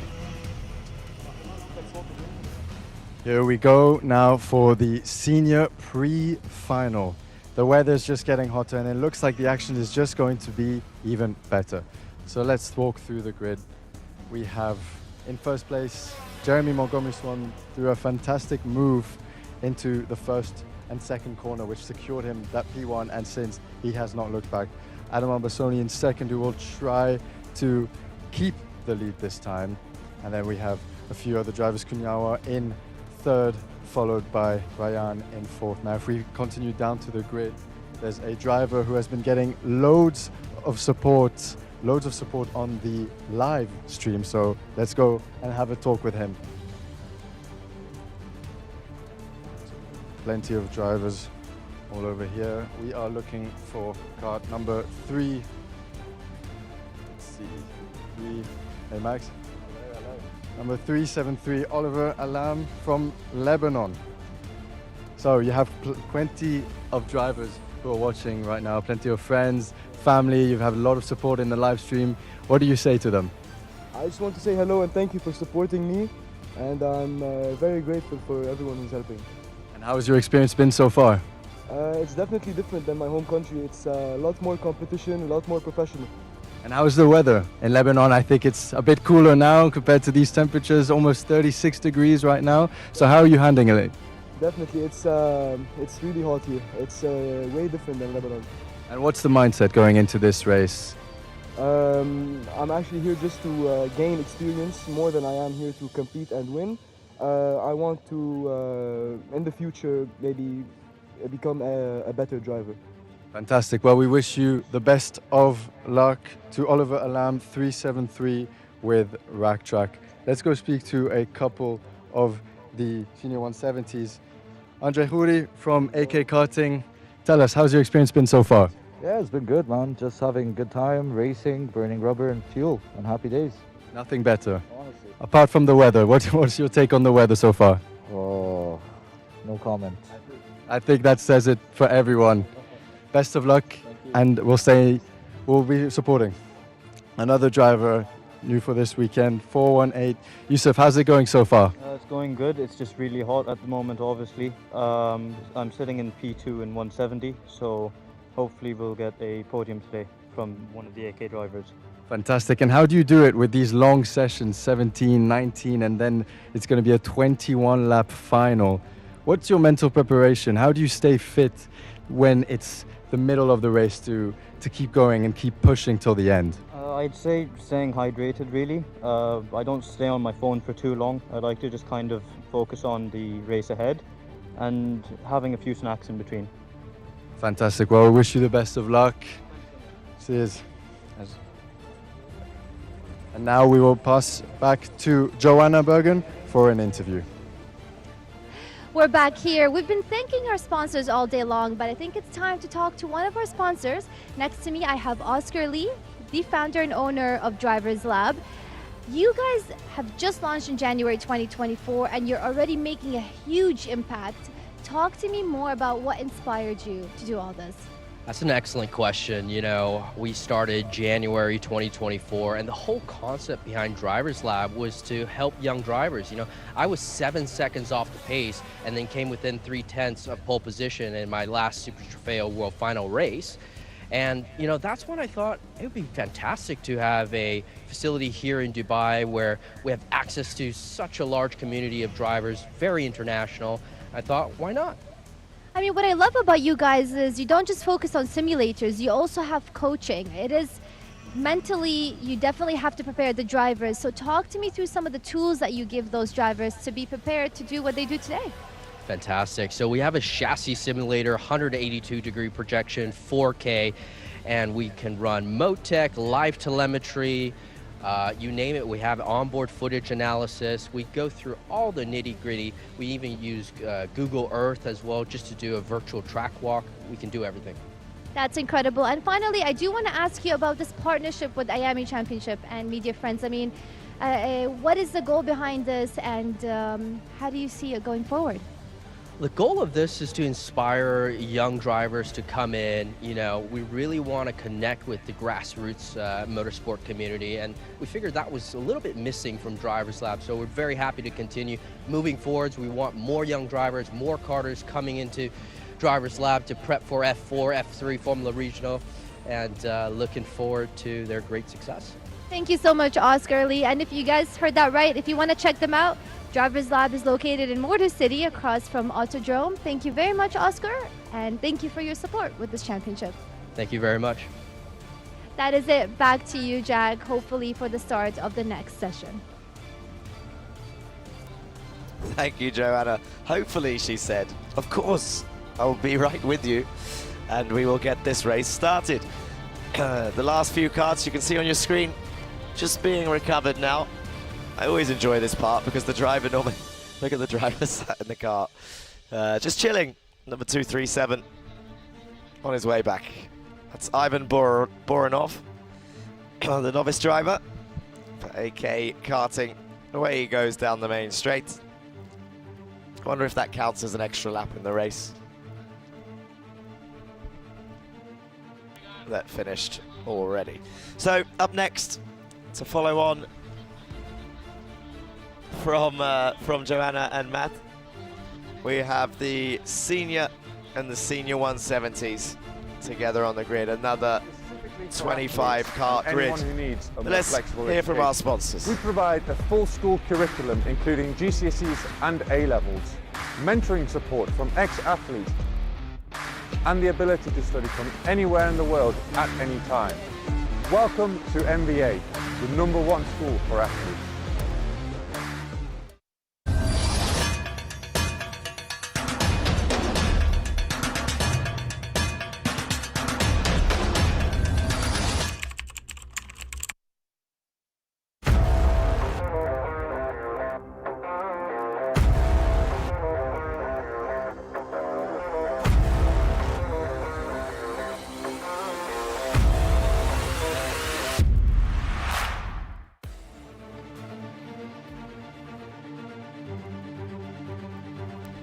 There we go. So, a familiar sight as we see one of the drivers there, that's Swan, just stood up waiting for the race start to begin. He'll be awaiting the 30-second board. And this is the final race before we head to a break, I believe.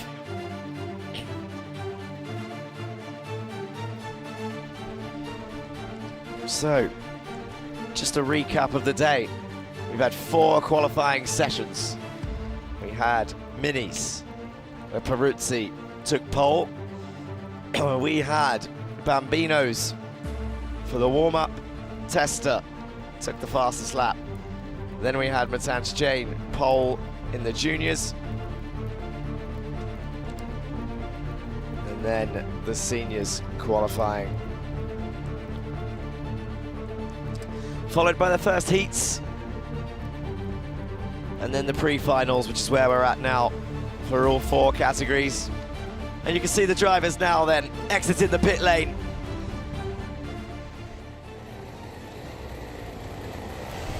Now is the time. Here we go. So they'll do a full lap then, formation lap, don't forget. They'll complete the whole way round, warming up their tyres. Getting the pressures ready. Weaving, hopefully without incident, like we saw in the juniors, where the aggressive tyre warming strategy ended up in contact on one driver in the gravel.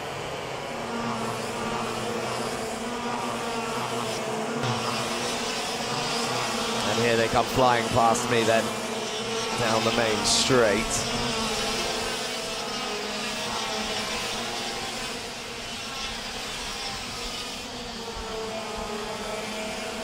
And now your pole sitter is going to have to start backing off, letting the grid come and follow him through. And there we go, look at that full grid of 25 seniors on the track. A little bit of a gap back to these guys, as we saw one person there warming up their tyres in the background, fully sideways. I think just about managing to keep them off the circuit there in the distance. But here we go, 335 versus 334. It's Adam Elbassioni versus Jeremy Montgomery Swan. JNKD is Montgomery Swan on the left, Elbassioni XL on the right, and away they go into the tram lines, down towards turn 1. No flag waved, so we are racing down into the first corner. Late on the brake, side by side through 3, and the orange car 386. Rayan Qureshi, stern in his attack there, up into the top 3, but look at the XL car. Albassoni in the lead, so he jumped Jeremy, and he's already put a small gap. Jeremy in second, with third place putting loads of pressure. Ooh, a move on the inside. 3 carts in the background. 3 carts in the background are in the wall. Exit of turn 6. That's 3 drivers out. There it is. 459. Jimmy, that's one of the master drivers, the senior 170 drivers. Alexandros and Ives. I think they're all senior 170s. I think it's going to be 413 as well. There's another one out at turn 2. Oh, he's frustrated as he hits the wheel. Is that Peruzzi? That's K. Roos, Ryan K. Roos for XL Motorsport he's out. Yeah, he's getting out of the cart. Yeah, the 4-1. As we see 4-1-3 on the racing line. Oh, he's won most of the day as well as Oscar, as they all start coming through. I don't know if he'll be able to get that cart to the end, to be honest. Albassoni just extending his lead. Montgomery Swan is really pushing to try and catch up. Kunyawa. It's very, very interesting. So 3 senior 170s out then, likely in this race, unless they just continue around in damaged carts. And then you said Rain K. Roos. Yep. The 364 out at turn 2. We wait for the timing screen to show up on the left-hand side. See there, 360 sliding. 413 is still in the race. But I think in lapped, like he's being lapped with all that traffic around him. But not necessarily moving out the way yet. That was a nice shot of the name of K. Roos on the back. Well spotted. 3-3-2 there, chasing 4-1-3. That's Shivan Kartik Mohan attacking Oscar Bray. Dharmadasa sets the fastest lap there to 39.5 as we see the timing screen catch up. We're on lap 3. It's El Bassioni in the lead by half a second from Montgomery Swan. Qureshi a little bit behind, and then a big gap to Dharmadasa. And again, that's 4-1-3, who seems to have gotten himself in some trouble, as Montgomery Swan 2/10 away, so it looks like he's closing the gap to Albasoni. But let's not disregard Ryan Dharmadasa, 1.2 seconds away. However, pole position, and just got unlucky in the first heat. He is still a very quick driver, and it's a long 19-lap pre-final, so anything could happen as Swan is nearing closer and closer to Adam in P1. Absolutely, hit the nail on the head. Only 4 laps in, 25% of the race done. Plenty of time for all of this to change. Ryan Dharmadasa doesn't close in just yet. The gap's staying at 1.2. And like you said, at this stage of the game, people might be nursing tyres. I know some people watching at home might not think that it happens that much in karting, but it is a thing. We've seen so many times where some people just come alive in the last 4 laps compared to some of the other drivers just from a little bit of tyre saving or having fresher tyres by crashing out earlier in the race weekend. Looks like it's the novice Yusuf getting out the way there as the top 5 place drivers, Louis Hartmann with Cunha. It looks like Sakir actually right behind him. All of them super tight and super close as Jeremy sets another fastest lap. But Albasoni is still ahead. Let's see for how long Albasoni will be able to maintain. Oh, as Jeremy goes on the inside, will Albasoni get the switchback? Decisive move, and he punches the air, telling him, go, follow me. Let's keep going. Let's get the gap. Let's increase the gap. Albasoni, little bit of defense there from 3rd place to Qureshi. Yeah, Qureshi nearly attacks there, but I can't get over it. I don't know if that was a cheer of enthusiasm from that overtake from Montgomery Swan. He just loved it. Oh, there we go. I mean, he set the fastest lap last time round. He pulled an overtake this time, so it won't be that fast, but he's a 10th ahead. Qureshi's still just there. Dharmadasa only closes in all that fighting by 1/10, but he's also not under threat from Kinua behind. So I think that's fairly safe. We're watching the Hive Academy car 378. Martinez. Oh, and there goes a move from Qureshi. Brave move. Now he needs to focus on the exit. I think that was 8 into 9. So that was a good job. 3-3-2 down the inside of 4-7-8. Yusuf Besanad moving out the way as the novice driver. And look at the gap that Montgomery Swan has now. Speaking of Kinua, who had a big gap, he's just set the fastest lap. Nathan Pope is up into 6th. He started this race in 10th. So he's gained a few positions. And is right behind Kinua, who just set the fastest lap. So I wonder if a bit of bump drafting was involved. 2 temps though, not quite close enough to give a little bit of a push. El Bassioni in 3rd. Yep, Dharmadasa now in 4th with 8/10, so the gap has decreased. Still 11 laps left to go. At this pace, we'll see. As now that's 5/10, so that's 3/10 in a lap that he's taken out. And if you look at the screen now, we have Max Dexter and Sakir Al-Qasimi. So these two were fighting a lot the previous heat, and they're still together, it looks like. Yeah, Dharmadasa just set the fastest lap, which was swiftly taken away by Kinua again. So actually P5 looking like the fastest person on track right now, but there's 10 laps left. I'm not sure it's enough time to close a 3-second gap when we're talking tenths at a time. To be honest, but your top 4 very much still on. This was the battle we were mentioning in the first heat, and it's just still going on now in the pre-final for 10th place. Sakir Al-Qasimi and Max Dexter, just 2/10 separating them. And they were elbows out the entire time last time. As there we go, there's the camera, 366 Max Dexter and 312 Sakir from Rack Track. So he knows this track really well as Max gets a much better entry into the corner, but it looks like Sakir just pulls out over there. Max looking behind his shoulder. Okay, so a quick rundown then of where we're at. Jerry Montgomery Swan leads by half a second from Qureshi.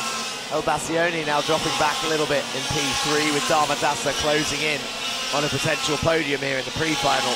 Kinyua closes 3/10 on that last lap. Nathan Pope drops a little bit. Volon Vicious down in P7 with Louis Hartmann right behind. Al Khaimah and Max Dexter, as you mentioned, also fighting with Fedorovic right behind them. To Troja, Nagoma, Martinez, Mohan, Goop, Piri, Alam, M. Pope and Curry, your top 20. Watching 3-1-2 being followed by Max Dexter. That's Al Khaimah, Dexter and Fedorovic. And there's Montgomery Swan leading the way. Great driving so far. He just looks so controlled whilst driving. He went for the decisive move into the first corner and then into turn 6 on this pre-final. I'm sure it was a late dive as it showed 2/10 away in our timings. And 2/10 is quite a while back in distance-wise. And now he seems to be pulling away. Oof, there's a bit of traffic right there. This will help Qureshi a little bit to try and reel him in.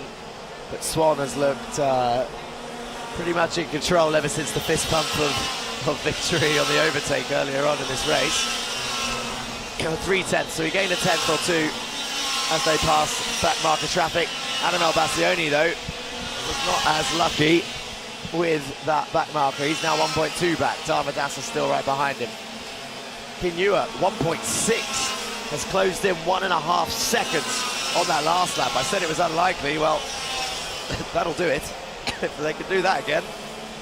Kinyua and Pope potentially will close in on your top 4. What do we have here? 3:04 into That's turn 8. Linus, Nathan Pope and Louis Hartmann over there fighting for 6th, 7th and 8th.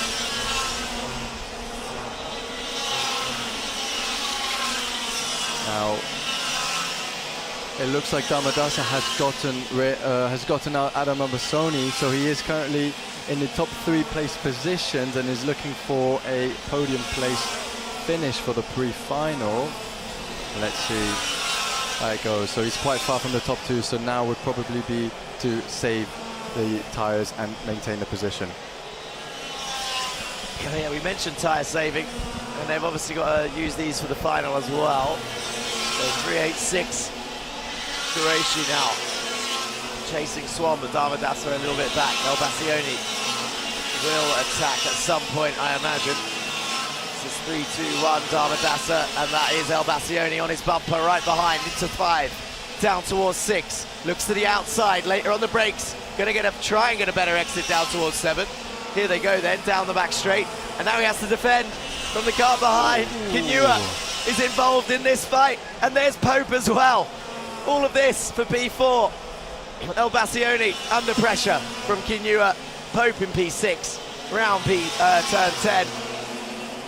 And Again, now it's going to get interesting with 3 laps to go, Matt. That's so important. When do you time the move? Because as we saw there, Adam was going for a move. He was on Rayan's bumper, but just missed out and then was swallowed by the others and now even overtaken by, it looks like, Kinyua and Nathan Pope. Again on the inside into T6. Is he going to get the switch back? It looks like he has, and he slots back. And now Nathan Pope is signaling, follow me, follow me. So that all started when Elbassione was like, you know what, I've got a chance. Let me go on the inside, around the outside, and he just lost it out there. Exactly like you said, timing is everything in an overtake, and especially in bumper-to-bumper racing like this. You move to the outside, it creates opportunity for everyone else. Elbassione down to 6th, Pope up into 5th, Kinyua now up into 4th place, only 1.2 seconds away from Damadasa. And with Damadasa seeming like he's easing off. Qureshi quite close to Montgomery Swan there, just under 2/10. To another bit of traffic, which should in principle help Jeremy. But there's just under 2 laps left at the moment. You really get a sense of speed when you're looking at them this close, how fast they're going when they're sat right on the floor. Qureshi and Swan then, only 2/10 between them as they come across the line. And the last lap board has been shown. So this will be the final lap then, and they would have seen that. And the last lap board always makes me laugh because it's like an invitation for a last-minute desperate attack as we see Montgomery Swan slide his way into 7, into 8, lifting up the rears into 9. I think he's done it. There's no more overtaking opportunity after this as he comes through turn 2, then pre-final turn 10, sorry, round and across the line. Jeremy Montgomery Swan wins. Qureshi, second place, 3 tenths back. Darmadasa, Kinua, great race for Kinua. Pope, El Bassione. Pope started in 10th, up 5 places.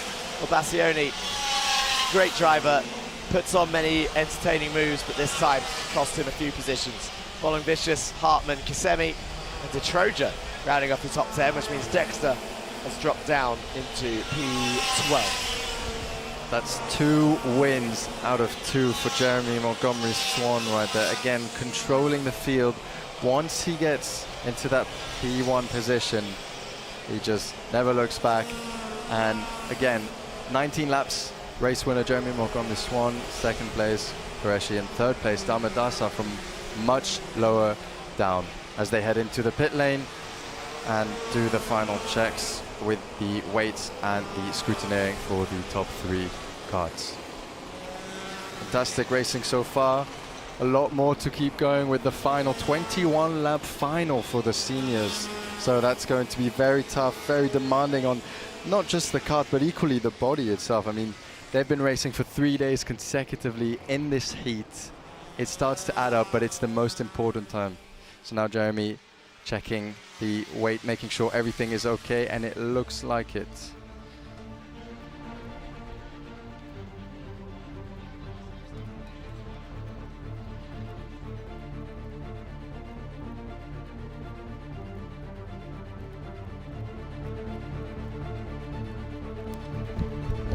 As we have the top 3. Confirmation then of your top 3. Jeremy Montgomery Swan, 334 for J&KD Racing, another victory. Qureshi for Mumbai Falcons in P2, and Darmadasa, P3, maybe tyre saving towards the end there for the finale. So we see 317 going over the weighbridge there. Amani Kinua.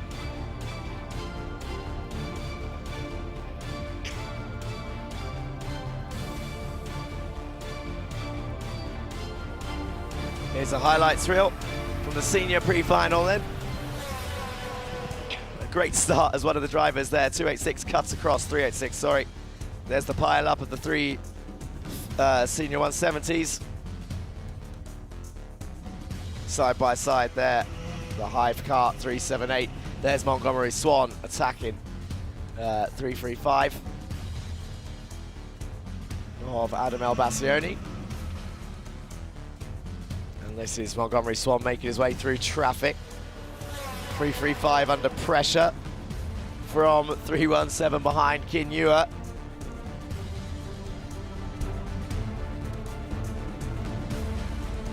But Swan in absolute full control so far today.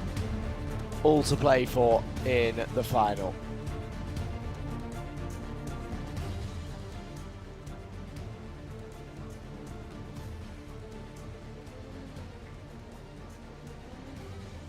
What an intense pre-final race for the senior category.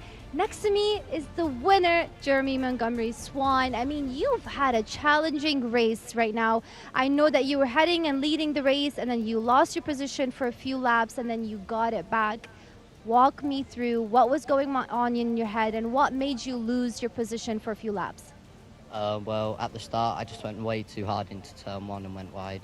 So then it was just a game of catch-up to get back up to Adam. Luckily I did.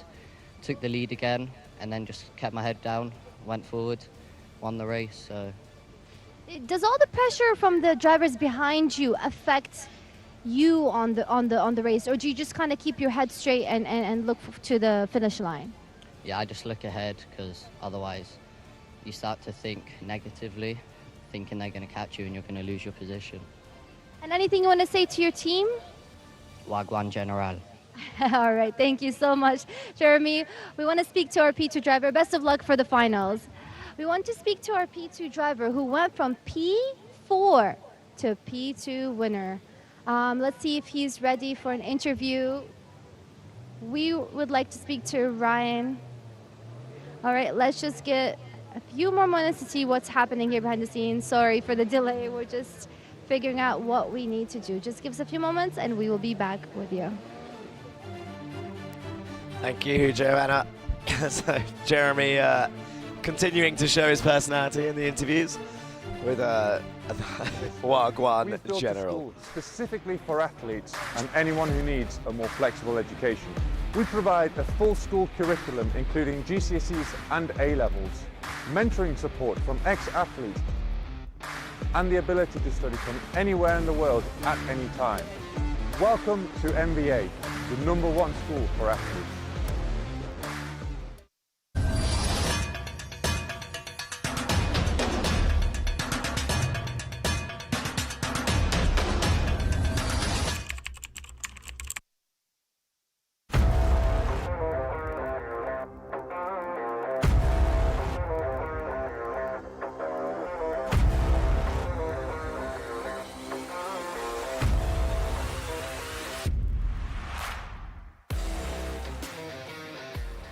We're back here with the winner of the Senior 170 pre-final category. Congratulations, Andre Khoury. You have done an incredible job. I mean, how does it feel?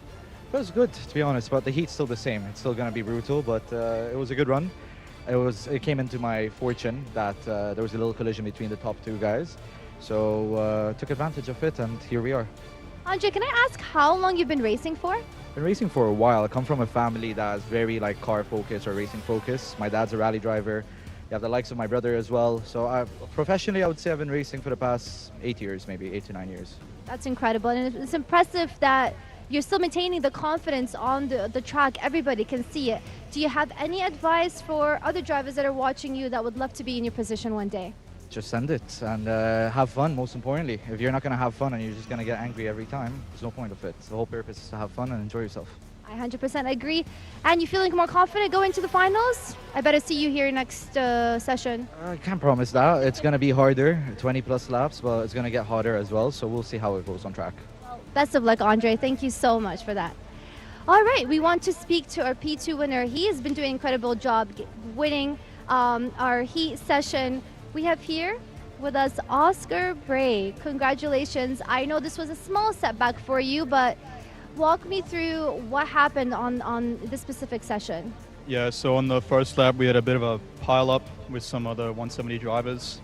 That set me back quite far. So for the rest of the race, I was just trying to unlap myself and hopefully finish ahead of them for the next heat. I mean, I can't stress enough, you're competing with an aggressive and a competitive category, and again, you've only been doing this for 7 months, but your talent is just showing through the screens, and everybody at home can see how talented you are. Any next steps that you're going to take differently for the final? Thank you, but for the final, I just keep head up. I know what I have to do to make some places and finish first to get that winner position. Awesome. Thank you very much, Oscar. Wishing you the best of luck. All right, that is it for the pre-finals. What an incredible action-filled session that we had. Next, we have a short break, but don't go anywhere because we're going to have some incredible interviews happening here with some key individual that helped make this championship what it is today. So we'll see you soon.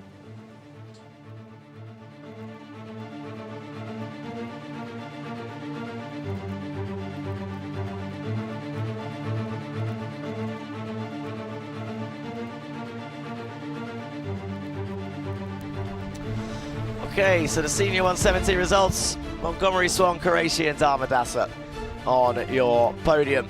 And then the rest of them scrolling down through the screen. As you can see there, from 13th to 21st. Another strong race for the JNKD driver and the team. I have a feeling that we are going to mention these guys many, many more times over the season. Amani Kinua, Nathan Pope, Belbassioni, Volong Vicious, Hartman, Alcasemi, De Troja, and Fedorovic and Dexter rounded off your top 12. Nagoma, Martinez, Mohan and Gut is 13th, 14th, 15th and 16th. Then you've got Piri, Alam, Abigail Marie Pope, Andre Khoury, the winner of the Senior 170s, Oscar Bray, did manage to finish in second. Dario Salome, Yusuf Busadad, Alexandros Anivas, and Rain K. Ruse, who was out of the race 18 laps ago.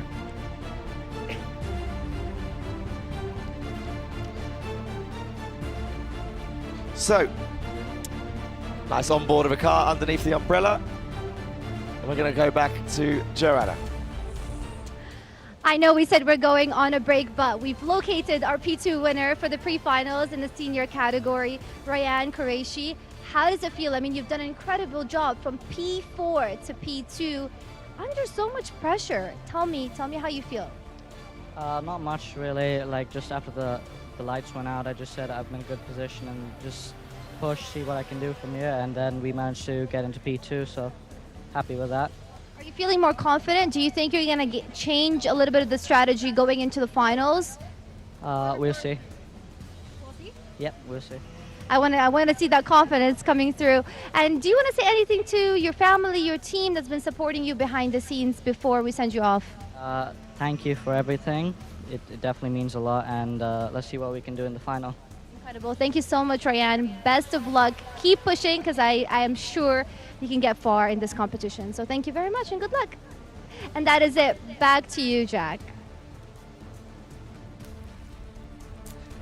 Thank you, Joanna. So, I think it's time for another quick catch up on chat before we head into the break.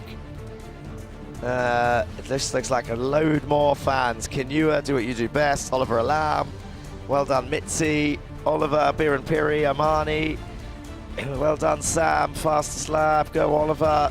It's so nice to see all this support for the drivers. And feel free to jump in the YouTube stream chat and say hello and support your favorite drivers. Wagwan General from Fred in the comments. I'm not going to get over that for the rest of the day, to be honest, from Jeremy Montgomery Swan.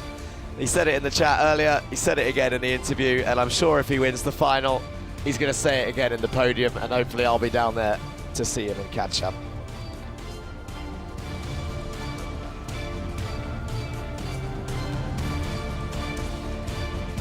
So here we got the mini lineup. 17 laps, Peruzzi and Page, Godschalk and Sammy, Augustin and Hanlon, Gray, Al-Sheikh, Karajkovic, Lizignoli, Godschalk again, and Chopra. We've got Win Godschalk up in P3. And then we've got Rashid and Theocarus, Tabaza and Al Khalifa, Stubbs, Pajamaki, Mazzali and Kelly, Preetham and Fedorovic, Garush and Kumar, Bagat and Atika Mer. Keep an eye on her in the final, she's starting at the back. Paton and Voronins, Kumar, Patel. And that rounds off your 32 car field by the looks of it. We've got another chat here. Go Jensen Kelly, Gran here at home in the UK, and we'll be shouting at the telly for you. So, I believe we'll be heading to a break and some interviews on the way.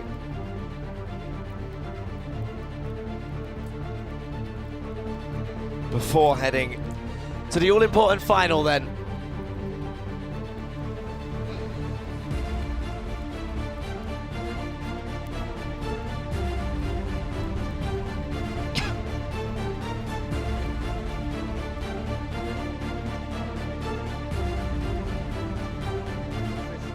We've built a school specifically for athletes and anyone who needs a more flexible education. We provide a full school curriculum including GCSEs and A-levels, mentoring support from ex-athletes, and the ability to study from anywhere in the world at any time. Welcome to MBA, the #1 school for athletes.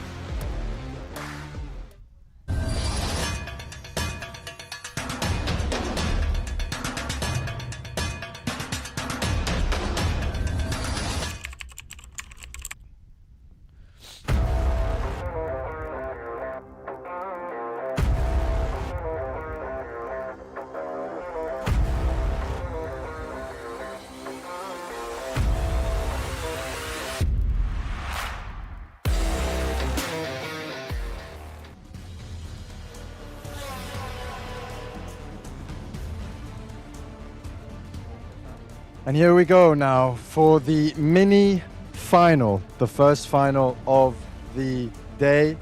It is extremely hot. I think this has been a common thing that everyone has been saying. But nevertheless, the drivers are here. The drivers are ready to give it their all for this final session of the day for these mini drivers. Now, if we look around, we could see the mechanics are just preparing and placing the carts in the right and correct order, depending on the pre-final. So on our right-hand side, starting in first place, we have Achilles Peruzzi saying hello to the camera. And on second anti-pole, we have Charlie Page. Now these two, it was very interesting and very fun to watch in the pre-final. So let's see what they have in store for us in the final. In third place, we have Good Chalk right here with the team JKND. Good Chalk, how's your day been so far? You've been driving really, really well. Yeah, it was okay. And what's your plan now to beat the first two drivers? Just trying to push and push in the last lap, we'll see. It's a long final. What are you going to do to make sure that you're fit and you can stay quick the entire final? Or just push away. Okay, fantastic. Push away from JKND, Godson right there. And then we have a couple drivers, a little bit of a mess over here. Baptiste Augustin, this day hasn't always been the easiest for you with a couple crashes. Tell us, you're now in a good starting position. What are your thoughts and hopes for the final? A win and maybe a podium. A win and maybe a podium. Yeah. Okay, fantastic. And how do you think you're going to achieve a win or a podium? But just by staying focused and doing what my team and my mechanic tell me to do. Great. So could you share some of those little tips with us, or is it confidential? Thank you. Okay, I think we understood from Baptiste right there. So we'll wish him the best of luck. He's got GGMs and another XL and another JKND, so the top teams all right there. Let's go a bit further down the grid and try and get some other drivers. Spiruzzi is right here. Teleos, how are you feeling? Are you excited for the final? What are you going to do to make sure you can stay fit for the entire long final? We have a towel, so of course I don't have it's called umbrella and the air fan. We just use a wet towel to just keep me concentrated and locked in and just mindset in the game. The mindset and the game. Fantastic. No worries. And what's your experience been so far? Are you happy with how the weekend went? Perfect, but my goal is to get P15. Top 10 and P15. And I think I can do it. Just cope, clean start, good overtake, no penalties, and everything nice. Fantastic. That's the right mentality. Well, we wish you the best of luck, and we hope to see you high up on the grid. As we keep going further along the grids, let's try and find some more drivers to speak to. It's a bit of a mess over here. 155, as we can maybe make our way through all of this mess.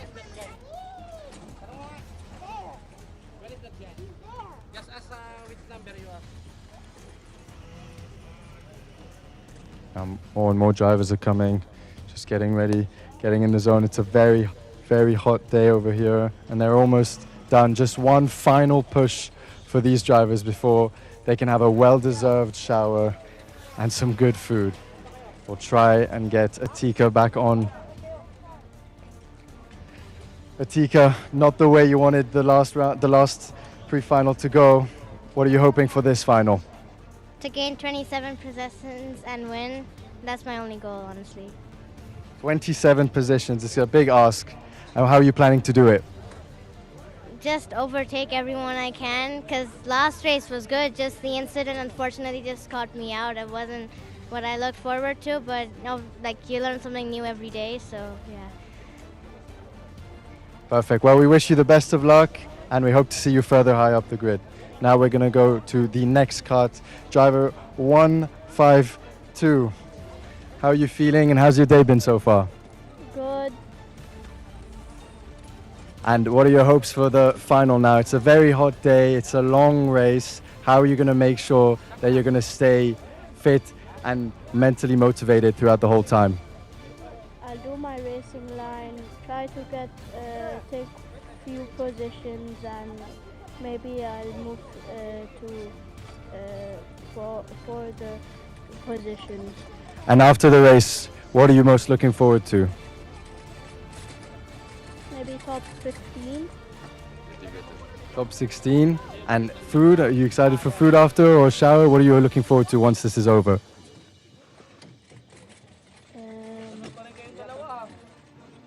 What was the question now? Never mind. Don't worry about it. We wish you the best of luck, and we will make our way back up the grid. Right now, as we can see, a massive grid, 32 drivers for one last time. Now we're going to go with cart number 172, actually, if we can get past all of this mess. 172 is a Predator kart hidden behind the umbrella to make the most. If you can make us a bit of space, that would be good. So how are you feeling? Are you excited for the final? Yes, I am a lot second race, so after this I'll get my novice. You can remove the novice plate after this race. Are you excited to no longer have the novice plate? Yes, I am, so I can qualify a bit further up. Fantastic. Well, we wish you the best of luck. And what do you think of this weekend? How has it been with Predator? Are you happy with the team? How has it been so far? It's been pretty good. I've hit decent lap times and I'm catching up to the front. Fantastic. Well, step by step, and we'll sure you'll be at the top soon. All right, best of luck. And now we can move forward. We'll just have to move this cart. All right, hopefully we can get through this mess. 32 drivers, the largest grid, and they are all about to get going for their final race of the weekend. As let's have a quick chat with Stubbs right here. How has it been so far? Not the easiest of weekends, but there is no doubt that you have pace. What are your thoughts on the final? Just keep moving forwards and try and get to the front. Fantastic. And can you share a couple tips and tricks with us and how you're going to do so?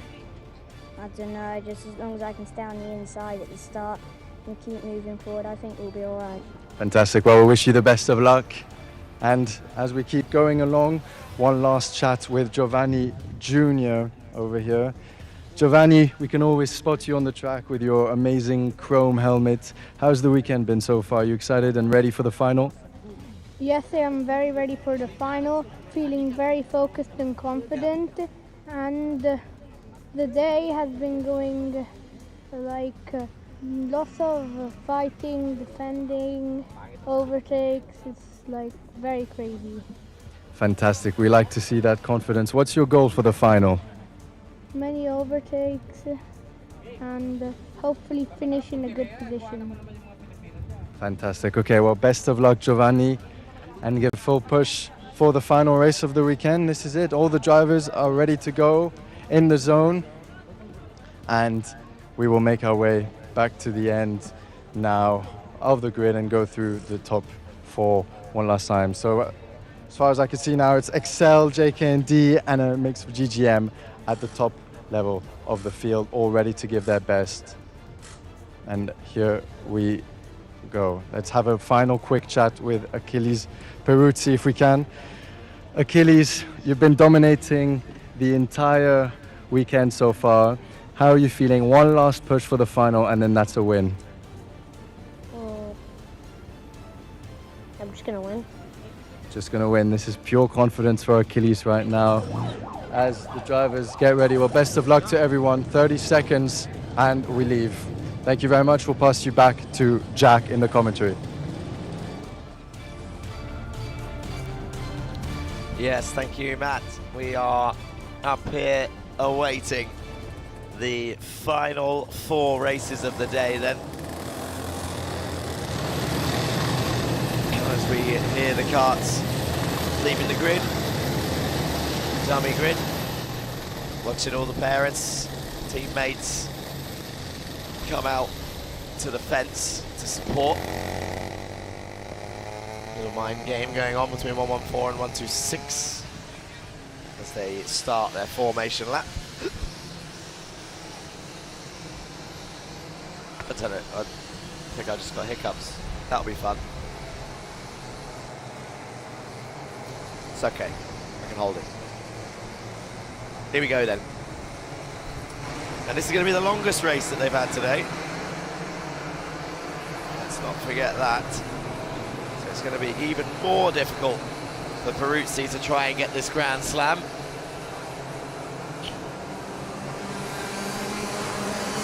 "17 laps for them about to come through.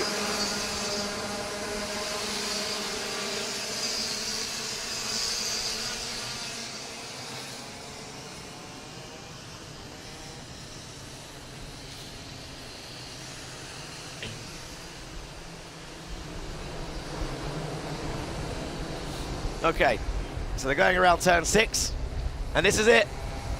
This is what we've been waiting for. The final race of the day for round 1, Iame 2025-2026, with Achilles Peruzzi on pole position. This is what they've been racing for all day. They're side by side through 8 and 9, stacking up the grid. I hope everybody's ready here at Rack Track Ras Al Khaimah. Round 1, the final. They're in the tram lines. They're coming round the final turn. Looks like and it's a full start.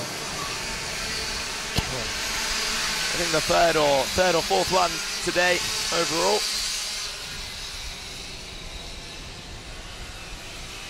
Peruzzi too far ahead as he came around the final turn.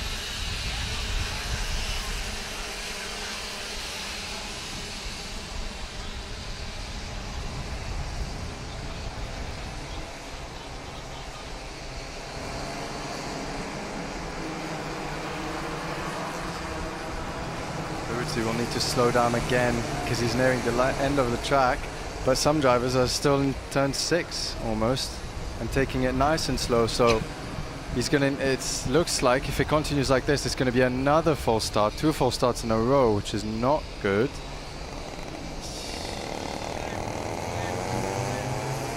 And it's another false start. Yeah, called it. It just went too fast round. So this start has to be perfect, otherwise the top 2 drivers get penalized. They cannot afford to have a third false start. So let's see. How will Peruzzi and Charlie Page... That'll not be what Peruzzi wants after having such a strong day. There we go, he's slowing down much earlier than before. Just needs to keep it.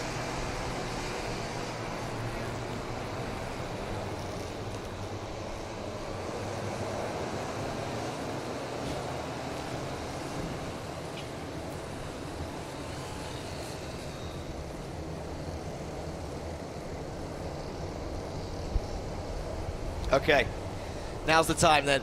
Let's hope they get it right this time. Third time lucky. Into the tram lines. Round turn 10.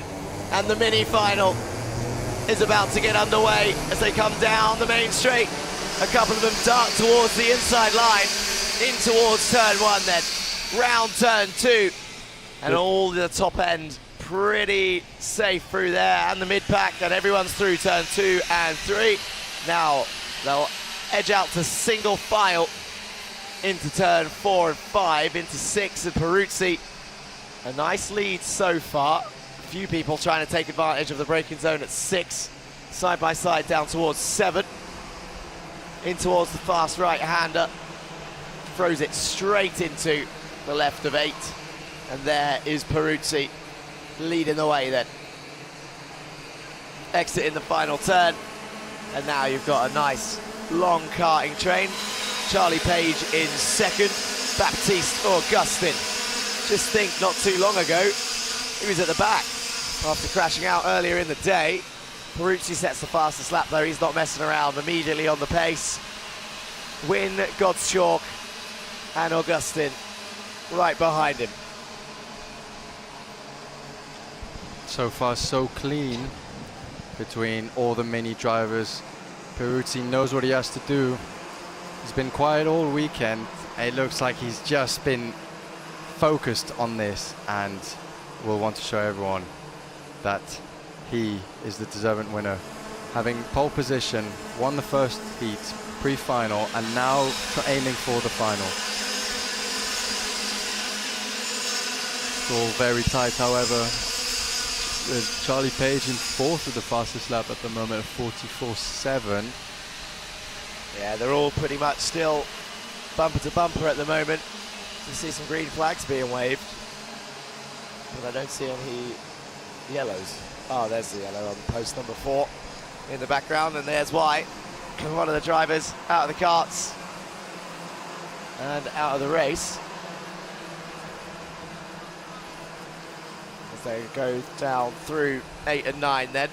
Peruzzi leading by 2/10 last time out. There it is, that's the driver, 172. Kushagwa Kumar, the novice driver, the Predator Motorsport. That's correct. Fastest lap then to Sami, 44.6.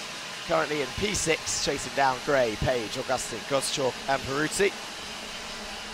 Peruzzi chucking it in. Look at that, wide line, throws it in, like you said earlier, on the brakes to get the kart turned in.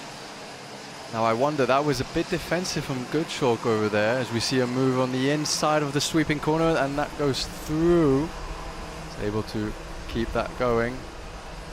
But it looks like Baptiste Augustin is really on the bumper of Goodchalk. So, as we follow the drivers here, exiting the last corner. Defensive line from Chopra there, from Al Sheikh down towards turn 1. Moved across the middle of the circuit. Made him back out of the move and then moved straight back to the racing line. Lisignoli now fastest. He's in P7, up 3 places. But look at Tikama, 14 places. And right behind Giovanni Jr.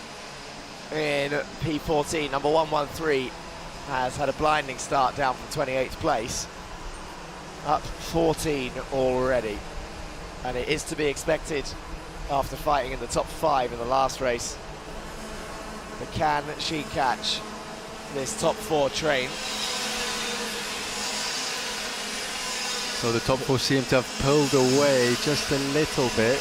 Now whether they start fighting, that should in principle bring the other drivers back in. So I think they just want to stay together and build as much of a gap as possible. And no, as we go for the move, Baptiste Augustin on the inside of Goodchalk. Let's see if Goodchalk gets the switch back. It looks like he has. Is he going to keep it in the inside, or... Oh, and they're trying to go... He's getting help there from the car behind as well.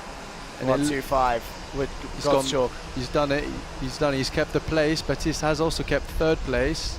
Let's see if he's going to try again this lap. Now, this is all perfect for Peruzzi. Exactly. Who's letting the others fight, as Charlie Page is now just on the bumper of Baptiste Augustin. So he went from attacking to now defending, as we see a move on the inside there. Fantastic move.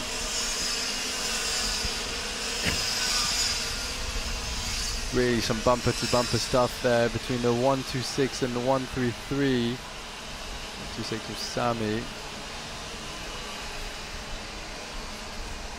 Look at these guys working together, being pushed along the straight there in the distance. There's the Telios car leading another train. So 126 and 133. This is Lisignoli and Sami, who are together on the circuit there. Into 8. These guys go. So 133, Lisignoli is being pushed by Sami, so expect to see Sami drop down the order there. Yeah, Lisignoli up into 5th, Sami down into 6th. And now they've got to find a 2nd to close in on your top 4. Peruzzi, Gottschalk, Augustin and Page. And Lisignoli has the pace to do so. Tika Mare now up 17 places, 1.6 back from Thea Karas. When is Sami going to time his move? I believe Baptiste Augustin is actually in 2nd place. However, the timing screens are not showing this yet, but I saw the move. Now 126 really wants to get past. He just needs to time it correctly. As we see some more fighting towards the back. Achilles, there we go, Baptiste Augustin in 2nd place. 1.1 seconds to Peruzzi, like you said, this is exactly what he needs, but it's only halfway through the race, and now it's decision time on whether to work together to try and catch your leader and try and stop him from an absolute grand slam of round 1, opening round, or do you fight amongst yourselves for P2 and potentially lose out. Gottschalk down in P4 at the moment after holding that position for quite a while, and Lizignoli within half a second with Sami helping him get there. You've then got Gray, Ben Karajkovic is up a place. Liam O'Hanlon's doing well in P9, Theo Karas in P10. Has got Atika Mayer to worry about behind. Sami very close again to Lizignoli, but I really don't think he's going for the move. I think he's just focused on helping try and close in on the top 4. Here they are, as I speak about them. That is Sami and Lizignoli, the GGM pair. Oh, as I say that, he goes through that. That's twice I've done that today. So nah, he's not going to go for it. And he just attacks down into turn 6. So now Sami ahead of Lizignoli, and Lizignoli takes it back. Fantastic. So they're going to fight amongst themselves. And who's this getting involved? It's 177. Austin Gray. Austin Gray enjoying this, hoping that these two eventually collide as well, and just says thank you very much and goes through. Now Baptiste Augustin, great recovery from him today. Has had a bit of an up and down day and is now in second and closing to Peruzzi, slowly but surely. Still 7 laps to go, so plenty of time to go. Yeah, we saw the hand wave of disapproval there from Sami, who I think blamed, I'm guessing the team were communicating on the wall about stop fighting. And then Ilya Sami said it was Lizignoli who attacked. But they're back in the same order now. And like you said, Augustin trying to close in 1/10 at a time. It's still possible at this stage, 7 laps left. But Peruzzi in control. Page just behind. There's Peruzzi. There's Augustin. Having a look to his mechanic who's guiding him, telling him how big the gap is, where to push, where to brake a bit later. And just that extra motivation that you need every time you cross the finish line. You have a look, and it sort of reassures you and gives you the motivation to go. 6 laps left, but Baptiste just set the fastest lap time. And Peruzzi in certain areas of the track will be able to see just from this peripheral vision that Augustin is getting closer and closer. Now whether this will affect Peruzzi, we'll have to see. He's been really strong mentally so far, just winning everything. And so, as they come really close here with the novices, it'll be exciting to see Baptiste and Peruzzi. Let's not disregard Charlie Page, who's just 2/10 off Baptiste Augustin as well. So anything could happen between these top 3-4 positions. Yeah, absolutely. So 5 laps remaining then. 8/10 between Augustin and Peruzzi, but 2/10 between Page, Woodchalk and Augustin, who are all fighting for 2nd, 3rd and 4th. And Lizignoli wants to be part of the fight, and there he is. As Gottschalk gets a warning, that's interesting. That'll be for track limits or something, I assume, because there hasn't been much contact with these guys. Wow, as Charlie Page is right on the tail of Baptiste Augustin, as we saw over there. So, where is a move coming up? These two drivers, I believe, are teammates. They are. They're both Excel drivers. So let's see, are they going to work together to try and catch the Predator Motorsport of Peruzzi? Or is Charlie Page just going to say, you know what? I want this position. Let's wait and see.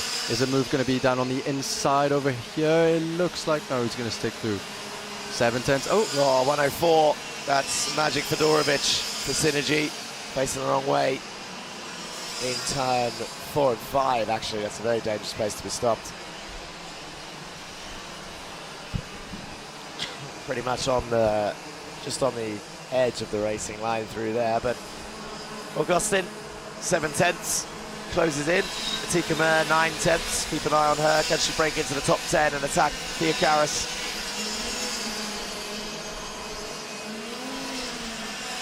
And now this is where the drivers need to find that extra little thing. They've just done 14 laps. Your body starts to be tired. You know, you've done loads of racing mentally as well. The concentration needed, especially when you have loads of drivers behind you. So it's really, really demanding on the body, on the chassis, on the karts as well, on the tires now. So you need to find that extra little push, which they all will do to win this final at the moment. Peruzzi still within 7/10 gap to Baptiste Augustin at 2nd, but Charlie Page from 2/10 down to 1/10. Baptiste with the fastest lap there. Oh, contact. Who's this? 3 karts in a pile-up here. That's a Teleos Racing Team car. Teleos, JKD and a GGM kart all intertwined with each other. Such a shame, so close to the end, and for your weekend to end like that. Unless they can keep it going, but it looks like that's not going to be possible. That's down at turn 6. Ahmad Koromifat. Here's the replay. So the Telios Racing Team car is going to drive into the back of the JNKDN car by the looks of it. Spins him round, and then the GGM's going to have nowhere to go, I assume. How does the GGM get involved? There he is, stuck. Yeah. Okay, so the GGM car, I can't do anything about that. But yeah, very optimistic for the Telios Racing Team car, who just drove straight into the back of the JNKDN one then. So, here we go then. Last lap on the board. 0.5 of a second. Augustin, half a second back. The first round, the first final is about to come to a close. And can you believe it's been absolute domination for the opening round of Iame, the 10-round season. There's 9 more rounds after this, but Peruzzi wins, crosses the line, and that's the most emotion we've seen from him all day, as he's just taken. He said, don't celebrate until the final, because everything else doesn't matter. And there you see him, look, visor open, there's the emotion for the 116. And now I'm looking forward to his interview. Is he going to give more than one answer, or is he going to say, I won? Because that's what he's been giving you guys all day. But no, there you go. Absolute domination, a grand slam, a grand shalom, qualifying, and all 3 races for Achilles Peruzzi. A shout out to Augustin, who's finished second in the final after a DNF earlier today, or definitely a low finish from an earlier accident. Charlie Page rounded off the podium. And let's not forget Atika Mer, who made it to the top 10, starting last in this final and this 18-lap race. So there we go, and on board of Peruzzi, celebrating, fist bump. The air. I think that's the second fist bump in the air we've seen today. The first one was Montgomery Swan mid-race after pulling off an overtake. Yeah, fantastic result there. Clean sweep the entire weekend. Fastest in every session, qualifying pole, win in the first heat, pre-final, and now the big event, the final. So a fantastic job there from Puerto Motorsport and Achilles Peruzzi. Not to disregard Baptiste Augustin for the tough day, and he was gaining. If only for him, he'll probably say the race could have been just a bit longer. And then third place, Charlie Page, as we have a look at the others.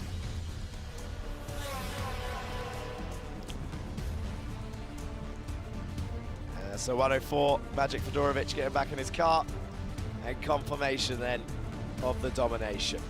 Peruzzi for Predator Motorsport, Augustin for XL, and Page for XL as well.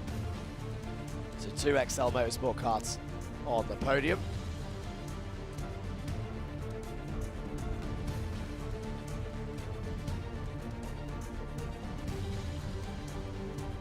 So as we see the drivers weighing in and getting scrutinized, and we will see a highlights reel from this mini-final before heading to Joanna for the podium interview. So here we go then.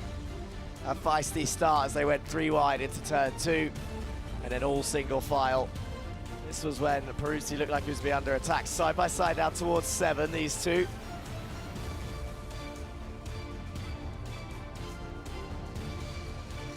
There was contact with Sami and Lizignoli working together to try and close on the top. And there was Gray getting involved. There's the number, there's Fedorovic. There was the Telios contact with 171. That's William Mazzali that got spun round. And here we're going to see Peruzzi cruise to victory. I know I didn't see that the first time, but Augustin is fuming with a second place. But I mean, it's still success. But he obviously, like you said earlier, Matt, everyone's here to win. They all want the same goal. So now we shall be heading very shortly when they come out of the pits down to Joanna for an interview with the top 3 if we can.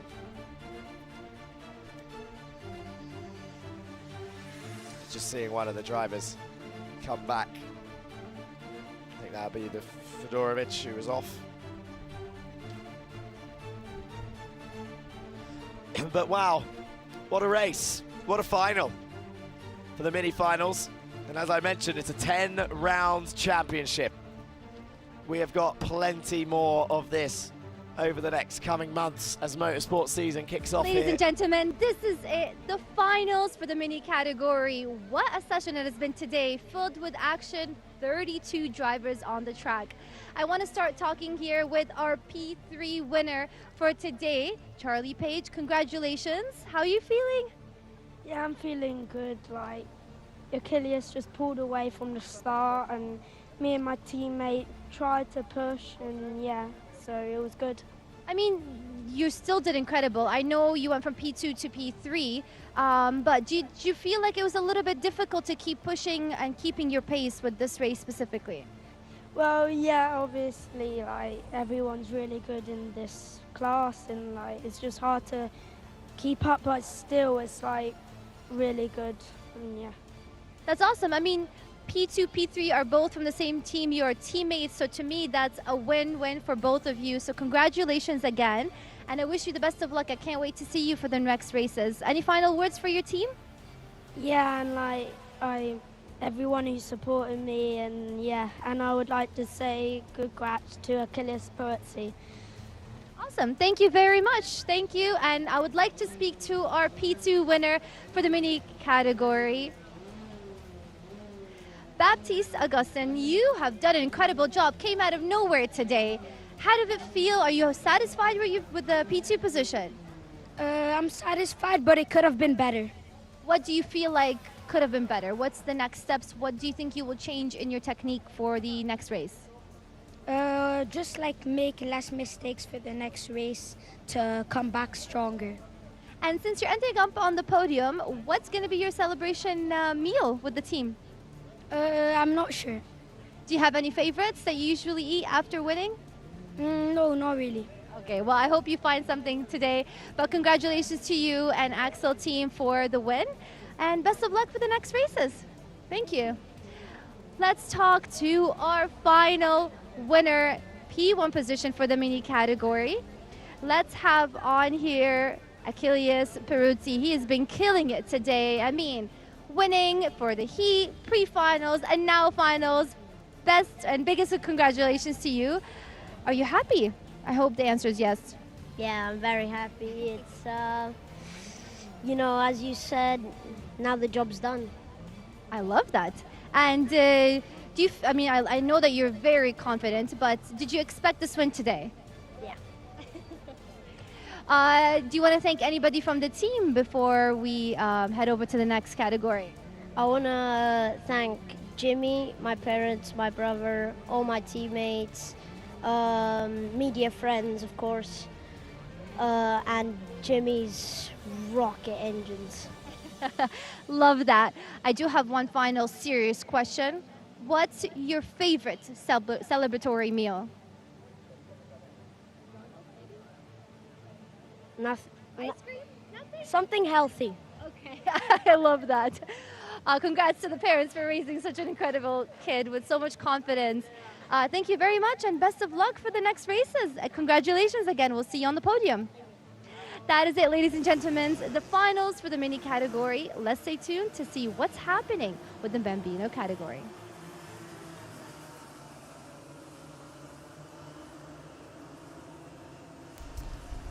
Yeah, thank you, Joanna. So, Bambino's out on track for the third time trial of the day. You can see number 88, Ristic, 31, Testa, number 9, Karajkovic, all together on the circuit. Trying to get a little bit of slipstream to find all those extra tenths. Let's not forget that it was Testa who was fastest in the first 2 sessions, with Ristic winning the second time trial by 1/10 of a second. But at the moment, it's Karajkovic, who's 2 tenths quicker than the other two.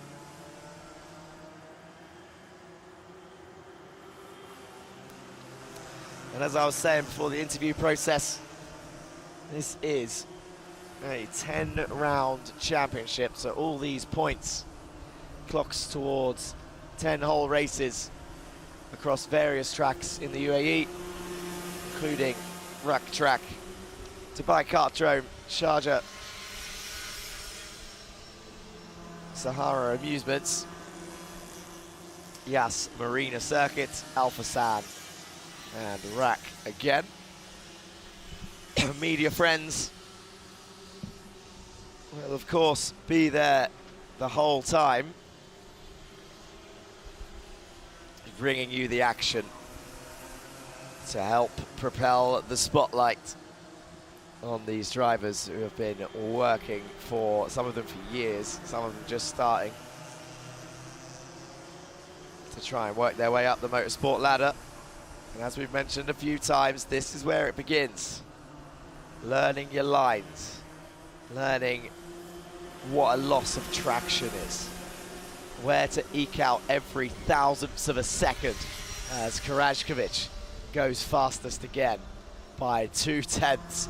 The gap was 12 thousandths. Samuel Karajkovic has just gone 189 thousandths quicker, or you could say 2/10, we can round it up, but he's very nicely in the tow of the two drivers in front. And I wonder if the other two will clock that that is what he's doing. Saying this, Testa is also in the slipstream of Ristic, who won the other session.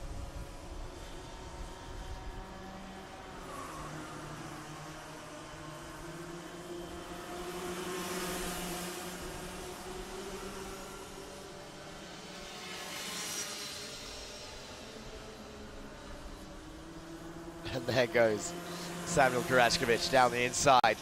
Pulls off an overtake. There was no improvement from the times then.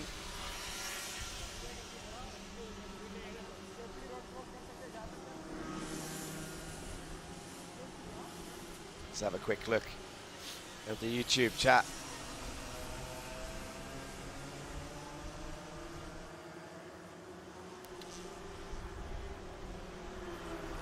See what has been missed. Is it just more support for all the drivers? It's good to see so many people in here every time, to be honest. Amos Dexter, Jensen Kelly, I think we read that one earlier. Go Oscar, bad luck, a great recovery. Go Francesco, GGM, go for the win. Right, Fred, they all seem a bit nervous or not sure what's going on. Ah, I think they're talking about some other stuff. And then Liam O'Hanlon gets some cheers. He has to get through the mess. They are trying to get ready for the race. He is in the way. Don't know what that one was talking about. Maybe on the dummy grid. Not too sure. And then come on, Leon O'Hanlon, good luck. Waiting for Amani's final.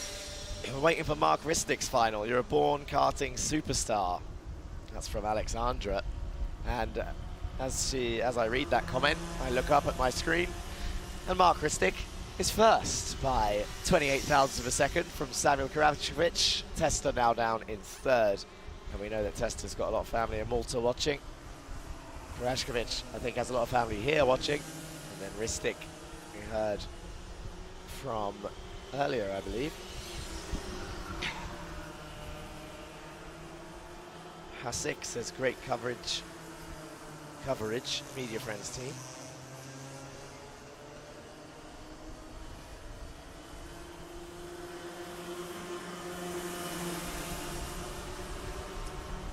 And come on, Sam, Uncle Richard from Malta watching. There we go. I've caught up on the chat for the most part. Even if I don't manage to read out your comments for whatever reason, continue the conversation. Keep your opinions coming. And don't forget to show support. Let's go GGM, says Kay Kara, who is sadly not doing Iame this season. Maybe you can join mid-season. I don't know the rules on that. I'll need to check. But it's big grids. 32. We've got 94 drivers in total across the 4 categories, which I believe Maxi said at the start was a record.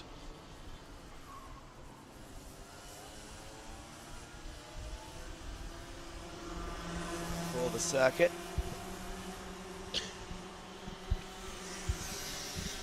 But we also have heard from a lot of drivers who have, well, the question was asked, I believe, by Joanna or Matt earlier, is this the biggest grid you've taken part in? And a few of the drivers have obviously travelled, raced in Europe a couple times. Most likely the champions of last season, not to mention Achilles Peruzzi, the mini champion, Ayan Singh, the junior champion from 24-25, Mohamed Benaimna was senior champion, Rafael Martinez, senior 170 champion, and Magic Fedorovic was Bambino champion. But let's, whilst we've got 1 minute left, let's head over to Joanna for another interview.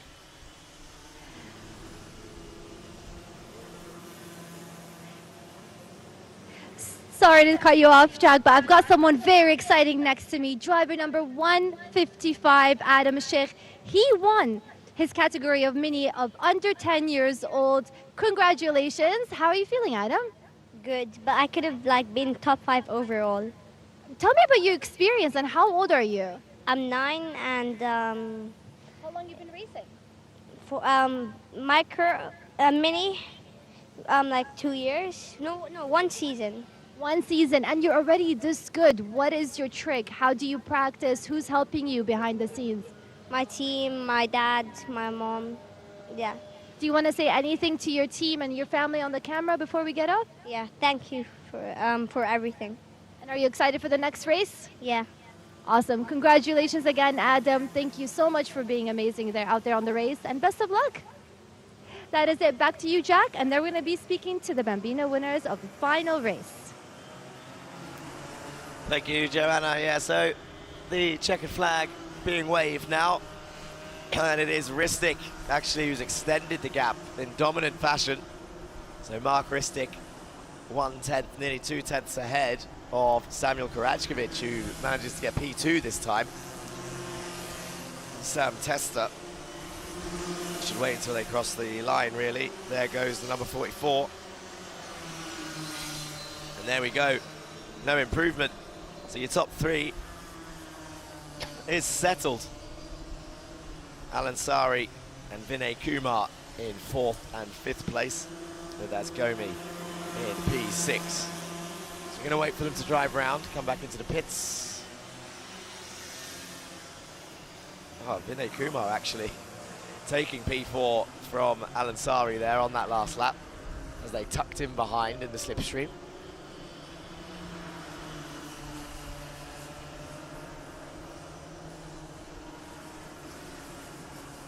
A bit of a bump there from number 9 into 88.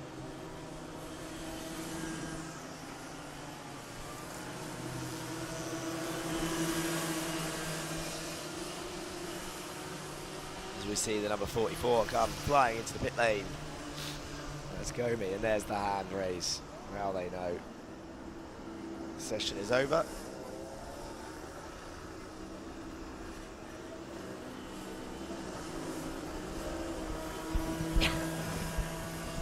We've seen a lot of support in the chat, but don't forget to also, there's a lot of you watching. You can see a lot of you watching. What would you like to see this season? Obviously, you want to see your favourite driver win. Obviously, we're here to root for family members and extended family members, whoever you're rooting for, your team, your cousin, your niece, your nephew, whoever's racing. I get it. But maybe there's something else you want to see. Maybe there's another driver that you're rooting for other than your obvious favourite. Let us know. Jump in the comments. Here's the results. We got Ristic up in first for Synergy UAE. Samuel Karashkovic, second place. And then the Maltese driver, Sam Testa, in third. And we will be heading after the highlights reel, likely back to Joanna for some interviews. And then after this, don't go anywhere, we've got 2 more races to go. We will be going to the junior race after the interviews. And then the senior race, also the finals. The main race, the big one for round 1. The Bambinos have finished the day.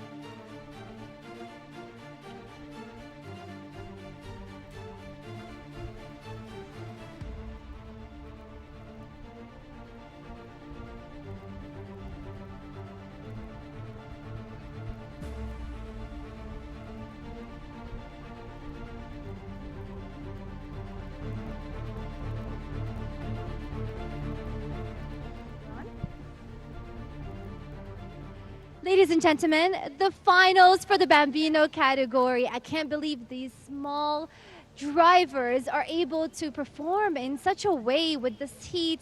It is quite impressive. So now we're just going to wait for our P3, P2, and P1 drivers to come on here in front of the camera so we can hear directly from them. How does it feel like to be this young, yet have so much skills to be able to do what they're doing at this age under the circumstances of the UAE heat? But we do want to say the rack track has been incredible. I mean, the talent that we're seeing here, the track itself has just provided so much opportunities for these drivers to showcase their talents. We have here our P3 driver, Sam Testa. Listen, I loved your confidence this entire day today. There's no reason to be upset because you have done such a good job, yeah? And this is just one race. Tell me how you're feeling. I know this is not what you wanted, but it's still a win. You're on the podium. So talk to me. I don't know what to say, but That's okay. I don't want to see you crying because you're still a winner. Isn't that right? yes. And I want you to show other kids that it's okay to have bad days. That doesn't mean it's the end of the world. It just means we're going to do it better next time. But you have to keep your confidence. There's no need to be upset because truly you're an incredible driver on the track and you did your best, right? That's the most important thing. What happens, happens. So can you tell the camera that I did my best? I did my best. I tried. You're incredible. Thank you so much, Sam. And I wish you the best of luck. We're going to celebrate on the podium, but keep a smile on your face, yeah? Awesome. Give me a high five. That's what I like to hear. I know it gets really tough for these young drivers. They're putting their best efforts in, and yet it is what it is. But they're doing incredible. Right now, we have our P2 winner, Samuel Karajovic. How are you feeling, Samuel? Good. Good. I want to hear great. I'm great. That's what I love to see. I mean, you did incredible. All of a sudden, now you're back up in P2. What did you do differently? I tried to beat him, and I did it. And do you have your team that supported you today? What do you want to say to them? Thank you, Daddy and Mommy, for letting me racing. Good job for doing your best. You're an incredible driver. So is everybody on your team. Congratulations again. And we'll see you on the podium, yeah? High five. Good job. All right, we want to speak to our final winner of the Bambino category. Here we have Mark Ristic. How are you feeling? Good. You're the final winner for the Bambino category. Were you expecting this? Yes. Yes, and do you know what you're going to do after the podium? Are you going to have a celebration with the family? Yes.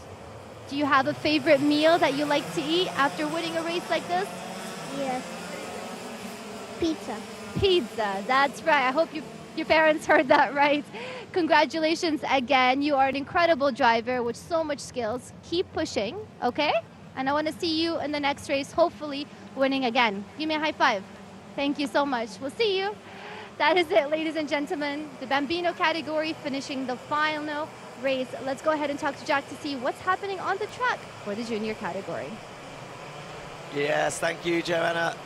So we didn't miss much. They did their formation lap, and it was a full start after the lights went out. So now we are watching them come round for attempt number 2. And I have a feeling they might have stopped too late, but we'll find out just now. And whether they're going round again, and yep, they are. So it's a second full start from the junior category. Identical to the mini category, actually. So what Matt said earlier, if they do it a third time, then the top 2 will get penalties. The 2:11 might already be out of this race. That's Malik Debussy has come to a stop. Now that's going to have to probably delay the start, to be honest, unless they can swiftly get it out. The drivers are still quite far. But let's see, I mean, there's marshals coming to run. Whether they make it in time for the correct start. Yeah, they've slowed down a lot earlier this time, so hopefully, if this marshal's got strong legs, we can get this out of the way in plenty of time. I think it's going to be fine. As they all come round, turn 8 into 9. This is it, guys. 2 races to go. This is the final for the seniors. Round 1, Iame 25-26. Third attempt at the start, and it's a success as they fly down towards turn 1. Side by side, Matanch Jain on the inside gets swooped around the outside of as they go through turn 3 now. It's 2:10 leading the way of Mohamed Al Khaimah. Down towards turn 6 into the braking zone. A lot of opportunistic braking on the outside there to try and get the better exit down towards 7. And there we can see the names on your screen. We've got a couple of jostling for position there down towards turn 7. Someone all over the curbs there on the exit of 7 into 8 and 9. And now it's going to start to sort itself out into single file as they go down towards turn 1. And I think Jane had a look there on the inside of 1. Chopra side by side with Barakordi as that was 3rd and 4th in turn 1 and 2. But keep an eye on Matanch Jain because he's going to want to try and get this back as quick as possible. Turn 7 was where he done it last time. Is he going to do it again? Not this time. Turn 8 maybe. Down the inside. He looks down the inside, Matanch Jain. Oh, and contact. Al Khaimah around the 9. outside. Manages to keep it around the outside. Jane's not going to give up. He's going to prioritize the exit now. But Veer Chopra is lurking behind as he moves to the right-hand side, to the inside. Yeah, Matanch Jain on the inside of turn 1. Veer Chopra fantastic. up into P2. Matanch Jain demoted into 3rd. That's going to really ignite the fire for Matanch Jain, who's been quite strong on overtaking, to be honest. But now he has to defend from the car behind. Another place lost. Yeah. 4. It drops into 4th now. And he's waving his hand as if to say, why are you not helping me? But you're all racing for the same piece of tarmac and the same win. So, no friends on the battlefield at this stage. Now, Veer Chopra gaining on Al Khaimah. Let's see, will he want to stay behind? The obvious answer is no, but it's a long 19-lap final, so anything could happen. As now we're on board. Yeah, it is. It's a long race, like you said. And I think Barakordi now will be under pressure from Jain, who's going to want to try and gain these 3 places back. He's in 4th place currently. Chopra's just made a move for the lead into turn 6. Side by side down towards 7. Barakordi still ahead of these two. 249 getting involved. That's Arhan Qureshi behind, who I imagine as a teammate might sit behind Jain if he knows that he's quicker. Nearly saw a repeat of being run into the barrier there. Henry King gets a warning. 219 then. Chopra leads from Khaimah. Barakordi in 3rd. Jain still in 4th. And there is Jain getting attacked, actually. So they're not working together. The teammates. I think Qureshi's just gone past. It's going from bad to worse for Matanch Jain at the moment. Oh, late dive on the inside. Fantastic, unpredictable move on Barakordi right there. But Peruzzi pushes Barakordi to try and make it work. Peruzzi up a couple spots already. That's 4 spots Jack Doe trying to make a move. Peruzzi up mid as well. That's Baracordi and Qureshi that were fighting through there. Peruzzi's a little bit further back. At the front, it's still Veer Chopra leading from Mohamed Al Qasimi with Qureshi in third, and Peruzzi up 6 positions now. He's really gunning for it. They're the two leaders, Mohamed Al Qasimi and, well, Veer Chopra and Mohamed Al Qasimi. Followed by a gaggle of cards right behind. There's Henry King just on the bumper. Is he going to... Oh, Jack Doe on the inside. Henry King shuts the door. He's not shy of throwing his cart down the inside, Jack Doe. We've seen it a couple times today. We see 2-2-3 all by themselves, Albani. 260 down the inside, oh, of turn 1. It didn't work on Jack Doe that time.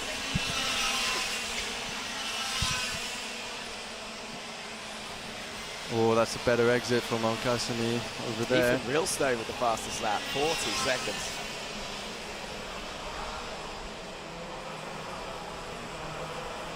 So the question is, at this stage, 13 laps left, has Matan Chen got enough time to gather his head and try and get back onto at least the podium? Because he's now down in P6 after starting on pole and leading and winning both races so far. Peruzzi just set the fastest lap, 39. So, yeah, 39.7 for Peruzzi. Could this be what he's waiting for all day? Can he match Achilles Peruzzi? Great move by Leonidas there on the inside. Oh, as we have some cards who have spread some dust. Any cards still remaining? It looks like just no. the tip of the wheel, to be honest. But yeah, Peruzzi, I think now up into third on Arhan Qureshi. It was a strong move.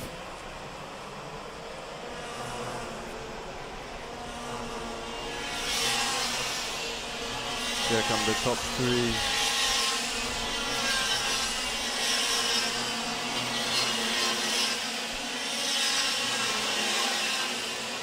Jack Doe currently in 8th place with Mason up 11 spots. Now that's the most of anyone on this grid. So he's clearly gunning and wants to give it his all. And why would he not? It's the... Here's a replay then. 251 down the inside of 260. This was where the gravel was kicked up. So 260 bouncing over the exit of turn 4 and 5. He's going to lose a few places there. That's Savale Kagate, who went off the circuit then. Henry King right on the bumper of Gabriel Baracordi. Is he going to go for a move on the inside? It looks like he barges his way through and he makes it stick unless Baracordi gets the switchback, but as far as we can tell, no. So look at the height difference between the two drivers. Very visible when they're fighting each other like this. But yeah, Henry King getting the better of Baracordi at this stage. Look at all the Predator karts then in the top 4. Defender going on through Jack Doe and 264 Mason, who's up 11. He's going to want to make that 12. A small love tap there, but get Nathan. Oh, another one. That was a hard love tap the second time, but I think Jack Doe was doing a smart parking it on the apex to maybe incite a bit of that violence, but we'll see. 39.6 for Peruzzi, still flying, 1.7 seconds to Al Khaimah. Has he saved enough tyres all day to now just be much quicker than everyone else? Al Qasimi just a 10th, just above a 10th to Veer Chopra. Al Qasimi knows this track like the back of his hand. He almost grew up here, so for him, he's going to want to give it all. 9 laps to go, and we're going to see who comes out on top. As these are the top 2 drivers, with number 3 Peruzzi gaining, it seems. I think to take the win, even with this pace, he needs Al Qasimi and Chopra to fight at this stage. I mean, there's only 2 steps between them. They've got a safety net of 1.5 seconds. They can start fighting at least 2 times without Peruzzi catching. But it all depends on Al Qasimi. Is he going to attack the number 210 to 219? 260 down the inside of 8 on number 209. Savelli Kogai, good move from Savelli over there. Yeah, on Londono. And another, that's 4 consecutive fastest laps from Leonidas Peruzzi. On that lap.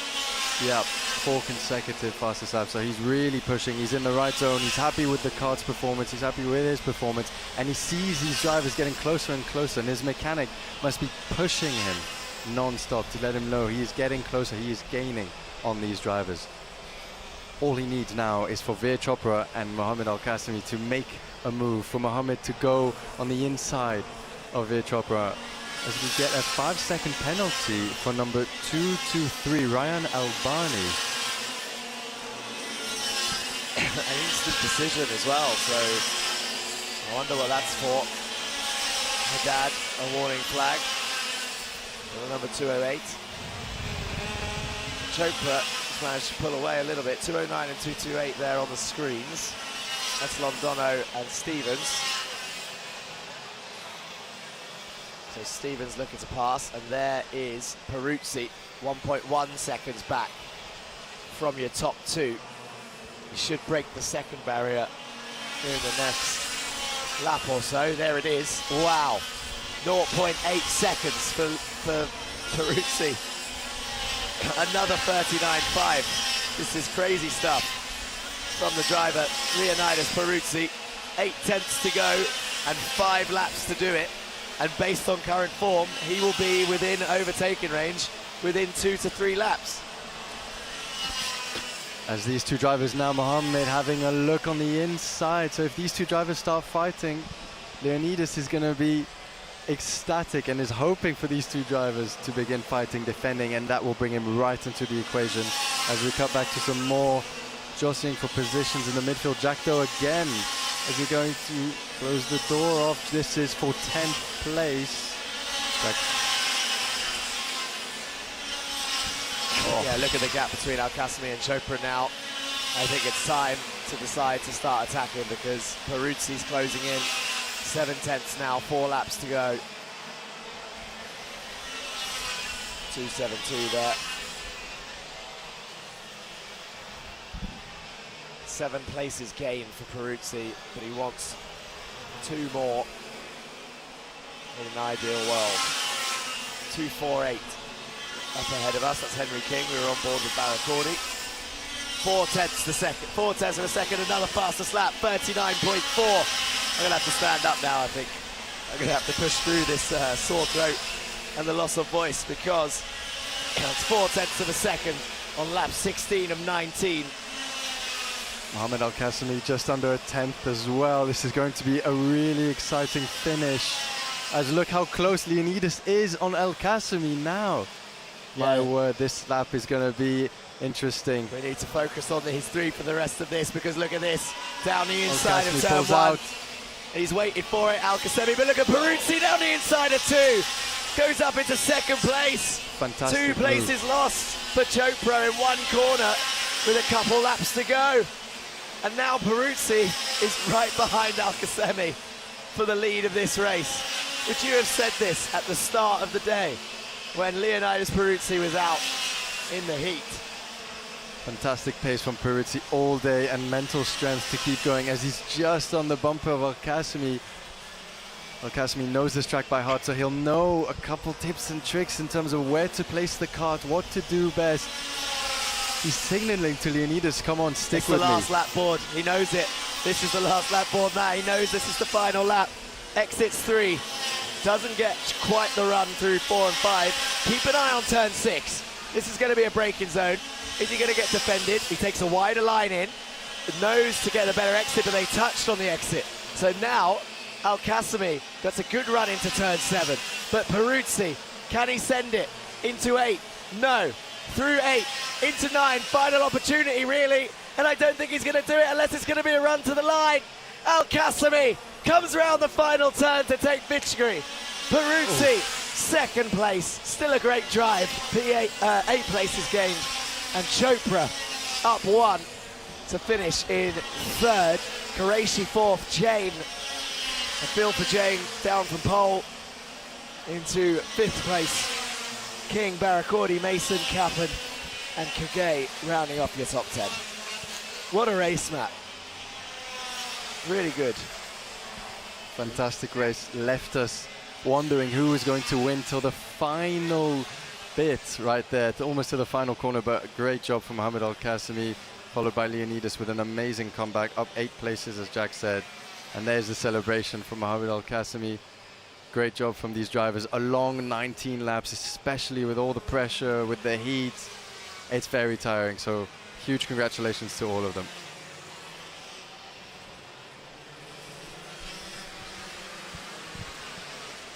Yeah, so as they all come into the pits then, we'll head to a highlights reel when they all start coming up the weighbridge.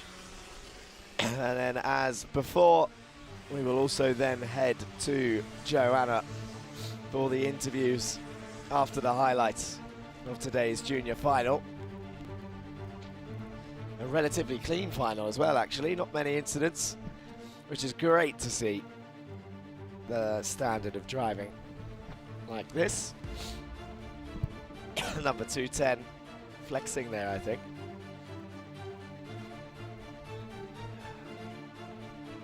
Mohamed Al Khaimah, your victor.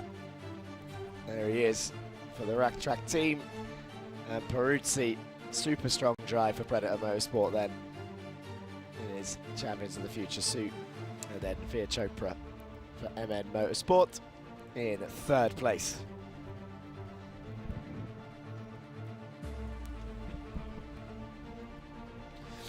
So, as we wait for the highlights reel, we have 1 race left today.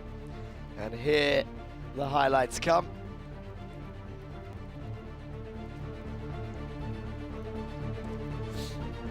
So after 2 full starts, we eventually got underway down towards turn 1. Look at the jostling for position. Matanj Jain loses the lead straight away from Al Khaimah. There it is on your screens. Has a look down the inside. Couldn't quite get it done. Barakordi involved. Qureshi down the inside there. 260 on the gravel. Kage, the GGM, bounces over, continues his fight to finish in the top 10. Jack Doe holding people up, brake checking on the apex, but not illegally. Smart racecraft. There's Khaimah and Chopra, with Chopra in the lead at this point. Peruzzi hunting them down as well. Al Khaimah goes for the lead down the inside. And then they come across the line, and look at that. Fist bumps the air.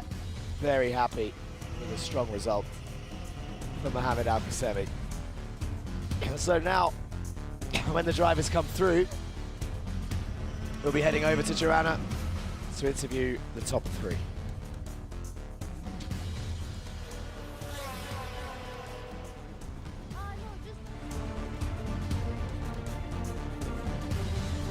Here's the results on your screen. We have Mohamed Al Khaimah, Peruzzi and Chopra. And then the rest of the order scrolling on your screens. I'll wait for it to reset and go down from 4th downwards as we show the big junior grid.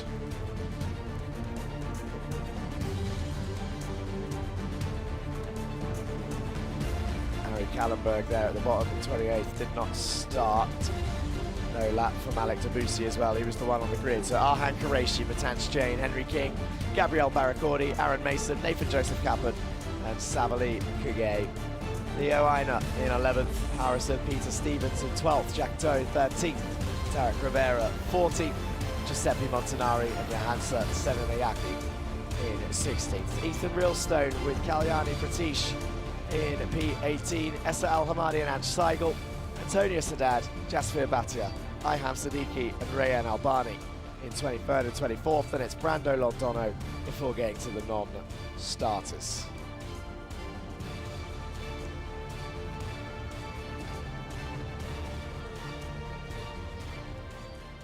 What an action-packed final race for the junior category.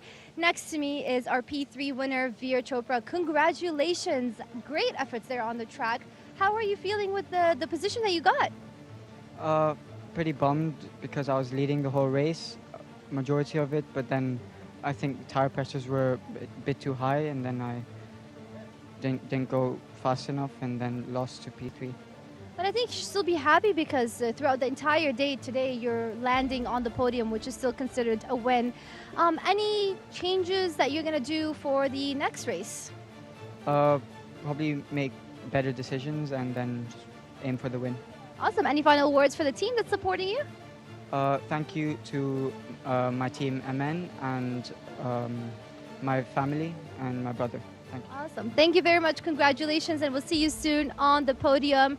Next, we want to talk to our P2 winner for the final race of the junior category. Hello. I don't want to misspell your name, so can you tell everybody your full name? Hello, I'm Leonidas Peruzzi, number 227 from Predator Motorsport. Love that. Congratulations. Are you satisfied with the position P2? Yeah, very satisfied, especially after what happened in the heats. And what do you think was the difference between your position and P1? What was missing that could have pushed you further?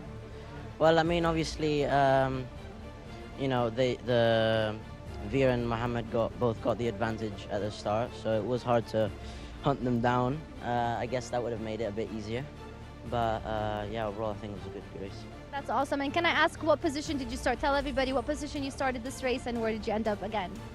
So in the heat, I started 25th, and in this final, I started 10th.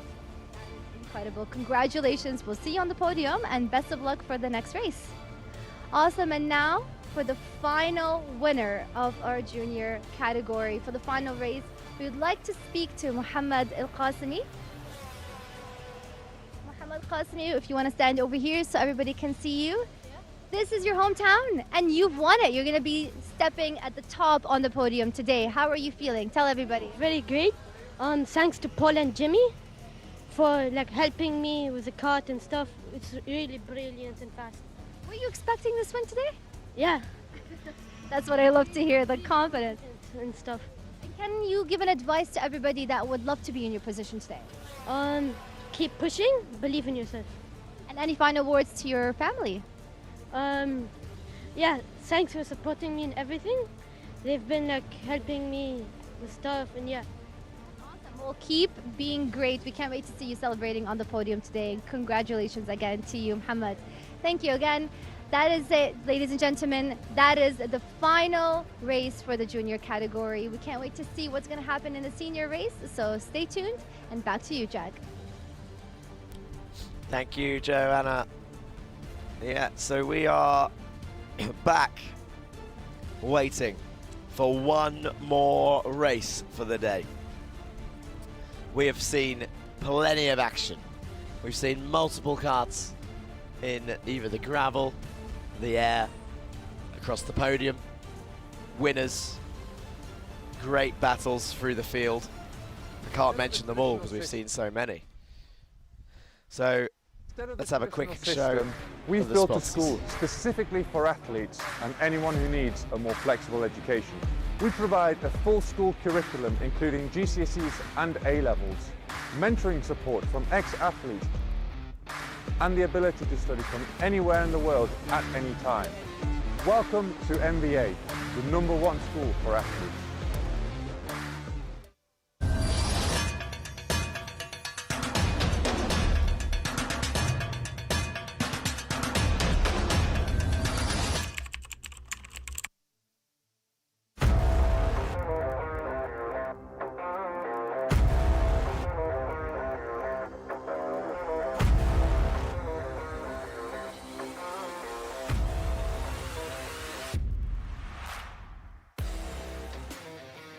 We're back here with His Highness Sheikh Walid Khalid Al Qasimi.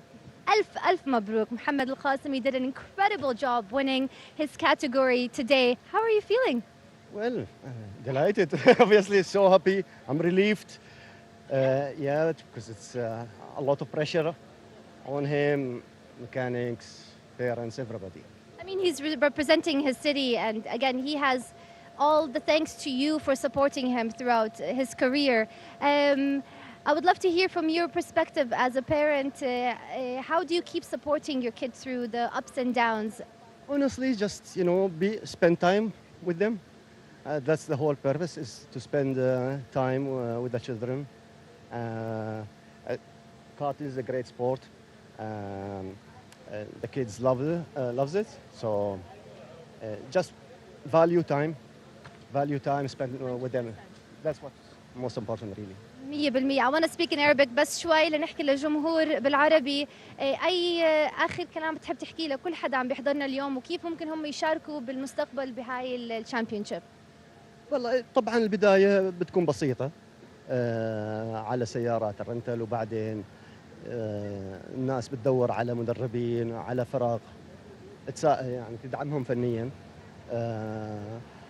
وخطوة خطوة الإنسان ممكن يتطور يعني. ألف مبروك مرة ثانية لمحمد القاسمي.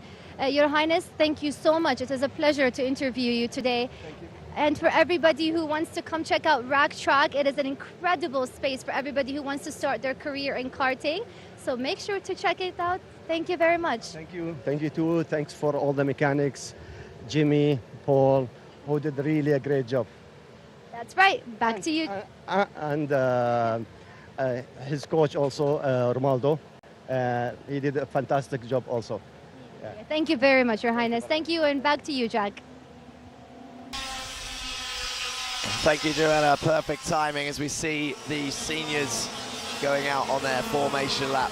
Let's have a look at the grid. Jeremy Montgomery Swan, a dominant day so far with Qureshi next to him. Dharmadasa in third place, the Sri Lankan driver versus Kinyua, the South African. Then we've got Nathan Pope in P5 versus Adam El Bassioni, and Volungeficius and Al Khaimah there in the next row. To Troja, Fedorovic, Ngoma and Martinez in 11th and 12th, and then Hartman and Dexter in 13th and 14th. You've got Piri and Mohan on the 8th row, and then Gut and Alam. A lot of fans for Alam in the chat, the Lebanese flag. And Marie Pope there in 19th, with Kay Roos in 20th.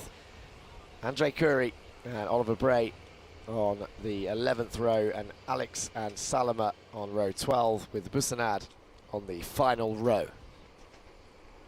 And here we are then. Flags waved.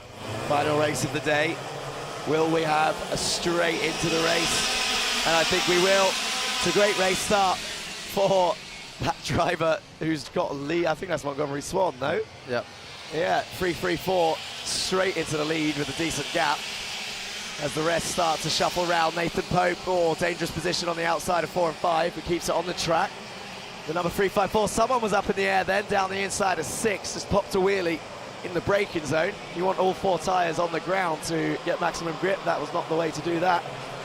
But no issues so far, other than a little bit of argy-bargy on the opening lap, which is to be expected. Start is under investigation, according to the timing screen. Montgomery Swan has pulled 8/10, and there is a driver getting back in the car. So it's a 170, 422. Is that Salima? That's Daria, if I'm not mistaken. Salima, yeah. Fantastic start from Montgomery Swan, already 8/10 of a second in just under 2 laps. If he could keep this going, he's going to be very confident for the final win. Now in the background we see that one of the Teleos, Max Dexter, lost 10 positions on the first lap and fell back down to 24th as the top 3 are crossing the screen.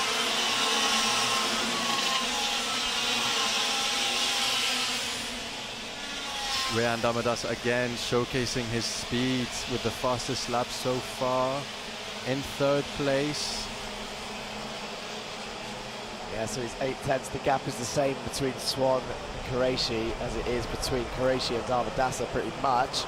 To Troja up 5 places from that start, from 9th to P4. Nathan Pope holds on to P5. Kinua's dropped 2, so they're the one that's lost out really at the start. Jose Ngoma up 4 places. Fastest lap for Nathan Pope. He's got pace in P5, so he should be hunting down to Troja then at this point, the number 354. Can he close in and then close it in the 1.2 second gap up ahead? Swan, 1.1 seconds in the lead. I think we might have... And that's a big impact there with Louis Harmon out wide, and Kay Roos again cannot seem to stop getting involved. That's 4 carts tangled up with both XLs. get out safely, and the AK karting, it looks like something's damaged with the kart. Yeah. Here in Piri as well. We'll have a replay of this then. Let's break this down. So where does the contact happen? It's just sidewalk. It was weird. I didn't really see what happened there. I'll have to watch that again if the director allows it. But wasn't sure what triggered the whole chain reaction for Daria there, who's out of the race. Looked straight in the camera. Nathan Pope, as I said, is up into P4, the number 354 kart. And now he's got 1.4 seconds to dig deep and find to try and get on the podium.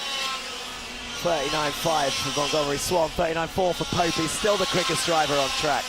So it's not over, it's 21 laps. Is he going to eat his tyres up? It's another fastest lap then for the GGM driver. 1.3 seconds to find to get a third place.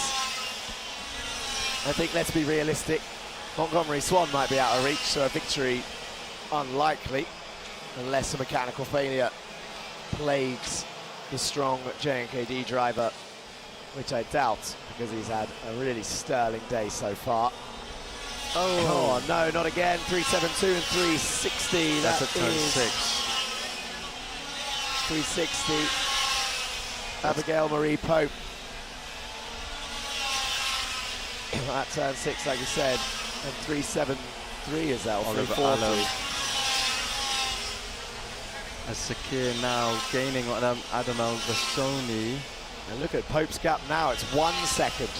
So he's closed in a bit of time somewhere by 0.4 of a second on Rayan Damadasa. Oh, a bit of contact there. Hard defending going on around the outside. Can Sakir keep it? 312 did a great move. That's Sakir Al-Qasemi. Around the outside of 8. We haven't seen that much today, to be honest. 0.8 the gap between Nathan Pope and Damadasa. It's just dropping. It really is. The yellow flag's waved, a warning flag for Kinua, the South African driver. Petroja up 3. Oh, tip of the wheel. Great kart control to keep that out of the barriers, as it's such a fast part of the track, and you dip one wheel into the gravel and it's very, very complicated. Did they do that by themselves? I don't know if they were pushed off there. There we go. 312, Al-Qasemi in the wall. Yeah, 3-1-2. Such a shame. His brother won the junior final, and he sadly has to retire with, it looks like, some pain. Here we go. This is the reason why then. Oh, 4 and 5. High speed in the gravel. Not much you can bouncing. Yeah, just straight on. Yeah, okay. Hit the soft part of the barrier. And there's 3-3-4, 1.6 seconds the gap for Rayan Qureshi to catch Jeremy Montgomery Swan. But I keep saying it, Matt, Nathan Pope, even though Kinua's just set the fastest lap, is now only 0.2 behind Damadasa. So if we can find 3-5-4, is there on your screens. Oh, that was a bit of luck, wasn't it? Is that back marker or what? 4 and 5. And it's a pinch point today. It's very high speed. There's only really one line. But 0.2 between Pope and Damadasa, but Kinua is also closing in with the fastest lap. So he needs to try and take P3 as quick as he can, and then hope that they fight if he wants to keep a podium today. As Jeremy's extending his lead to 2.1 seconds now. Been in control pretty much the whole day. Let's just hope the tyres stay, but it's looking like it. As again, Nathan Pope 0.2 behind Rayan, so a move will hopefully be coming soon. At least that's what Nathan Pope is looking for at the moment. But Rayan will make it very difficult by placing his car in the right parts of the track. We're halfway through the race, and I'm already looking forward to another Wagwan General from Jeremy Montgomery Swan in the interview. All on the podium at this rate, as he's won everything so far. There we go. That's Nathan Pope and Damadasa. Nathan Pope's still behind Damadasa at the moment, but it looks like they've gained, and they're quite close to Qureshi as well. Our timing seems to be slightly off. So this is the battle for second place at the moment. I will see Montgomery Swan further along. Nathan Pope signaling to Kunyawa, stay with me. Oh, as he takes a lot of curve there. Kinua as well. Keep an eye on Kinua because they will be looking at any opportunity to get past.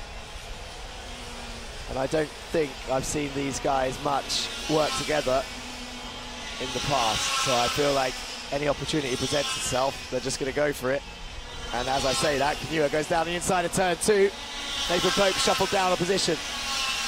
Says, sorry, gotta go. Puts the hand out. Says, I'm on the move. So Kinua then up into P5. Nathan Pope down a position.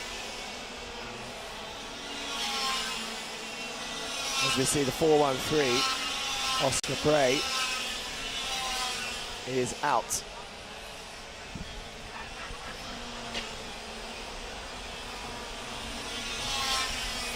Adam Albasoni so strong all day, now in 8th place. Seems to be struggling a bit more than he would have liked. But there's still plenty of time for these drivers to keep going and keep moving up in place. But now we're focused on the battle for second place with Qureshi, Damadasa, Kinyawa and Nathan Pope just fell back a bit.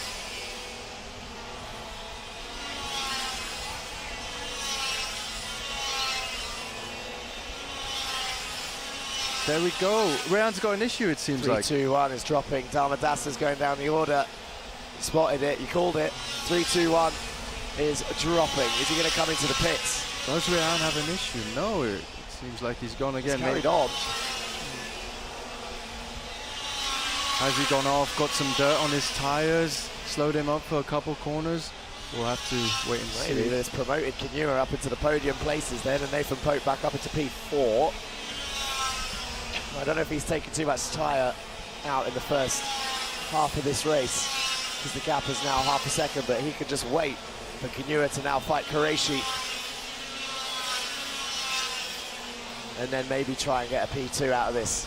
But Montgomery Swan cruising a 2-second lead.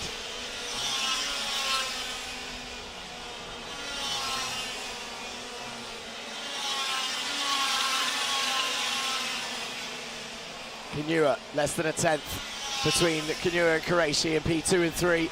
They must be bumper to bumper out there somewhere. Second and third place must be bumper to bumper. And they're through. Kinua's through. Already past Qureshi then. So that means Nathan's opportunity might be gone unless he's got the pace also to get third. 3-4-7, Hartman. 3-3-9.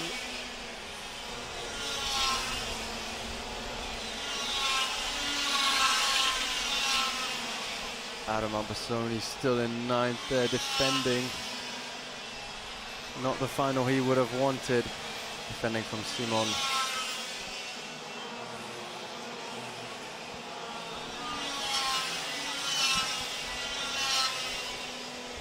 So 2 tenths between 3-5-4 and 3-8-6 then. Simon Fedorovic also just right behind Adam Albasoni. And those are the closest 2 fights on track. 3-3-5 and 3-3-8. And 3-5-4 and 3-8-6. Fedorovic and Gut now in the same fight. Is what you can see on track actually. 3-3-5 leading the way then. Albasoni under pressure from Fedorovic and Gut. And there's 3-8-6 Qureshi.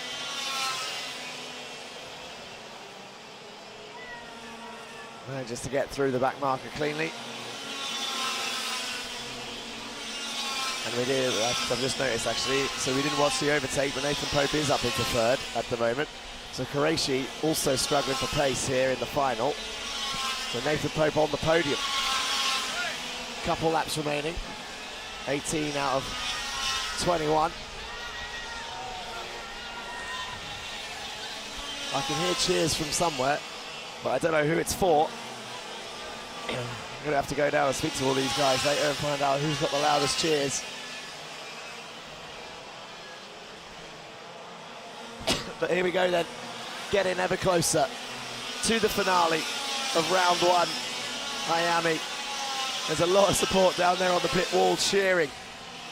Half a second between Kinua and Swan. Can you believe it? After a 2-second lead for most of the race. 2 laps remain and only a half a second and gap. there's traffic for Swan right there. Kinua's right on behind him. This is unbelievable Kinua's stuff. gonna go Kinua down the inside of 7. And they No, contact! almost- Montgomery Swan over the curb. Nathan Pope Kinua's in tries the to lead go. and Pope is going to go wow. down the inside. Montgomery Swan from first to third after one back marker. Unreal. Who'd have thought it? We thought it was settled. It's Kinua, Pope, Swan, but there's still back markers here, no? Are we still watching the fight? I can't tell. I think we're watching the back. We should be watching the top 3. 8/10 between them. And the last lap board shown. This is it. Kinua now with a decent There it lead. is. There's Nathan Pope in second, Jeremy in third place. I think this is a checkered flag right now then. As they come round, I think you should give them a round of applause. What a finale. The senior race is over. It's Kinua taking victory in the final with Nathan Pope in second and Montgomery Swan, after a dominant day, down into third place. Qureshi, fourth. Detroja, fifth. Darmadasa, sixth. Ngoma, Volungavicius, El Bassioni and Goot. And now, I said I'd run out of voice by the end of the day, and I think I've done it. It's all done.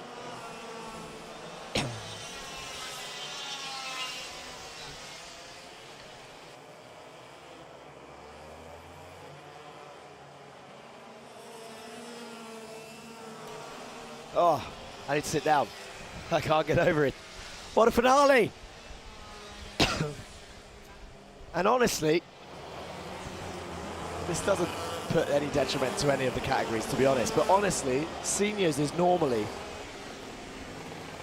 or in at least the last few races that I've commentated on, seniors is normally the tame one, with minis being the action-packed one.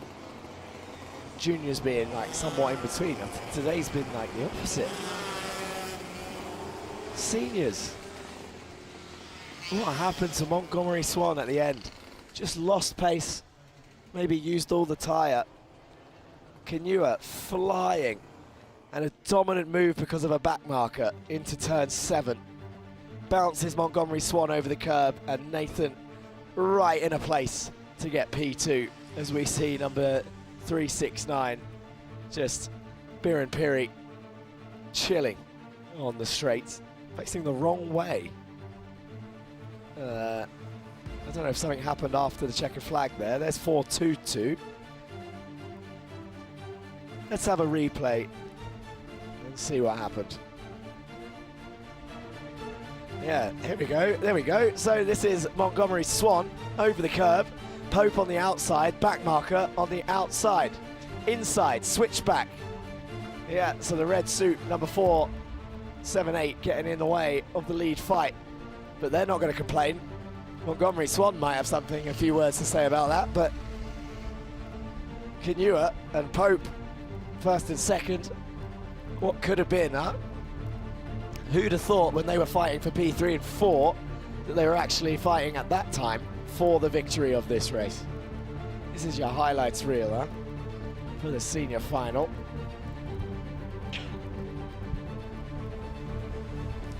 The senior 170s, that's Andre Curie, 444, leaning into the corner there, bouncing around.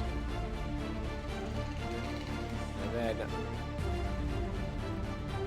cutting to the pit lane.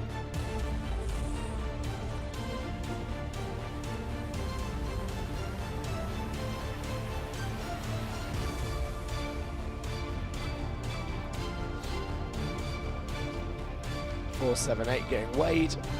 And confirmation then of your top 3. Kinua, victory for GGM. It's a 1-2 for GGM as Nathan Pope takes second place. JNKD Racing, podiums throughout the day, in fairness, on their debut for the season. But third place for Montgomery Swan, who you could argue had one of the strongest days. Qualifying pole, 2 wins. and then a third. Let's have a look at the highlights then of your senior race as they all go down towards turn 1, shuffling around all at the beginning phase. Whoa, there goes Daria. Little spin.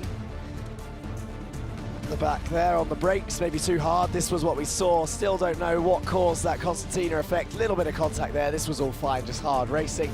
Dip a wheel in the gravel, straight on for Al Khaimah there. 354, Nathan Pope. 317, Kanua.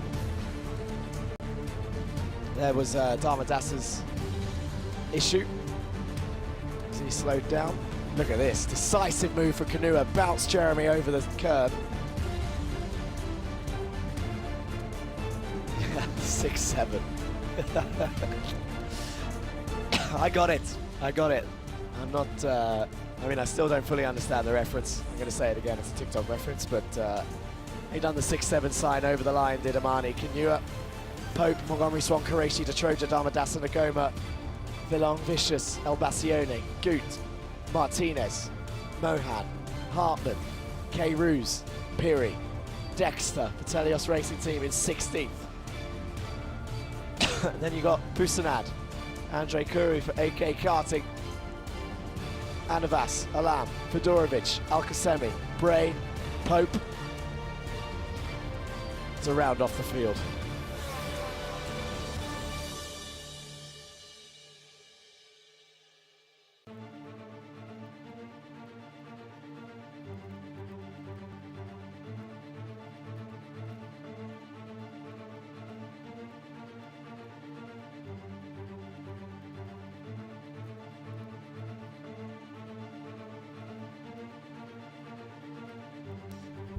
Wow, well, I'm still trying to get over what an amazing day we've had.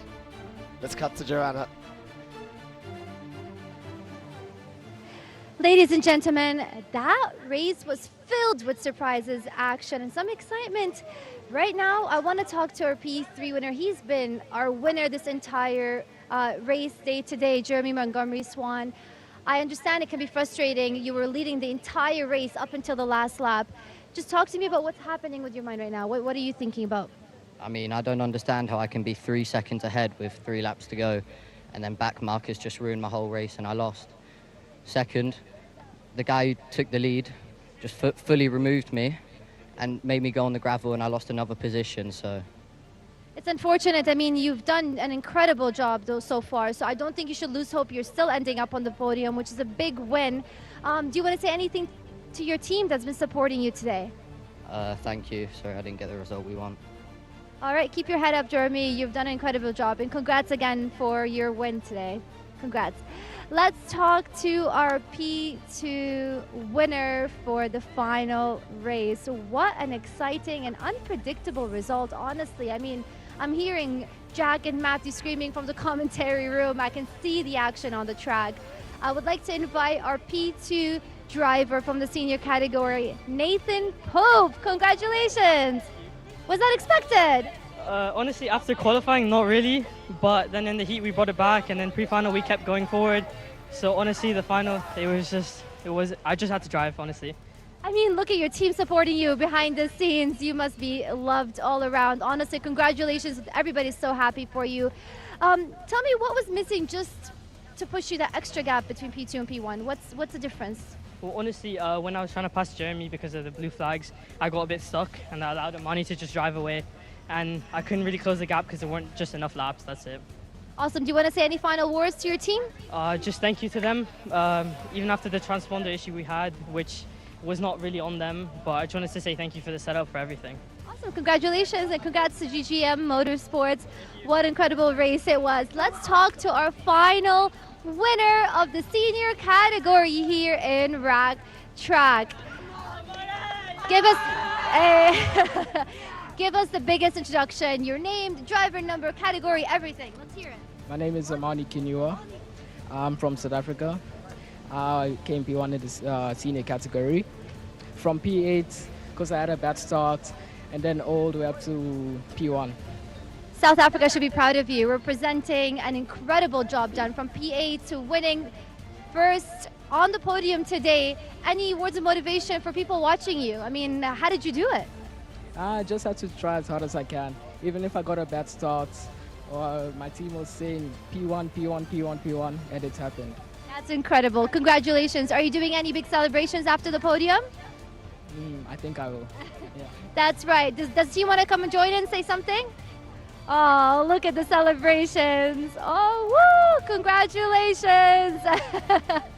We love that. Team support all the way. Congrats again to our winners of the senior category. Up next, I want to talk to our senior 170 category. We've also had an incredible team. Oh, let's have here, before we interview the winners for the next team, let's talk to somebody from the Predator Motorsports. How are you? Hi. Sorry, you got P3 in the senior 170. Congratulations. Apologies. I mean, I'm seeing you for the first time today, so give us an introduction, Alexandros. So my name is Alex. I'm, I think, the oldest driver right now on the grid, and it's my first race after 10 years. So being here, being able to do pre-final and final, and being able to finish on the podium with kindish competitive lap times, for me is a win.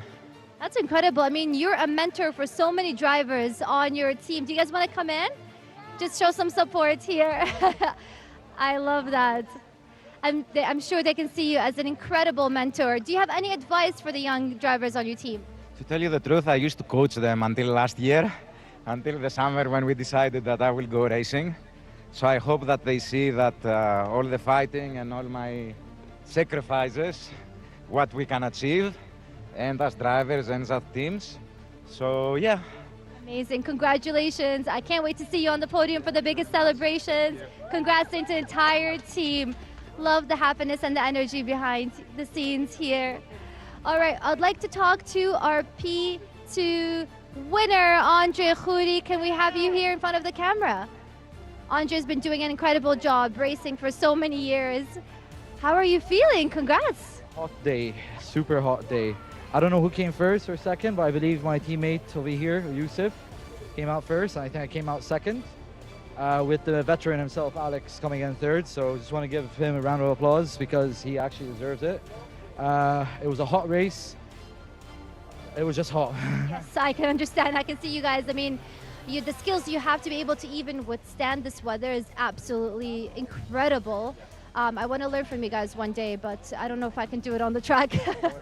Any final words to your team, to the family supporting you behind the scenes? Definitely to the team. You guys performed amazingly today. To those who are watching back home from the driver development, I wish you guys were here next.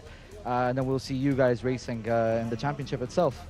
Thank you so much, Andre. The best of luck. I hope to see you in the next race again here on the podium. Congratulations. And right now, we're going to speak to our final winner, our P1 driver for the final race in the senior 170 category.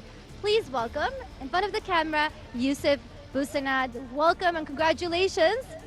Were you expecting that? No, it was my first race, so honestly it was pretty surprising to me that I did manage to finish where I did. It was a very chaotic race and it was very difficult.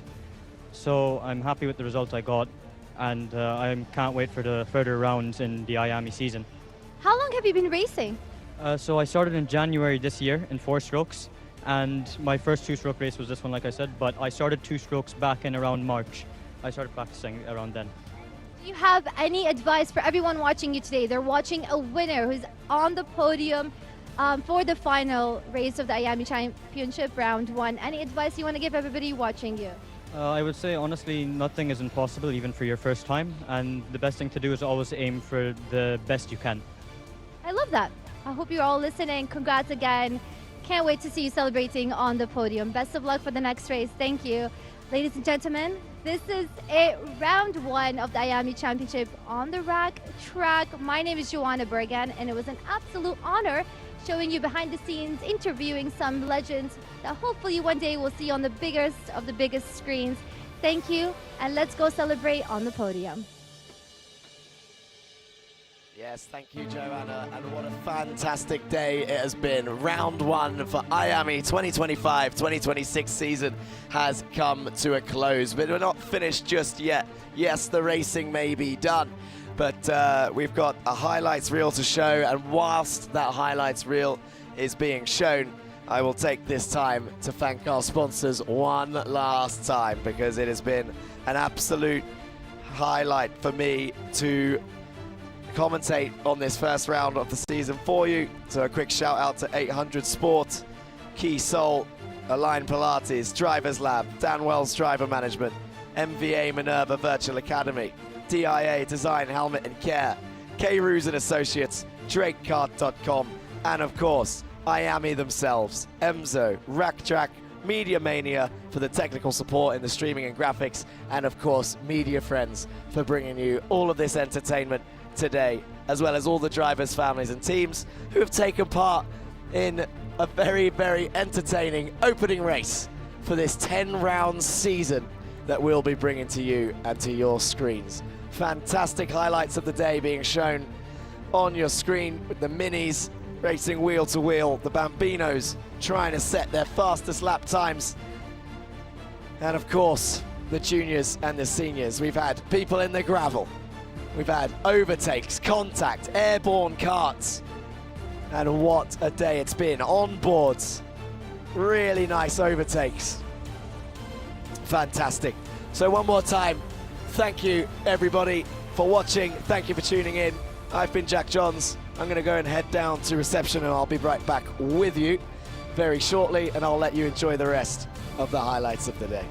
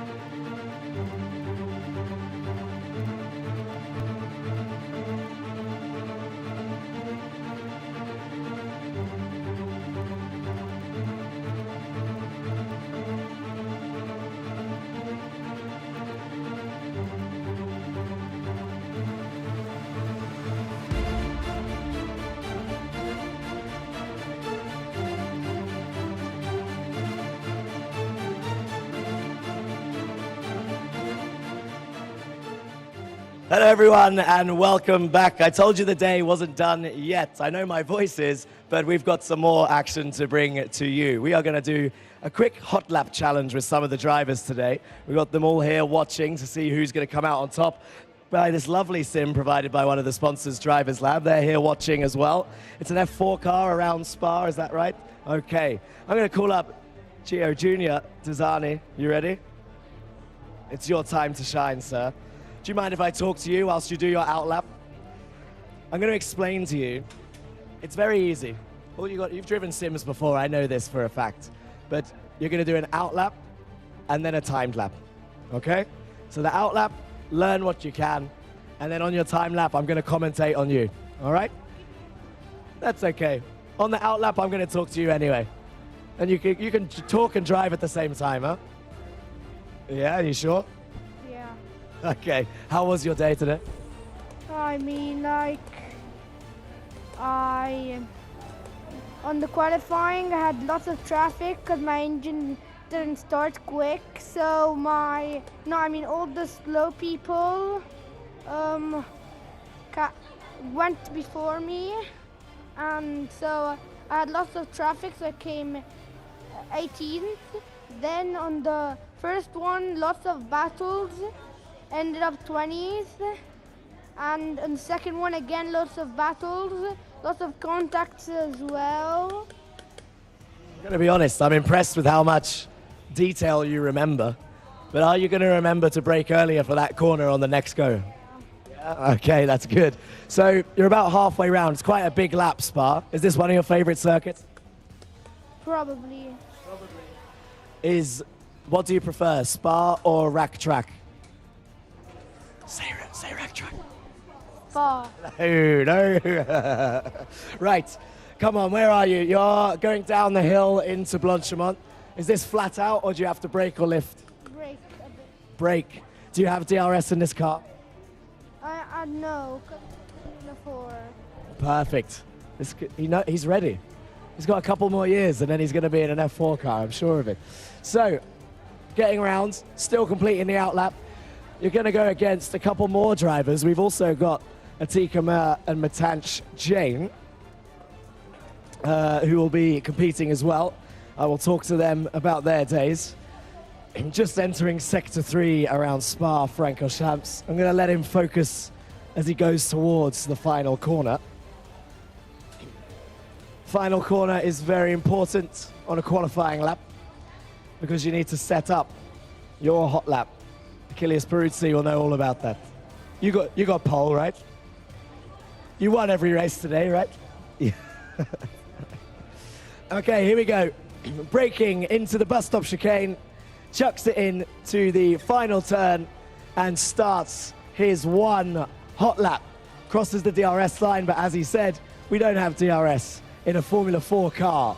Braking point for turn 1, extremely important. It's a right-hand hairpin, hard on the brakes, down through the gears, uses the curb nicely on the inside, avoids the wall, doesn't run too far off. There's gravel out there. You do not want to touch it. Now, in Formula 4, I don't know if this corner's flat out like in Formula 1, but let's watch his feet.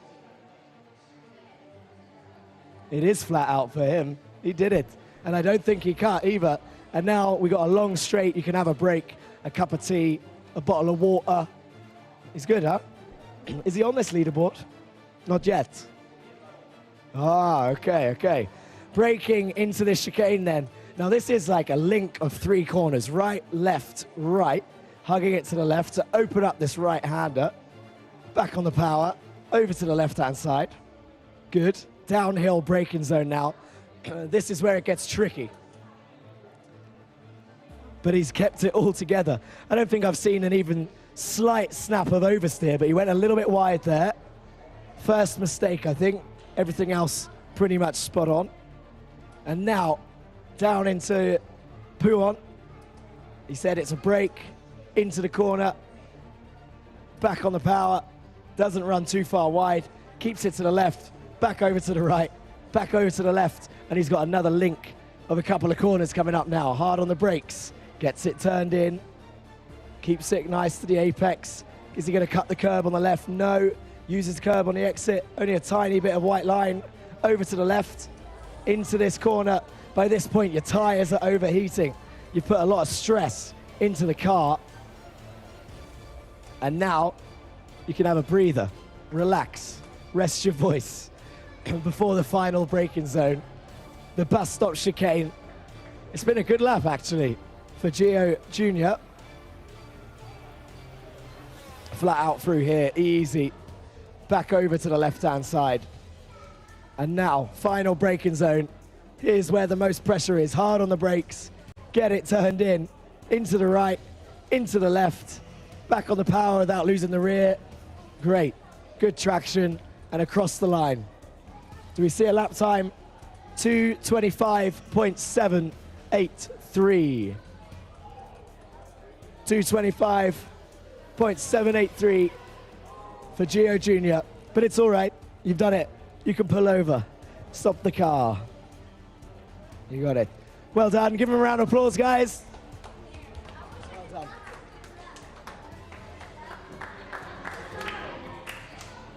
Matanch Jane, you can go next. And then Atika, you're after.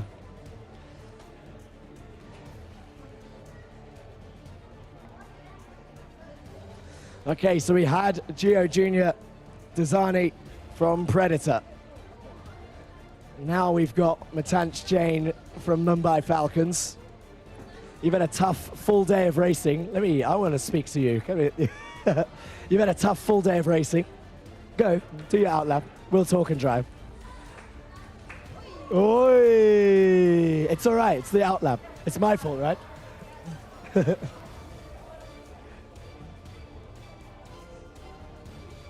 That's it.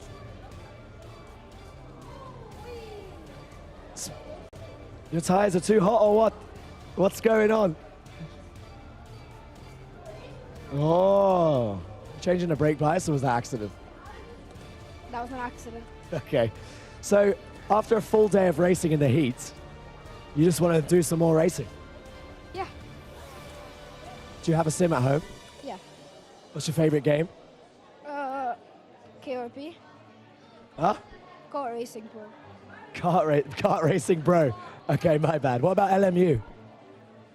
It's all right. I'm not very good at it, but iRacing? I don't have iRacing. Assetto Corsa? Sorry? Assetto Corsa? Don't have that either. You're playing it now. Come on, you need to learn these braking points. What's going on? What's going on? I'm just putting pressure on you, really. You've had a pretty good day, though. I know you're not happy with the final, but up until then, pretty strong, right? Yeah, it was okay. I mean, first and everything except the final, so it's not what I want, but yeah. But it is only the first round, so 2 wins and a pole. Pretty strong. I guess, yeah. 9 rounds to go. Champion? Yeah, there's 9 rounds after this. 9 races. I didn't even know that. Yeah. That means you could be champion, no? Could, but an if, isn't it? That's what you're here for. Yeah. Exactly. That's the attitude we want to hear. Right, I'll let you focus for the last half of the lap. You can put your headphone on, and I'll wait until you get to the final corner, and I'll talk through your hot lap. Let me see if he's already on here. No, not yet. Not yet. But he's definitely been pushing. He's got oversteer, wheel spin, hot tires, and now we're about to start. Here we go, the 1 lap. Round the fast corner, into the bus stop chicane. And this is where the pressure begins. Hard on the brakes. That little yellow downshift thing that keeps happening is because he's not braking hard enough and trying to downshift too early. He's messed up the exit a little bit, and he's got a long lap now to complete, but he's only just starting. Now, the timer starts. You can see it right here. The time is ticking away. Hard on the brakes, keep braking, turn in, more, go. Okay, safe, turn 1, completed. What was the target time? 2:25.7, I think, from Gio Desani Jr. Now, into Eau Rouge and Radion. Oh, it's twitchy. Twitchy. Oi, and it's valid. Keep going. Keep going. Didn't invalidate there. That's all good. As long as you don't cut the inside, I think it's fine. Now, into the sweeping section of 3 corners in a row. On the brakes a little bit early. Into the right, straight into the left. He's back on the power. Back on the power again. Lift, turn in, back on the power. 3 corners successfully maneuvered. Now down the hill, into the right-hander. Bit of a lock-up on the inside right. That was interesting to see. Oh, keeps it on the track. Track limits being obeyed. Nice. Okay, using all of the circuit now. Down the hill, into Puon. On the brakes, into the left. Back on the power.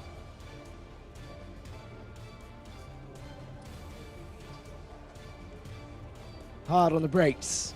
Another section of flowing corners. Into the right, into the left.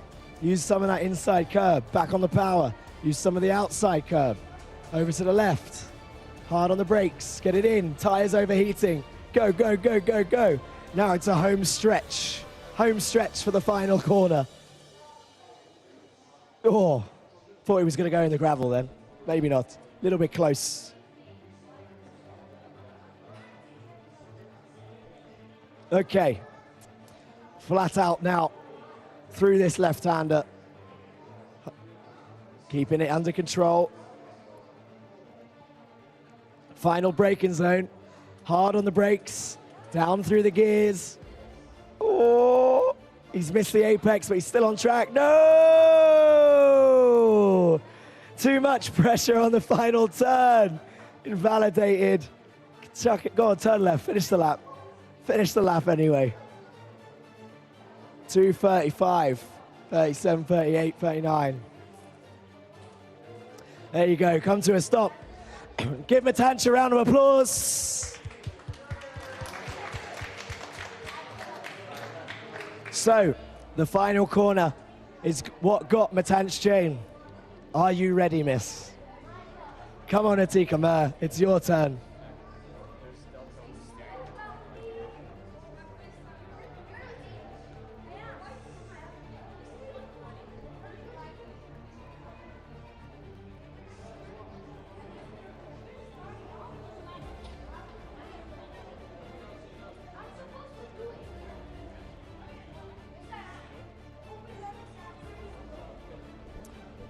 Okay, one headphone.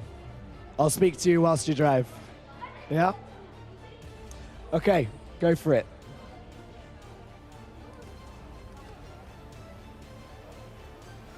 So, you started one of these races today in last place, but you had a great comeback drive. Was it fun? Yeah, it was good. I finished I was 11th by the 4th lap, and on the last lap I gained 1 more position to come 10th. So yeah, gaining 18 places in the final isn't that easy. And yeah, the crash in the pre-final was definitely not my fault, but whatever. So what matters is the final, and I think I made it matter, so yeah. That's right. What matters is the final, and honestly, it was very enjoyable watching you gain 18 places, so I'm glad you enjoyed it. So next up will be Dubai Kartdrome. Is that a favorite track of yours? It's my home track, and yes, it is one of my favorites. So it's your home track and it's your favorite.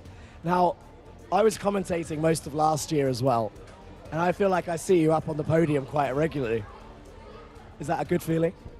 Yeah, it's good.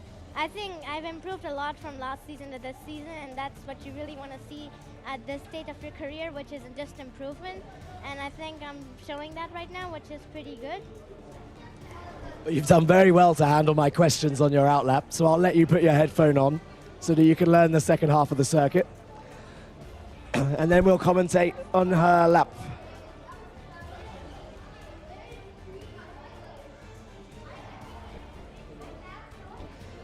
Okay, so we'll just finish this outlap.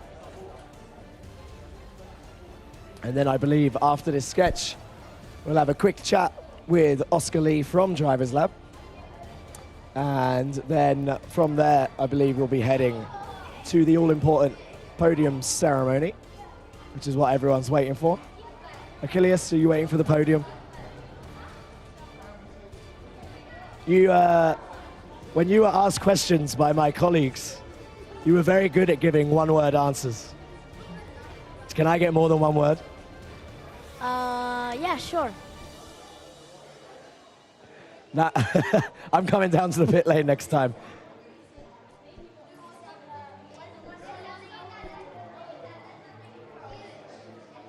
Right, here we go.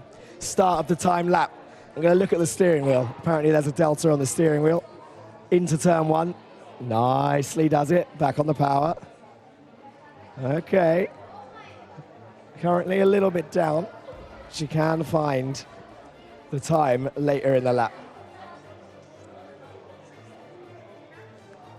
Through Eau Rouge. Very nice through there. Very controlled.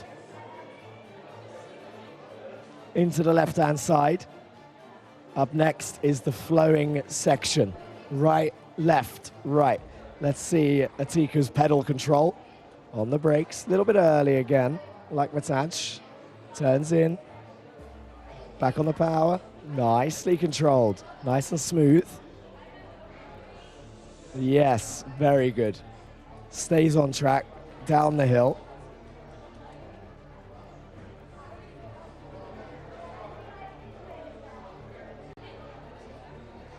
Into the left hand as she goes.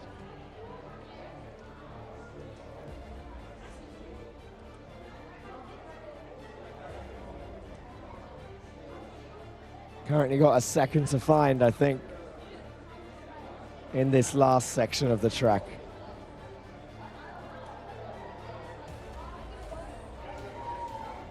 Hard on the brakes, into the right-hander. Oh, messed up the line a little bit into the left by being too greedy on the entry. She's going to lose a bit more time. Everyone's getting excited for the podium, I think. Okay, home stretch then for Atika Mert as she comes down through the back stretch.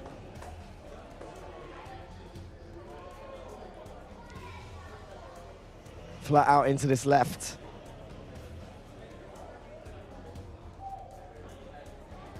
I think it might be close.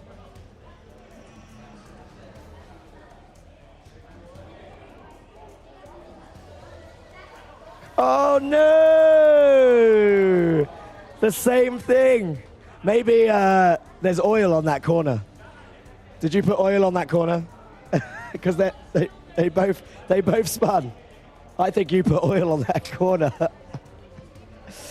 Okay, we'll let Atika finish the lap and we'll give her a round of applause. Look, Matanch is still being competitive, even though they both span.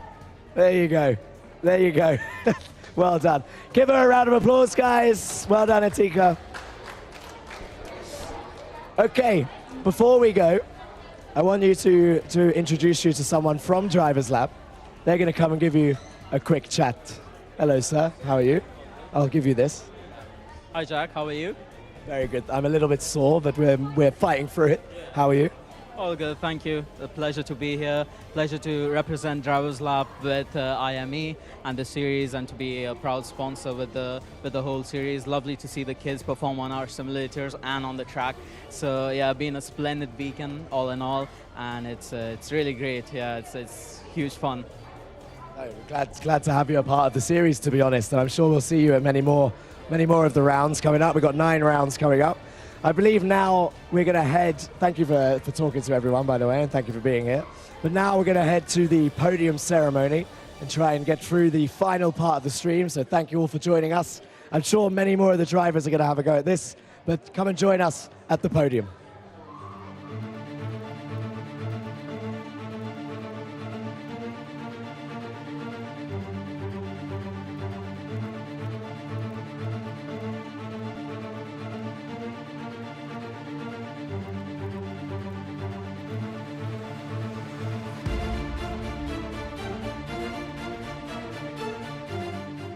traditional system, we've built a school specifically for athletes and anyone who needs a more flexible education. We provide a full school curriculum including GCSEs and A-levels, mentoring support from ex-athletes, and the ability to study from anywhere in the world at any time. Welcome to MBA, the #1 school for athletes.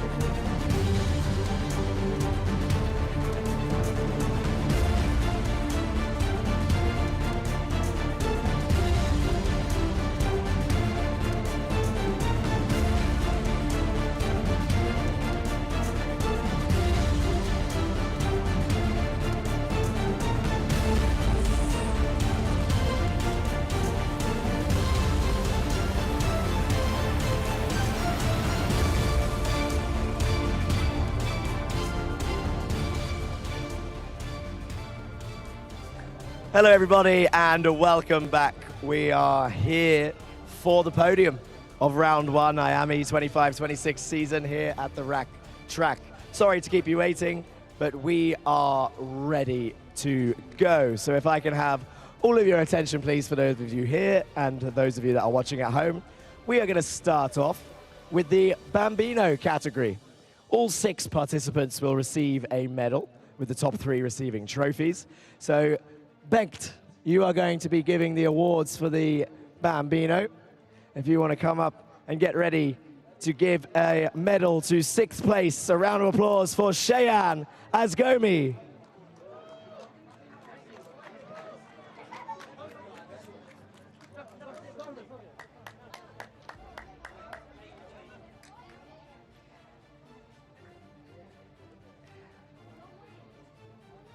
In 5th place, a round of applause for Yeshvin Vinay Kumar.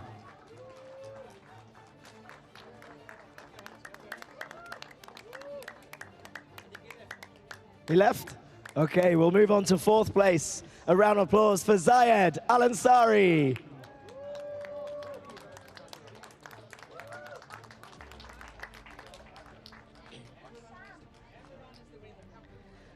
And now on to your top 3 with 119 points.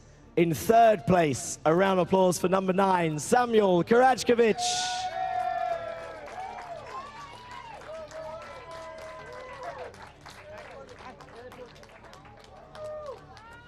Straight for the trophy. He went straight for the trophy.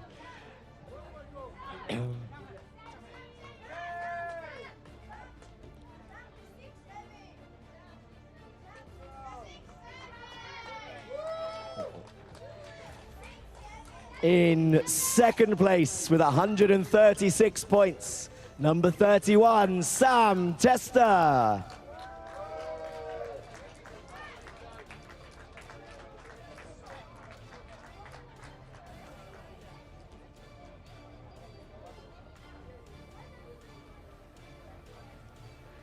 And your winner in the Bambino category then, that leaves one person left, 145 points. A round of applause for number 88, Mark Ristic.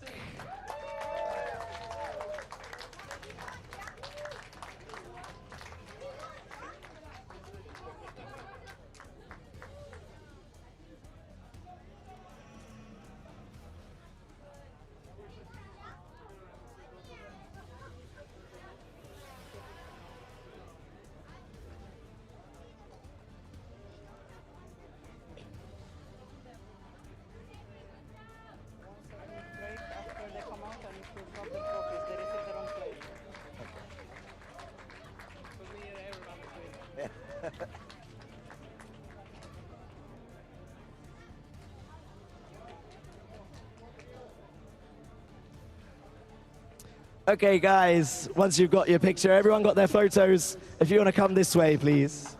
Everybody, give them a round of applause, guys. Come this way. This way, this way, this way, guys. He's going, he's off. Boys, this way. Sam and Samuel.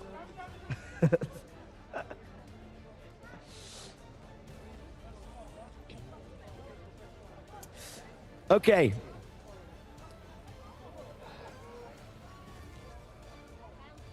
So I'm sure you can all agree with me that there was plenty of action throughout today, not only from the Bambinos, but with their 3 time trials. It was very close. We obviously had the mini, junior, and the senior categories. But up next on the podium, this time giving out the awards, can we have a round of applause for Oscar Lee from Drivers Lab? He'll be giving out the trophies for the under 10s. In 3rd place, for the under 10 category, a round of applause for Saif Al Khalifa.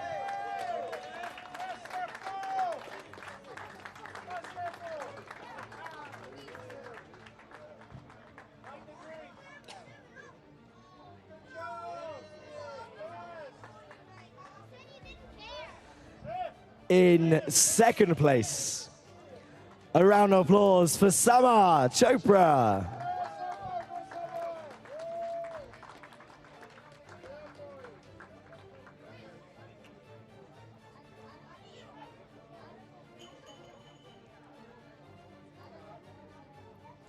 which leaves one person stood in front of me waiting patiently.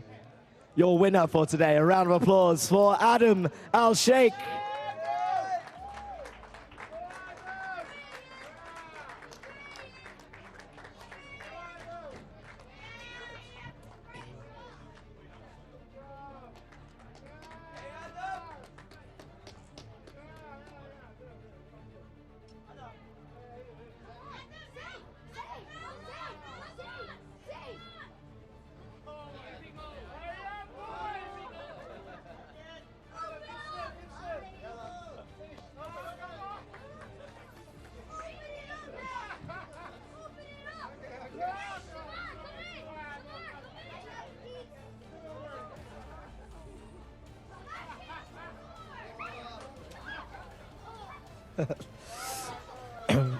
Okay, guys, come and grab your helmets, grab your trophies.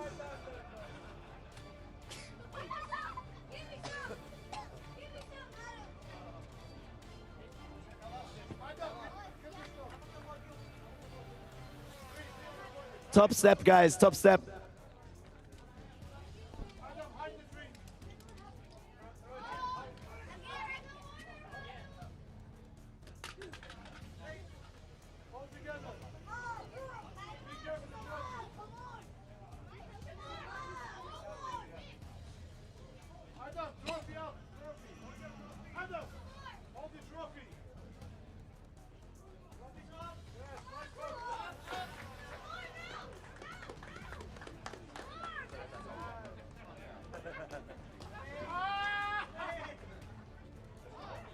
Okay, boys, let's go. Sama, let's go.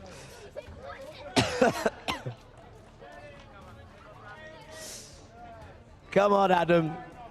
We got 4 more podiums to go. Well done.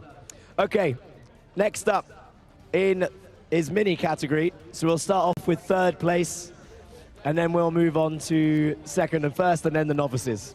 So, 3rd place, a round of applause for Charlie Page.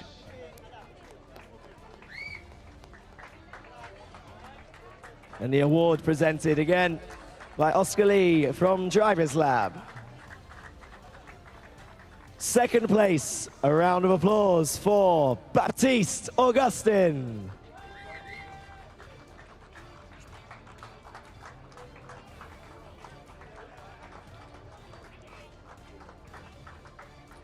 And your winner for today, with a dominant performance, a round of applause for Achilles Peruzzi.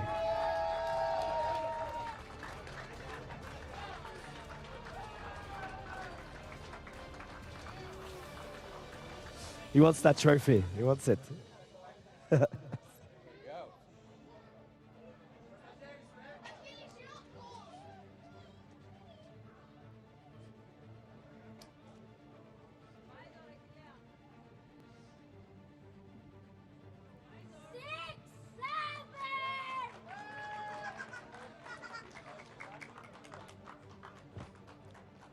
That's it, guys. Jump up on the top step together for one last photo, and then we'll move on to the novices whilst you're up there. A round of applause for novice Louis Patel.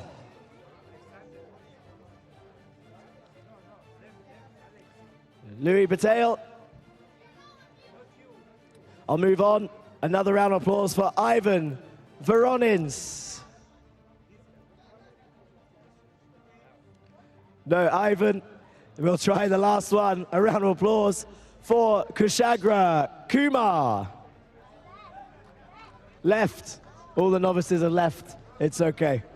We'll move on to the next podium. You guys got your picture? Let's go. On to the juniors then. In 3rd place, on the junior podium, give a round of applause for Arhan Qureshi.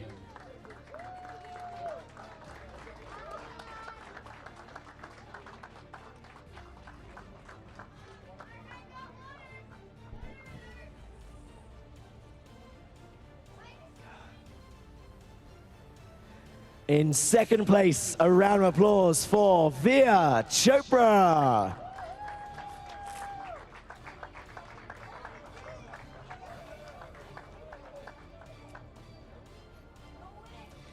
And your winner in the junior category, a round of applause for Leonidas Peruzzi.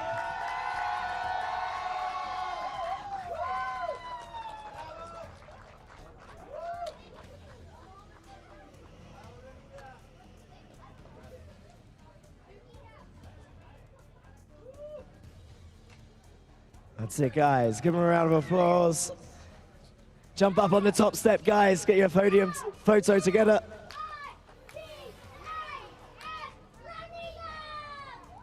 Whilst they jump up on the top step, let's go for the novices, if they're still here. A round of applause for Jasvir Bhatia. Not here. A round of applause for Aham Siddiqui. A round of applause for Ivan Boranov. No novices, it's okay. Guys, you can jump down, we'll move on to the next podium.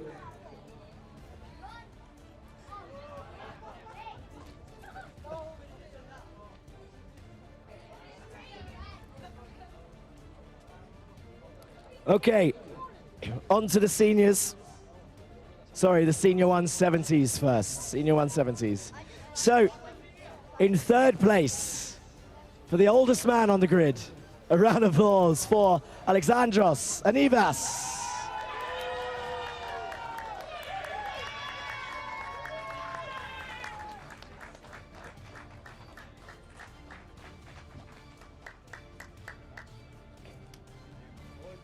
Joining him on the podium, a round of applause for second place, Andre Curry.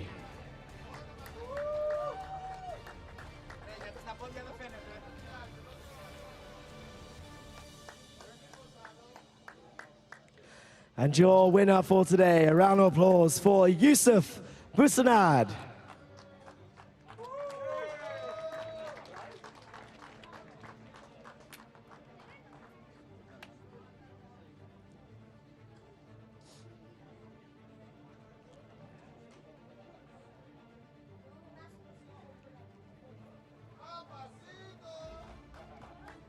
And then joining them on the podium when they go to the top step, I mean, Yusuf Busanad is already up there as a novice, so he gets one medal, right, as well.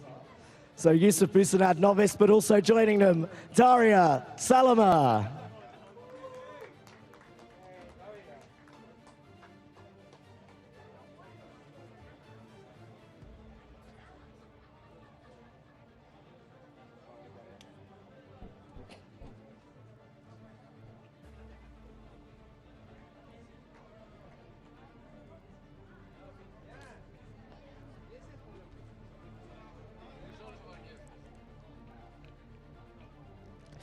Okay,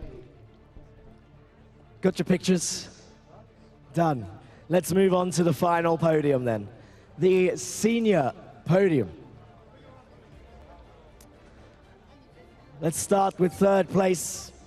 A round of applause for Rayan Qureshi.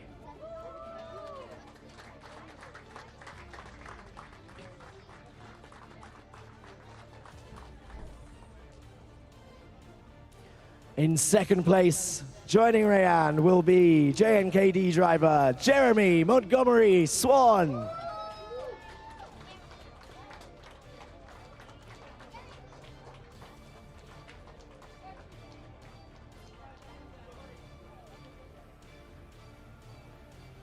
Which means your winner for today in the senior category. A loud round of applause, please, for Nathan Pope.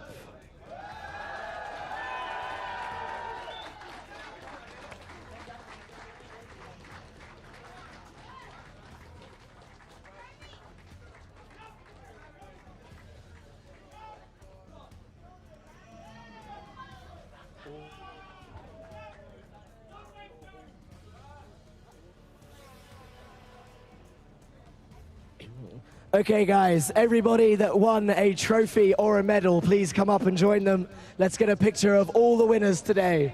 every trophy, every podium. Oh, wait.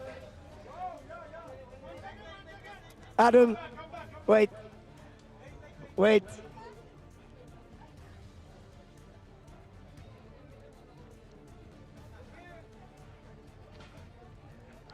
They just had to change the settings on the camera.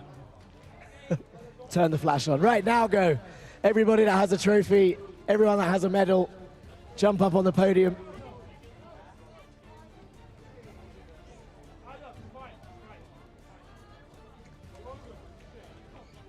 Yusuf,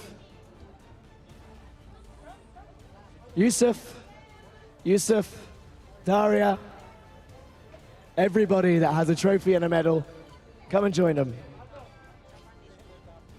Achilles, quick.